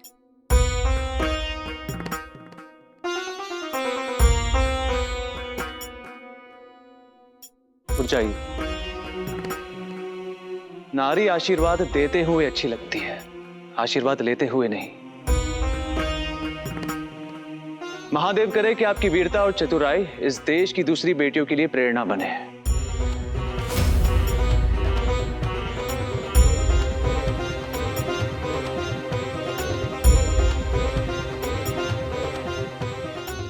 छत्रपति शिवाजी महाराज ने संपूर्ण भारत को केसरिया ध्वज के नीचे लाने का जो स्वप्न देखा था, उसे पूरा करने का समय आ गया है। शाहू जी महाराज के नेतृत्व में मराठी साम्राज्य का संपूर्ण भारत में विस्तार करना, यही मेरे जीवन का उद्देश्य है।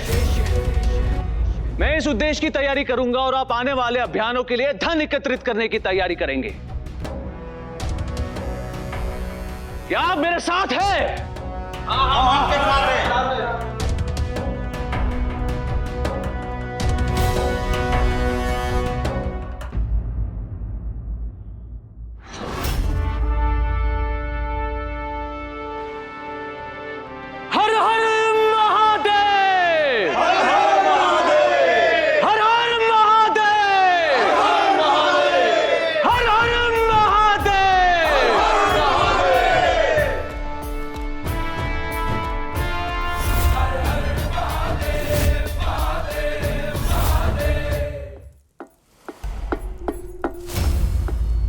रानी सा, महाराज की देखभाल और सेवा के लिए मैं इस लड़की को भेज दूंगा।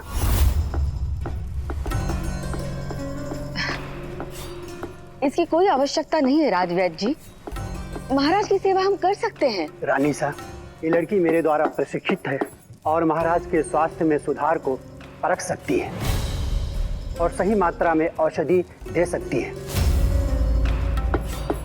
यदि ये महाराज की सेवा में रहेगी तो महाराज शीघ्र ही स्वस्थ हो जाएंगे। यही तो हम नहीं चाहते।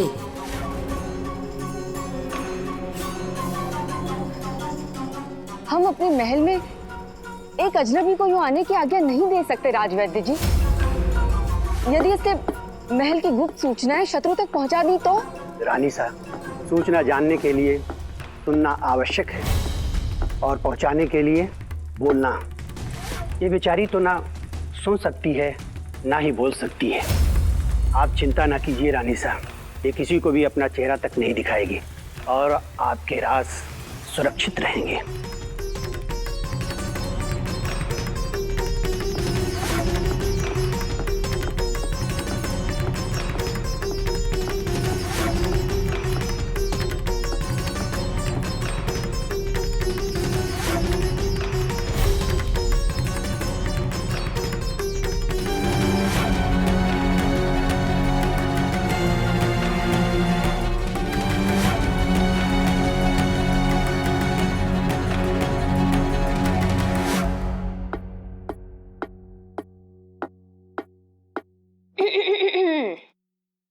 आज इस रसोई का भाग्य बदलने वाला है।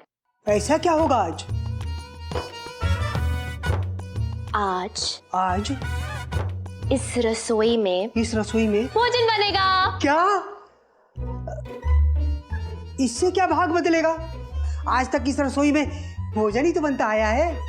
आज तक इस रसोई में बाजी भाऊ के लिए भोजन बनता था, लेकिन आज भोजन पेशवा बाजीराव के लिए बनेगा।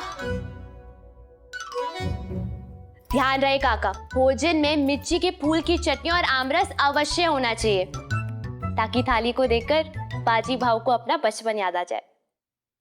जिन्हें जीवन पे आगे ही देखना है, उन्हें पीछे मुड़कर देखने पे क्यों विवश कर रही है भ्यूताई? स्वयं तो बच्ची रहेगी, दूसरों को भी बड़ा नहीं होने देंगे। हाँ, कुछ कहा आपने वाहिनी? बस इतना ही कि आपके भाव अब पेशवा बन गए, तो उनका भोजन भी पेशवा जैसा होना चाहिए, हो ना? हाँ हाँ, जैसे पेशवा तो हीरे मोती खाते। हाँ, कुछ कहा आपने? नहीं, हाँ बस ये पूछ रही थी कि पेशवा कैसा भोजन करते हैं? स्वादिष्ट भी और पौष्टिक भी। आपको तो ज्ञात होगा, खाने में खट्टा और तीखा खाना शरीर के जोड़ों के लिए उचित नहीं है। इसलिए काका, हम मिर्ची के फूल की चटनी नहीं बनाएंगे और आमरस से अच्छा हम बादाम का हलवा बनाएंगे। उससे बुद्धि भी तेज होती है। भ्यूताई, आप अवश्य खाइएगा।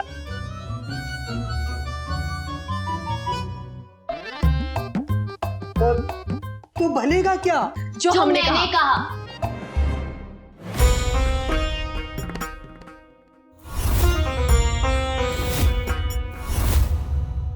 मंजे सब बनेगा? जी काका, आप वो भी बनाइए जो मैंने आपसे कहा है, और वो भी जो पेशवन बाई आपसे कह रही है। हो काका, आप ये सब बनाइएगा, फिर राव ही निर्णय लेंगे उन्हें क्या खाना है क्या नहीं।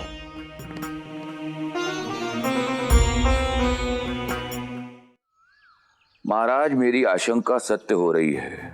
बाजीराव को पेशवा बने अब एक दिन भी नहीं हुआ और उसने ये घोषणा कर दी है कि छत्रपति शिवाजी महाराज की बाल प्रवेशी और विधवाओं को आर्थिक और सामाजिक सहायता देने की योजना फिर से आरंभ की जाए।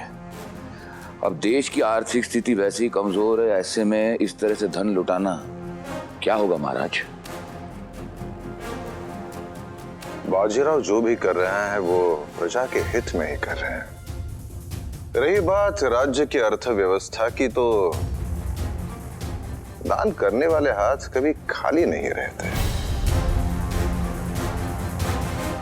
पर आपने ये समाचार देकर बहुत अच्छा किया पंत। इससे पूर्व हमें बाजीराव पर विश्वास था, अब गर्व है।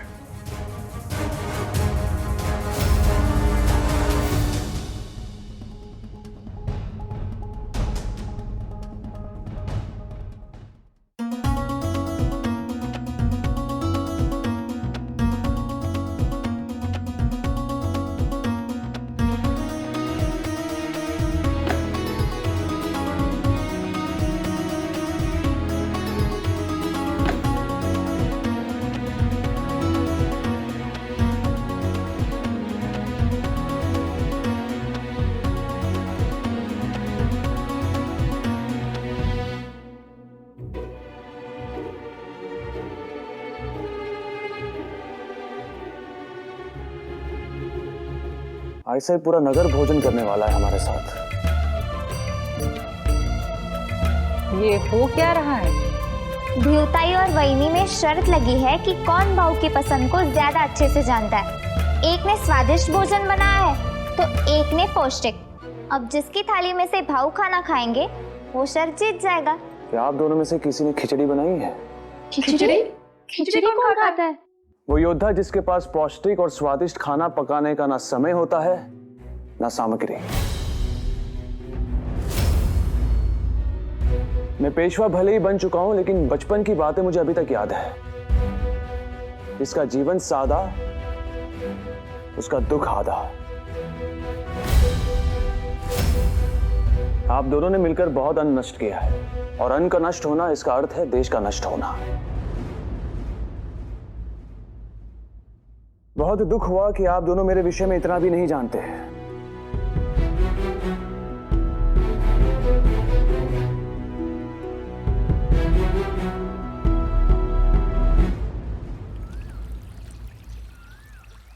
वैद्य जी ने कहा कि वो पिताजी की देखभाल के लिए तासी को भेजेंगे, और आपने मान लिया। क्यों? क्योंकि लेश मात्र संदेह भी बड़े से बड़े षड्यंत्र को खोल के रख देता है राजकुमार। यदि वैद्य जी के प्रस्ताव का हम विरोध करते तो उन्हें हम पर संदेह हो जाता। धीरे बोलिए मासा, दासी सुन लेगी। आप चिंता मत कीजिए राजकुमार, ये ना तो सुन सकती है और ना ही बोल सकती है।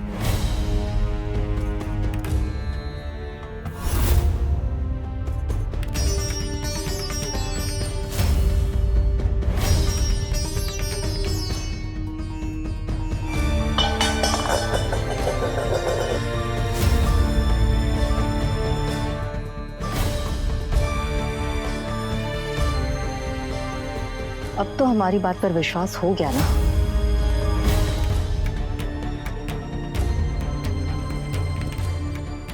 अब अपनी चतुराई पर इतराने के बजाय आप महत्वपूर्ण बातों पर ध्यान दीजिए। आपने सुनिश्चित किया ना कि महाराज के मृत्यु शैया पर होने की सूचना उनके प्रिय पुत्र हृदयशा तक ना पहुंचे। ऐसे कच्चे षड्यंत्रों से सिंहासन नहीं मिलता राजकुमार। यदि आप इतना भी स्वयं नहीं सोच सकते तो राजा कैसे बनेंगे? आप चिंता मत करें मासा, महाराज की कोई भी सूचना हृदयशा तक नहीं पहुंचेगी। आप निश्चिंत रहें।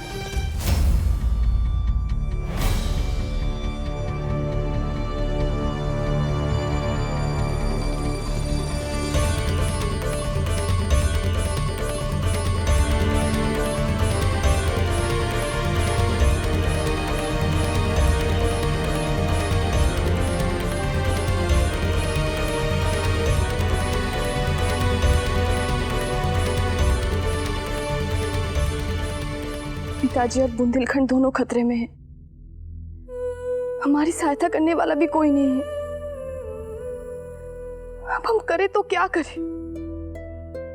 यदि आप पेशेंट बाई बनने के लिए प्रयास नहीं करती ना तो ये सब नहीं होता। चुनौती आपने दी थी ना? चुनौती देने के लिए आपने उकसाया था। पर भ्यूताई बस! हमने कभी भी ये नहीं सोचा था कि हमारी बेटी और हमारी बहू इस तरह लड़ेंगे। बस। वाह! जाइए अनुबाई, गरीबों को बुला कर लाइए, क्योंकि हमारी पेशविन बाई मोती लुटा रही हैं। आंसू ही आपका सबसे बड़ा शस्त्र है और कवच भी। आप गलत हैं, पर कोई आपको कुछ नहीं बोलेगा यहाँ पर। व्यू, बहनी आप रोइए मत। पता नहीं चमाचे अप्पा, भ्यूताई को हमसे क्या समस्या है?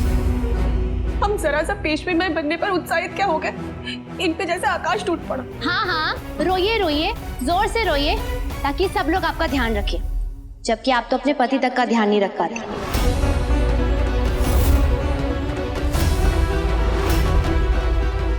भ्यू?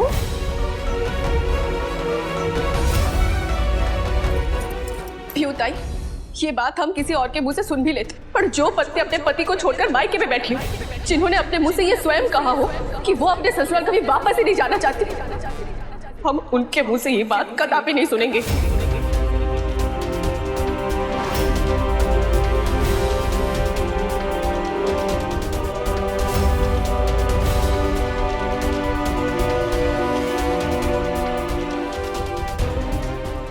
पीयू,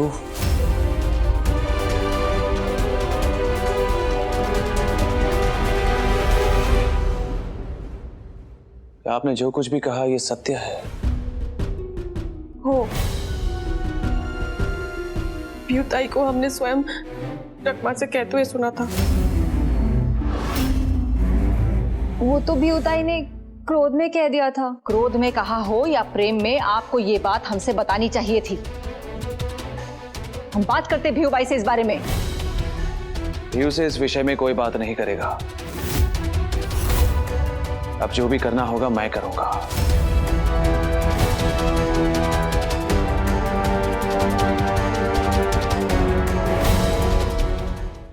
आप ये निर्णय कैसे ले सकते हैं? क्यों नहीं ले सकता ये निर्णय? चाहिए और मंगलसूत्र निकालिए, इस विवाह को यही समाप्त कीजिए।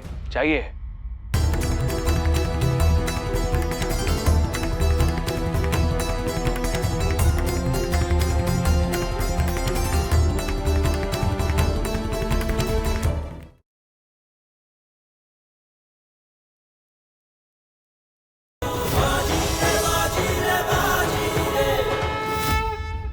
पीयू से अब कोई बात नहीं करेगा।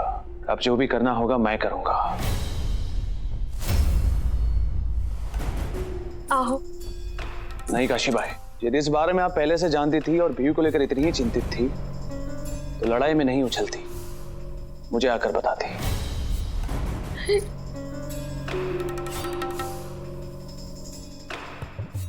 हाय सर, देखिए इन्हें तो सदा ही हमारी गलती दिखती, पर हम तो। काशीबाई, कौन सी बात कहाँ कब किससे कहनी चाहिए या नहीं कहनी चाहिए, पेशविन बाई होकर भी आपको नहीं समझ आती। कब बड़ी होंगी आप?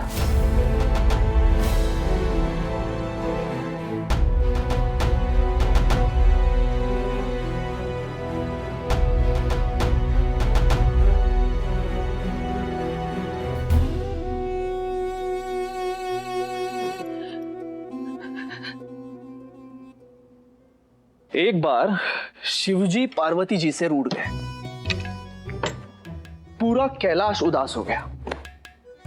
शिव जी के गण ब्रह्मा जी के पास गए और उनसे निवेदन किया कि एक आप ही हो जो उन दोनों में सुलह करवा सकते हो, क्योंकि आपका तो अधिकार पूरी सृष्टि पे है। ब्रह्मा जी ने कहा, मेरा सारे सृष्टि पर अधिकार है, पर किसी के गृहस्थी पर नहीं। पति पत्नी के बीच में बोलना मेरे अधिकार क्षेत्र से बाहर है। ब्रह्मा जी तक पति पत्नी के बीच में नहीं बोलते, पर यह बात हमारे भीऊ को कौन समझाएगा? उसे क्या आवश्यकता थी भाऊ और बहनी के गृहस्थी में दखल देने की? हम मानते हैं पीयूताई ने गलत किया, पर क्रोध के आवेश में ऐसी चुभती बात कहकर ताई साहिब ने भी अच्छा नहीं किया। रकमा, तुम भी हमारे विरुद्ध हो गई। राव ने तो कभी हमें समझा ही नहीं और आई साहब ने भी आज डांट दिया, और अभी तुम भी हमें गलत ठहरा रही हो। बस रकमा, हम जा रहे।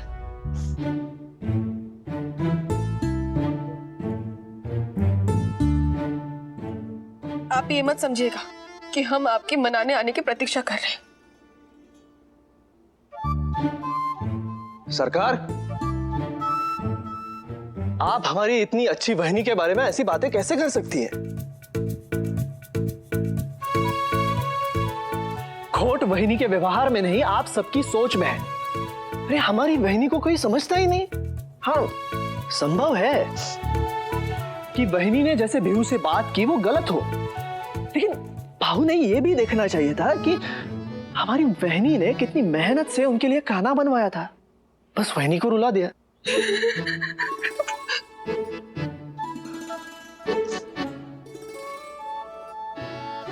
हो, ऐसा ही हुआ था चिम्मा जी अप्पा। हम जानते हैं पीयूताई बहुत ही कठिन समय से गुजर रही है। हमें भी उनकी चिंता है, हम भी उन्हें प्रसन्न देखना चाहते हैं, पर हमारे चाहने से क्या होगा? पीयूताई को स्वयं भी भाऊजी के साथ संबंध सुधारने का प्रयास करना होगा, हो ना? अगदी बरोबर है भाई, आप कभी अनुचित कह ही नहीं सकती। पर ये बात आपके अलावा कोई समझता ही नहीं है ना। हम ब्यूताई को समझाने जाएंगे तो वो हम में ही खोट निकाल लेंगे, हमसे ही झगड़ा कर बैठेंगे। वो तो बचपन से हमें औरंगजेब भी समझती है।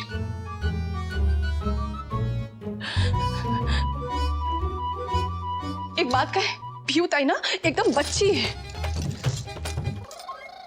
हो वही, सबके विचारों में आप जैसी परिपक्वता और बड़प्पन नहीं होता वही।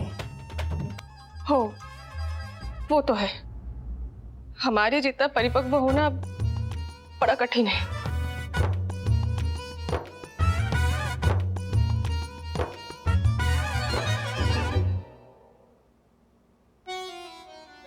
हमें क्षमा कर दीजिए ताई साहब, हम गलत थे। यदि आपने हमें क्षमा नहीं किया तो हम रो देंगे, और आप तो जानती हैं जब हम रोते हैं तो आंसू रुकते ही नहीं हैं।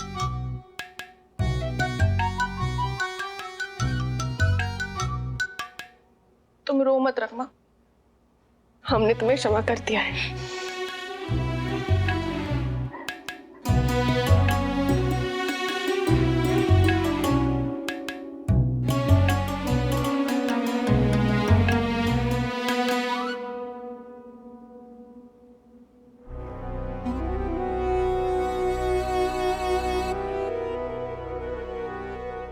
पर राव हमें क्षमा कर देंगे ना?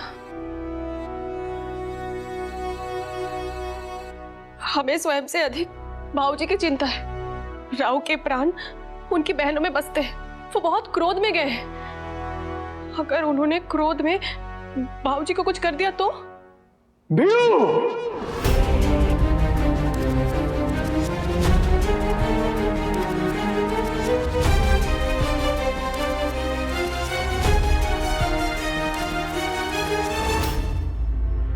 अनु, जाओ भीयू को लेकर आओ।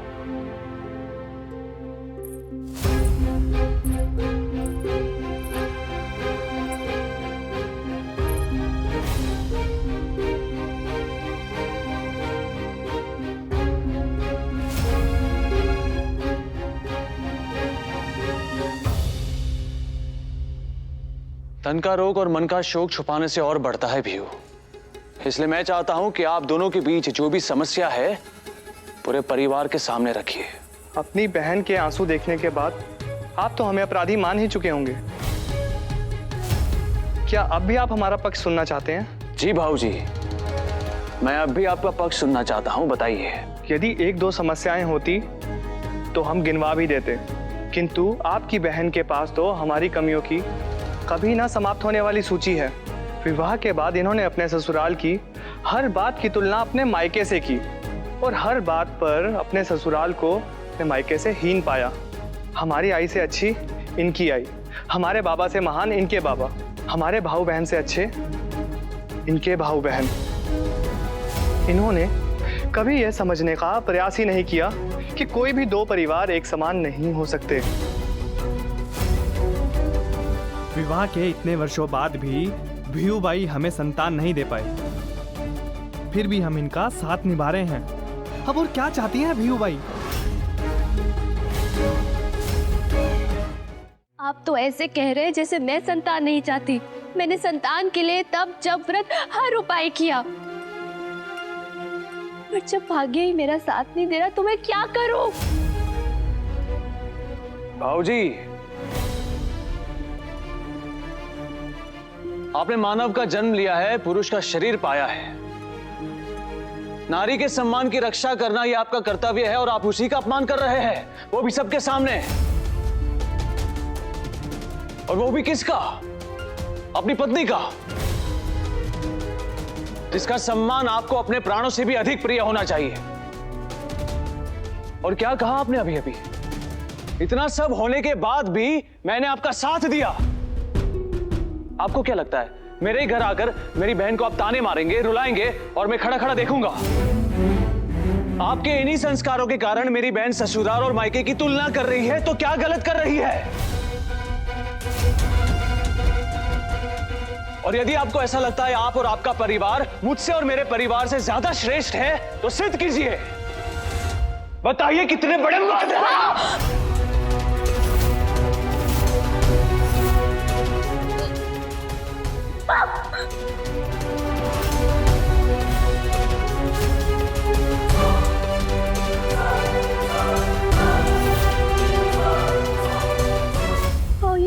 कर रहे हैं आप? तेरी रक्षा कर रहा हूँ भीयू। इन्हें ऐसा लगता है कि तुम्हारा साथ देकर हम पर बहुत बड़ा उपकार कर रहे हैं। हमें किसी के उपकार की आवश्यकता नहीं है। बाजीराव बल्लाड़ बद आज भी अपनी बहन को खुशी खुशी पाल सकता है और इसीलिए तुझे अपने ससुराल जाने की अब कोई आवश्यकता नहीं।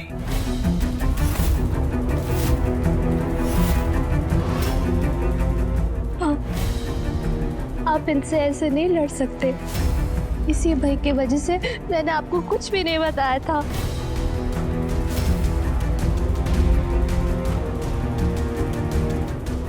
चिमा भाव,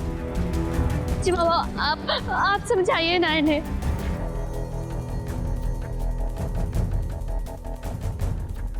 भाऊ जो कर रहे हैं वो योग्य कर रहे हैं। अगर आप दोनों में इतने मतभेद है तो साथ में रहने का क्या लाभ है भीयू? बंधन प्रीति का हो तो बंधा रहता है, लेकिन कष्ट का हो तो उसका खुला रहना ही उत्तम है। हमें लगता है आप दोनों को अलग होना चाहिए। पापा। राहु नहीं आई साहिब, इस समस्या को मुझे ही सुलझाने दीजिए। विश्वास रखिए कि मैं जो भी कर रहा हूँ ठीक कर रहा हूँ। ठीक है, आप अब पेशवा हैं, हम क्या कह सकते हैं।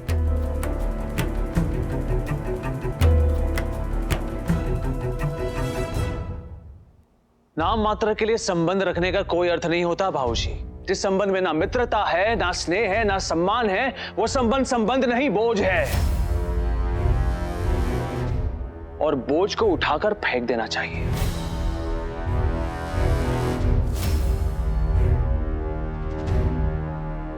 आज इसी समय इस विवाह को समाप्त कर दो भीयू। उतारकर फेंक दो ये मंगलसूत्र। नहीं।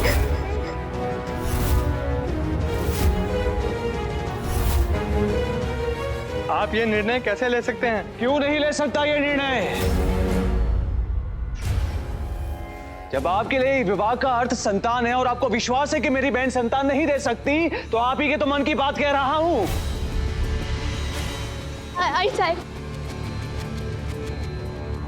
आई साहब रोकिए ना भाव को।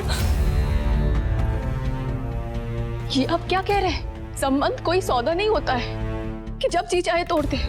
इन दोनों ने एक साथ ईश्वर को साक्षी मानकर 7 जन्मों तक साथ निभाने की कसम खाई है। भ्यूताई ने तो ये कभी नहीं कहा कि वो ये संबंध समाप्त करना चाहती है। तो आप उनके भाव होकर ये कैसे कह सकते हैं? वही नहीं, ये केवल एक भाई का निर्णय नहीं है, एक पेशवा का भी निर्णय है। और पेशवा के निर्णय का हम विरोध नहीं कर सकते। समय व्यर्थ मत कीजिए भाऊजी। जाइए और मंगलसूत्र निकालिए, इस विवाह को यहीं समाप्त कीजिए। जाइए।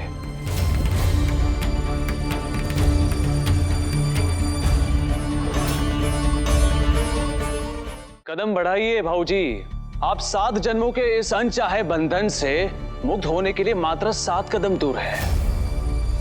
जाइए और इस विवाह को समाप्त कीजिए।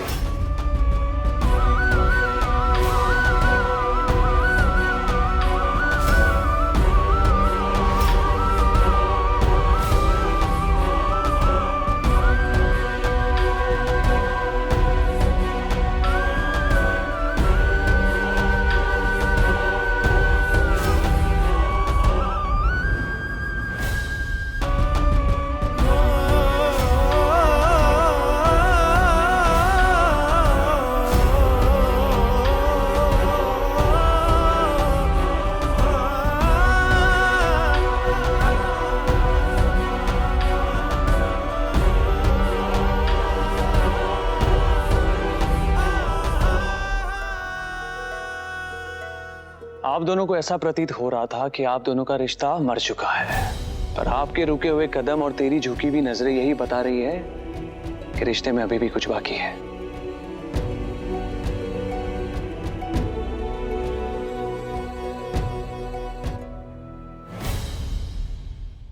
डोर टूटी नहीं, हाथ से छूटी है। इस डोर को फिर से थाम लीजिए और रिश्ते को थोड़ा स्नेह, थोड़ा सम्मान, थोड़ा समय दीजिए। फिर देखिए, रिश्ते को कोई आंधी नहीं झुका सकती। संबंधों को टूटने से बचाइए, क्योंकि कठिन समय में ये संबंधी व्यक्ति को टूटने से बचाएंगे।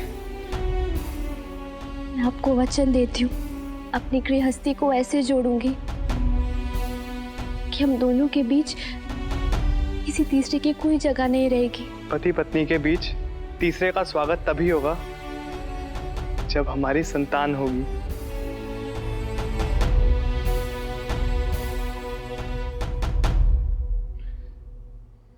भगवान आप दोनों की मनोकामना को पूरी करे। आई साहिब।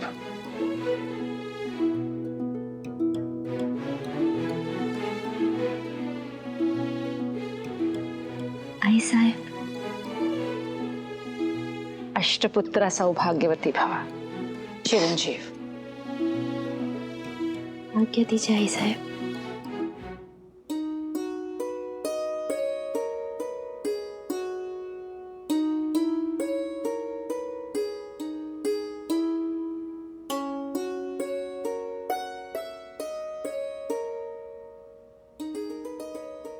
राऊ, हम आपको पेशवा की तरह व्यवहार करते देखना चाहते थे,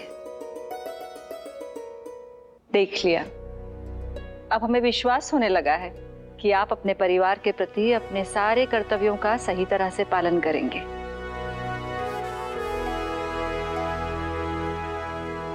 हो आई साहिब। भाऊ ने भिऊ और भाऊजी के बीच की समस्याओं का हल तो ढूंढ लिया, पर उनकी और वाहिनी की गृहस्थी को कब संभालेंगे? कब उनके बीच की दूरी खत्म होगी और कब हम काका बनेंगे? संतान का होना सब पुरुषों के लिए इतना आवश्यक होता है?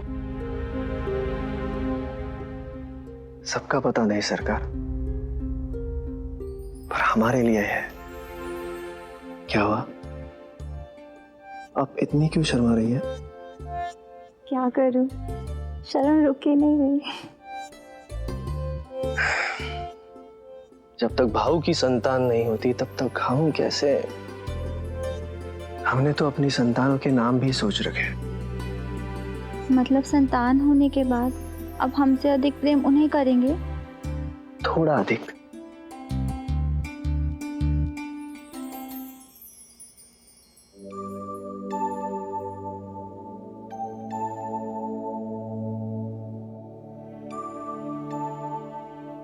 आई साहब, आप हमसे अभी भी क्रोधित हैं?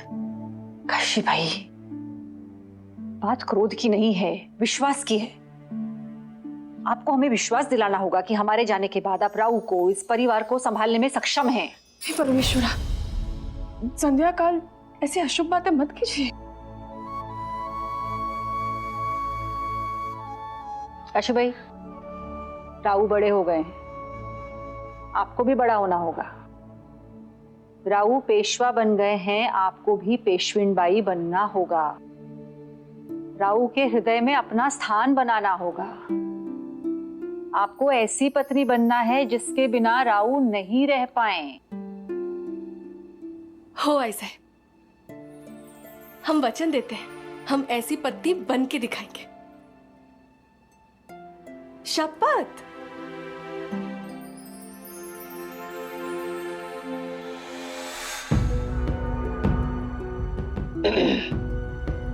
आओ पंडित जी, सुबह से आप ही की प्रतीक्षा कर रहा था मैं। ऋण चुकाने के सारे उपाय सोच लिए मैंने। बस संसार की सारी समस्याओं का हल तो आप ढूंढ लेते हैं भाऊ, पर खुद की समस्याओं का क्या?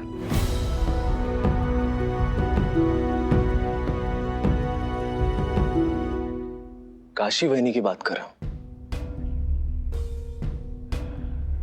काशी भाई से आज कुछ ज्यादा ही कठोरता से बात कर दी मैंने। भाऊ, जो हुआ उसकी नहीं, जो नहीं हो रहा है उसकी बात कर रहा हूं। भाऊ, आप युद्धाभ्यास रोज करते हैं। आप खुद कहते हैं युद्ध एक कला है, और कला को अगर समय ना दिया जाए तो कला आपसे रूठ जाती है। समय संबंधों को ना मिले तो संबंध भी रूठ जाते हैं भाऊ।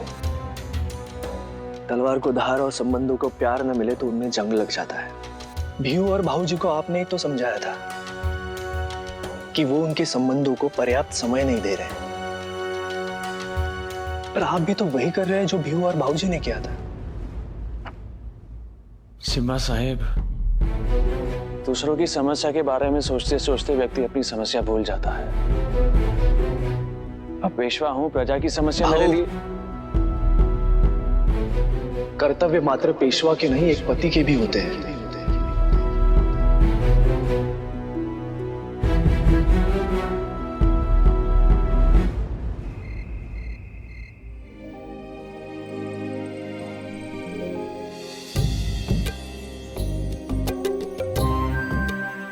अब आप ये मत कहिए कि आपने ध्यान नहीं दिया कि वहीनी साहब कितनी सुंदर लगती है।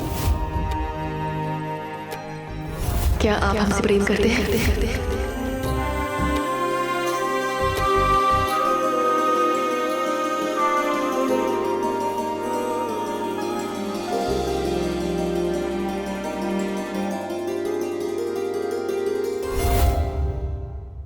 अब मैं पेशवा हूं काशी भाई, और आप मेरी पेशवेंट भाई, इसीलिए अपनी जिम्मेदारी आपके साथ बांटना चाहता हूं।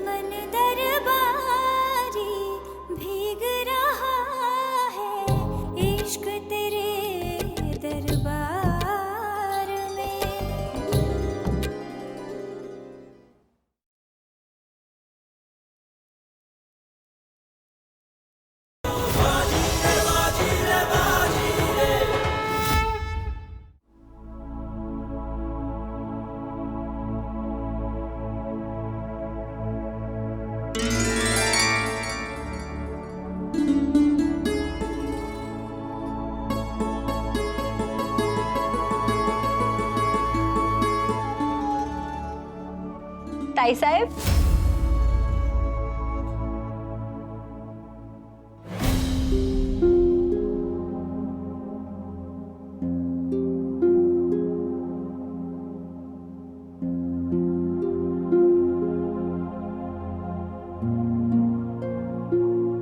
प्रेम कपल और राव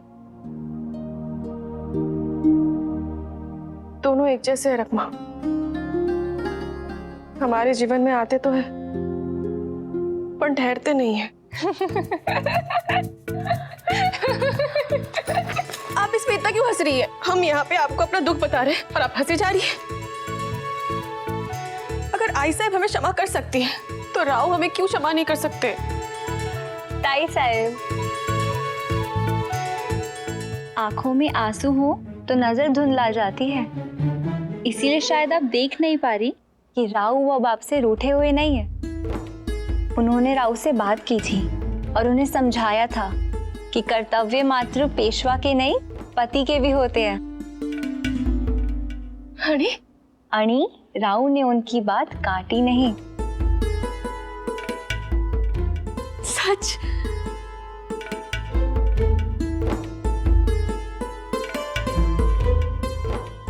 आपको हमारी बात पे विश्वास नहीं है ना? तो आइए एक काम कीजिए, आज बहुत शुभ दिन है, आप अपनी आंखें बंद करके महादेव से अपने दिल की बात कह दीजिए। रात पूरी होते होते बात पूरी हो जाएगी।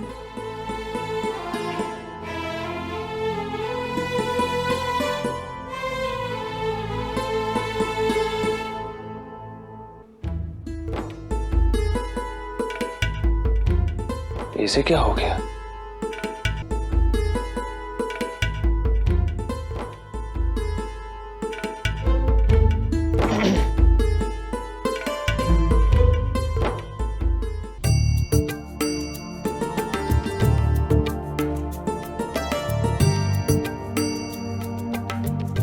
आप अंदर नहीं आएंगे? आप? हाँ काशी भाई, मैं आपको छत पर बुलाने आया था। छत पे? आप आएंगी ना?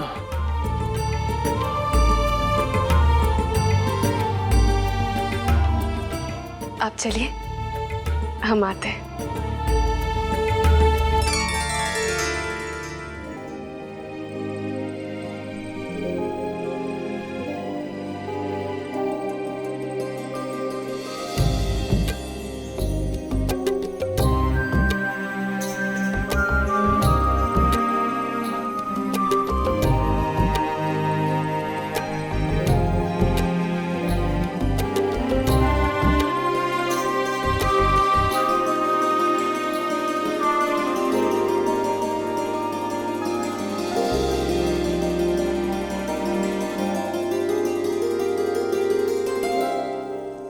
हमें तो लगा था कि आज ये प्रेम के 2.5 अक्षर पढ़ेंगे, पर ये 2 बही खातों में गुनाह करने में व्यस्त है।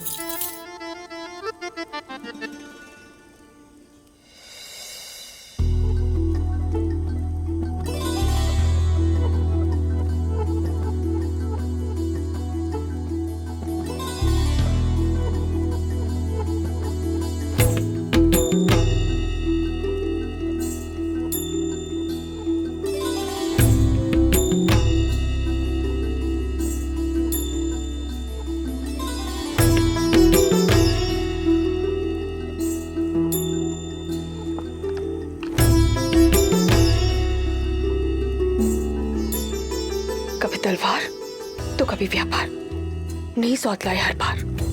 कुछ कहा आपने काशी बाई? जी नहीं तो। हम आपसे एक आवश्यक बात करना चाहते हैं।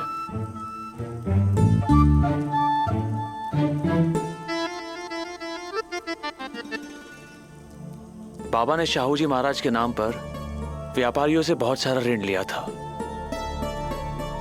इस ऋण को चुकाना हमारा दायित्व है। धन कमाने की शुरुआत धन बचाने से होती और धन बचाने की शुरुआत घर से। अब मैं पेशवा हूं काशी बाई और आप मेरी पेशविन बाई। इसीलिए मैं अपनी जिम्मेदारी आपके साथ बांटना चाहता हूं।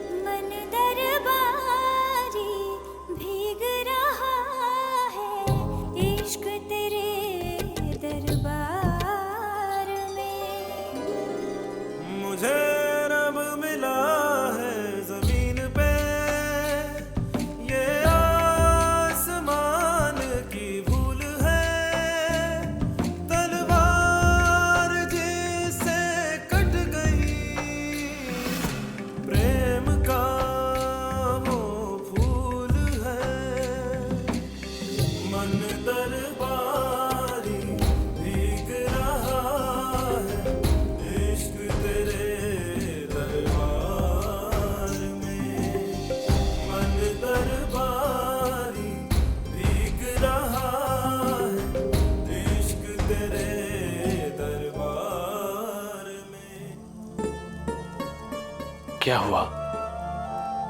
कुछ तो हुआ।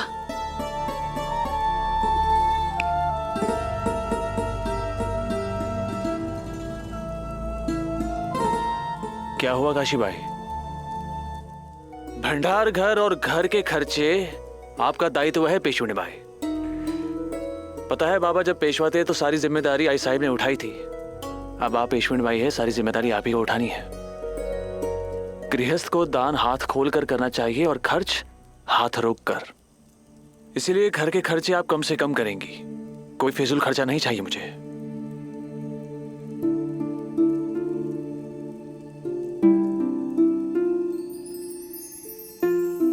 क्या हुआ काशी बाई, आप जिम्मेदारी से नाराज है? जी नहीं। फिर हमसे? हो।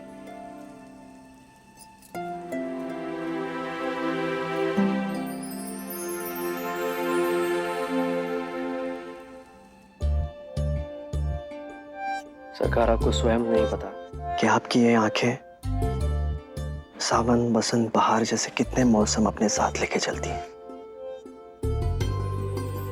आपने इतने शास्त्र पढ़े हैं, किसी में ये नहीं लिखा कि पत्नी की झूठी प्रशंसा नहीं करनी चाहिए? दिल से निकली कोई भी बात झूठ नहीं होती। पर झूठे दिल से निकली बात झूठी होती है। पर ये झूठ हम फिर से सुनना चाहते हैं, पर दूर से।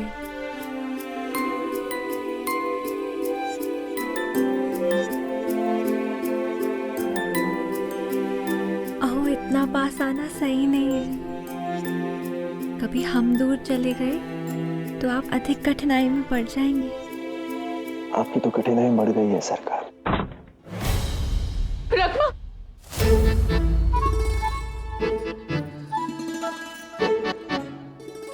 क्षमा जय अप्पा, हमें रकमा से कुछ बात करनी है। पर हुआ क्या है वहीनी? ये बातें दो औरतें ही कर सकती हैं, हम आपके सामने नहीं कर सकते।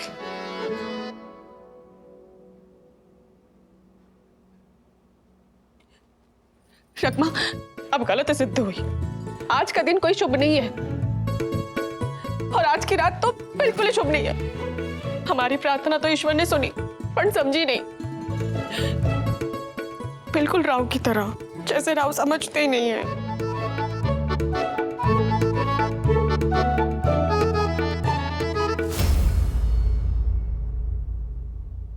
आप ये किसे इशारा कर रही हैं? हम बस ये कह रहे हैं कि धैर्य का फल मीठा होता है। नहीं नहीं नहीं नहीं नहीं, हमें कोई मीठा फल नहीं खाना है। इस मीठे फल के चक्कर में वो समय कब आएगा जब हमारा भी मन खट्टा खाने को करेगा। पता है रकबा, आई साहब ने कितनी सरलता से कह दी कि हमें राव के साथ समय बिताना चाहिए ताकि हम एक दूसरे को समझ सके। पर राव हमें समझने की जगह हमें बही खाते समझाएंगे तो कैसे चलेगा रकमा?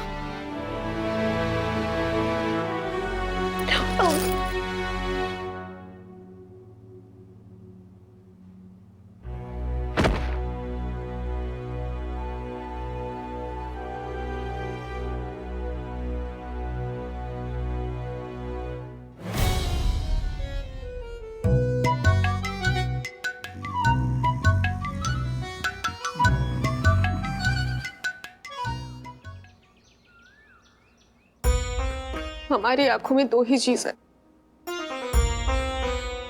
एक आंसू और दूसरी राव की प्रतीक्षा। रकमा कब आए?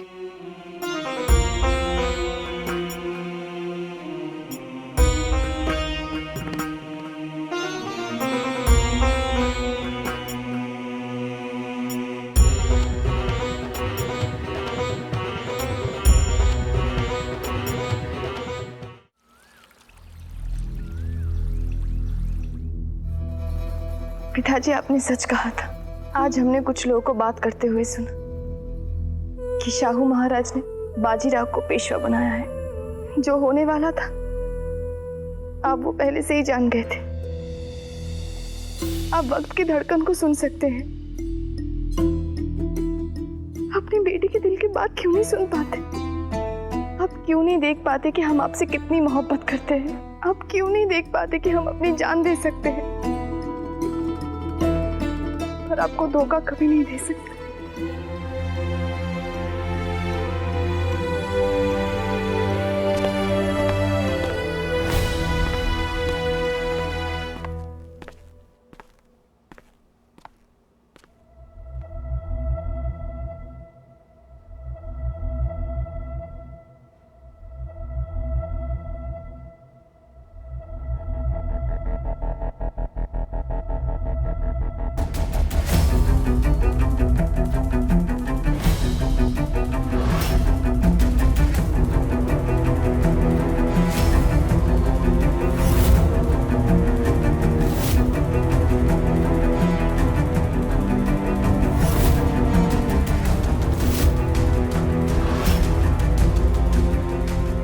ये सोने की पायल इस आया के पास कैसे आई?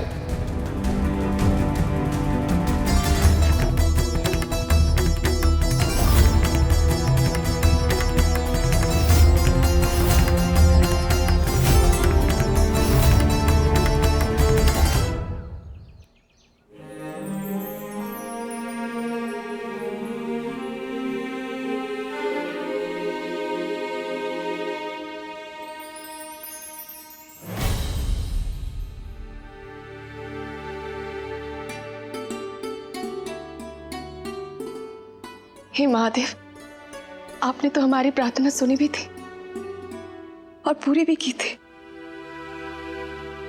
हमें मूर्ख थे। जब देवता घर पे आए तभी हमें तीर्थ पे जाना था।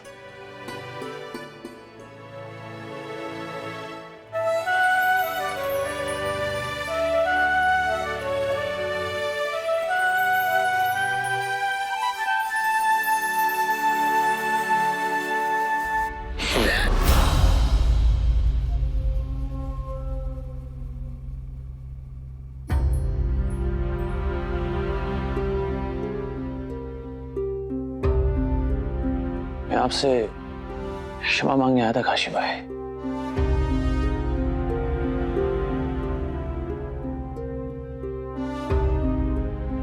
कल रात को आपको छत पर बुलाकर बही खाते और जिम्मेदारियों की बात कर आपका मन दुखाया काशी भाई।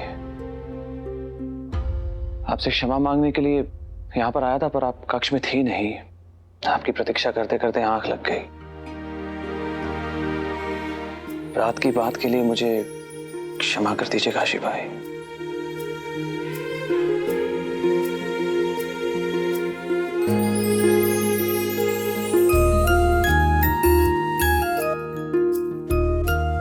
कुछ कर काशी, वरना रोती ही रहेगी कि राव और प्रेम का पल आते तो है पर ठहरते नहीं है। अरे ठहरते नहीं तो तू ही रोक लेना जाके। राव वो भीग रहा है इश्क तेरे दरबार में, मन दरबारी भीग रहा है इश्क तेरे दरबार में। है आसमान का नूर तू, मेरा फख्र तू है गुरूर तू, मैं कोई दुआ जो करूं कभी शामिल है उसमें जरूर तू। तू खाक है तू ही आसमान, तू सच है तू ही दास्तां। मेरे खून में जादू में तू जुनून में, तू यकीन में तू ख्याल में, तू जश्न में तू मलाल में, तू चाँद में तू ईद में, तू दिल में तू उम्मीद में, तू रात में तू बात में, तन्हाई में तू साथ में, हर शय में तू हर जगह तू, बड़ी महंगी पड़ी ये यारी।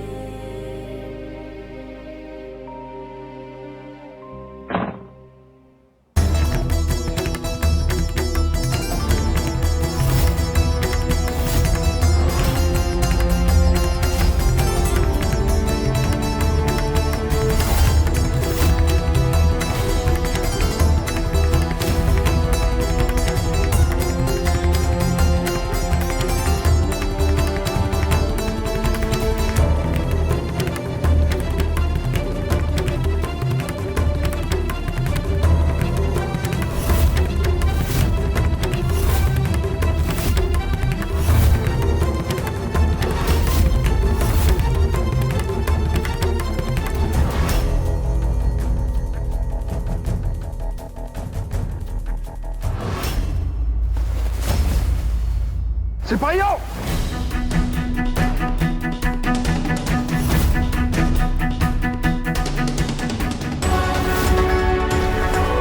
ये लड़की मस्तानी है। मस्तानी हमें चाहिए, जिंदा या मुर्दा। पकड़ो।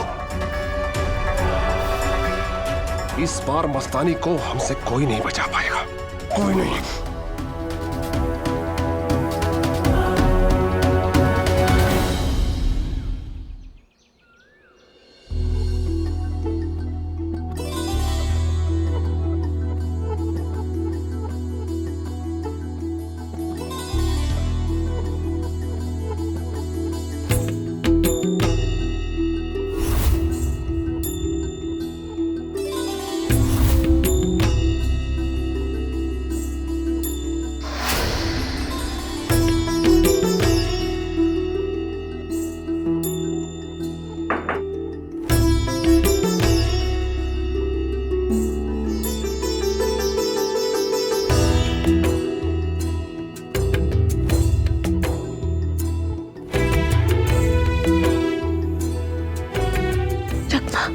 हमारी प्रतीक्षा समाप्त हुई।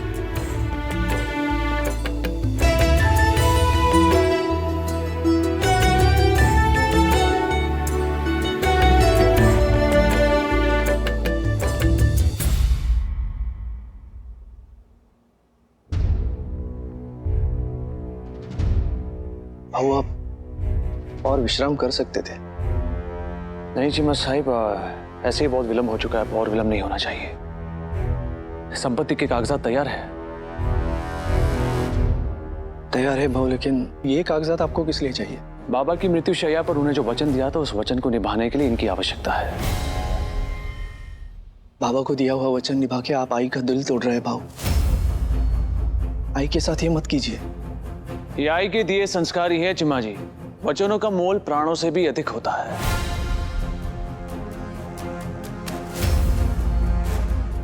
आपको आपका कर्तव्य निभाना है तो निभाइए, पर जिनके कारण मेरे आई को चोट पहुंची है उनके लिए मेरे मन में कोई सहानुभूति नहीं है।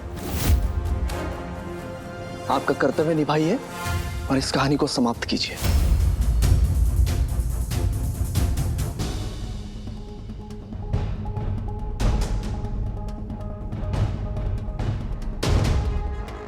काश इस परिवार में मुझे कोई समझ पाता।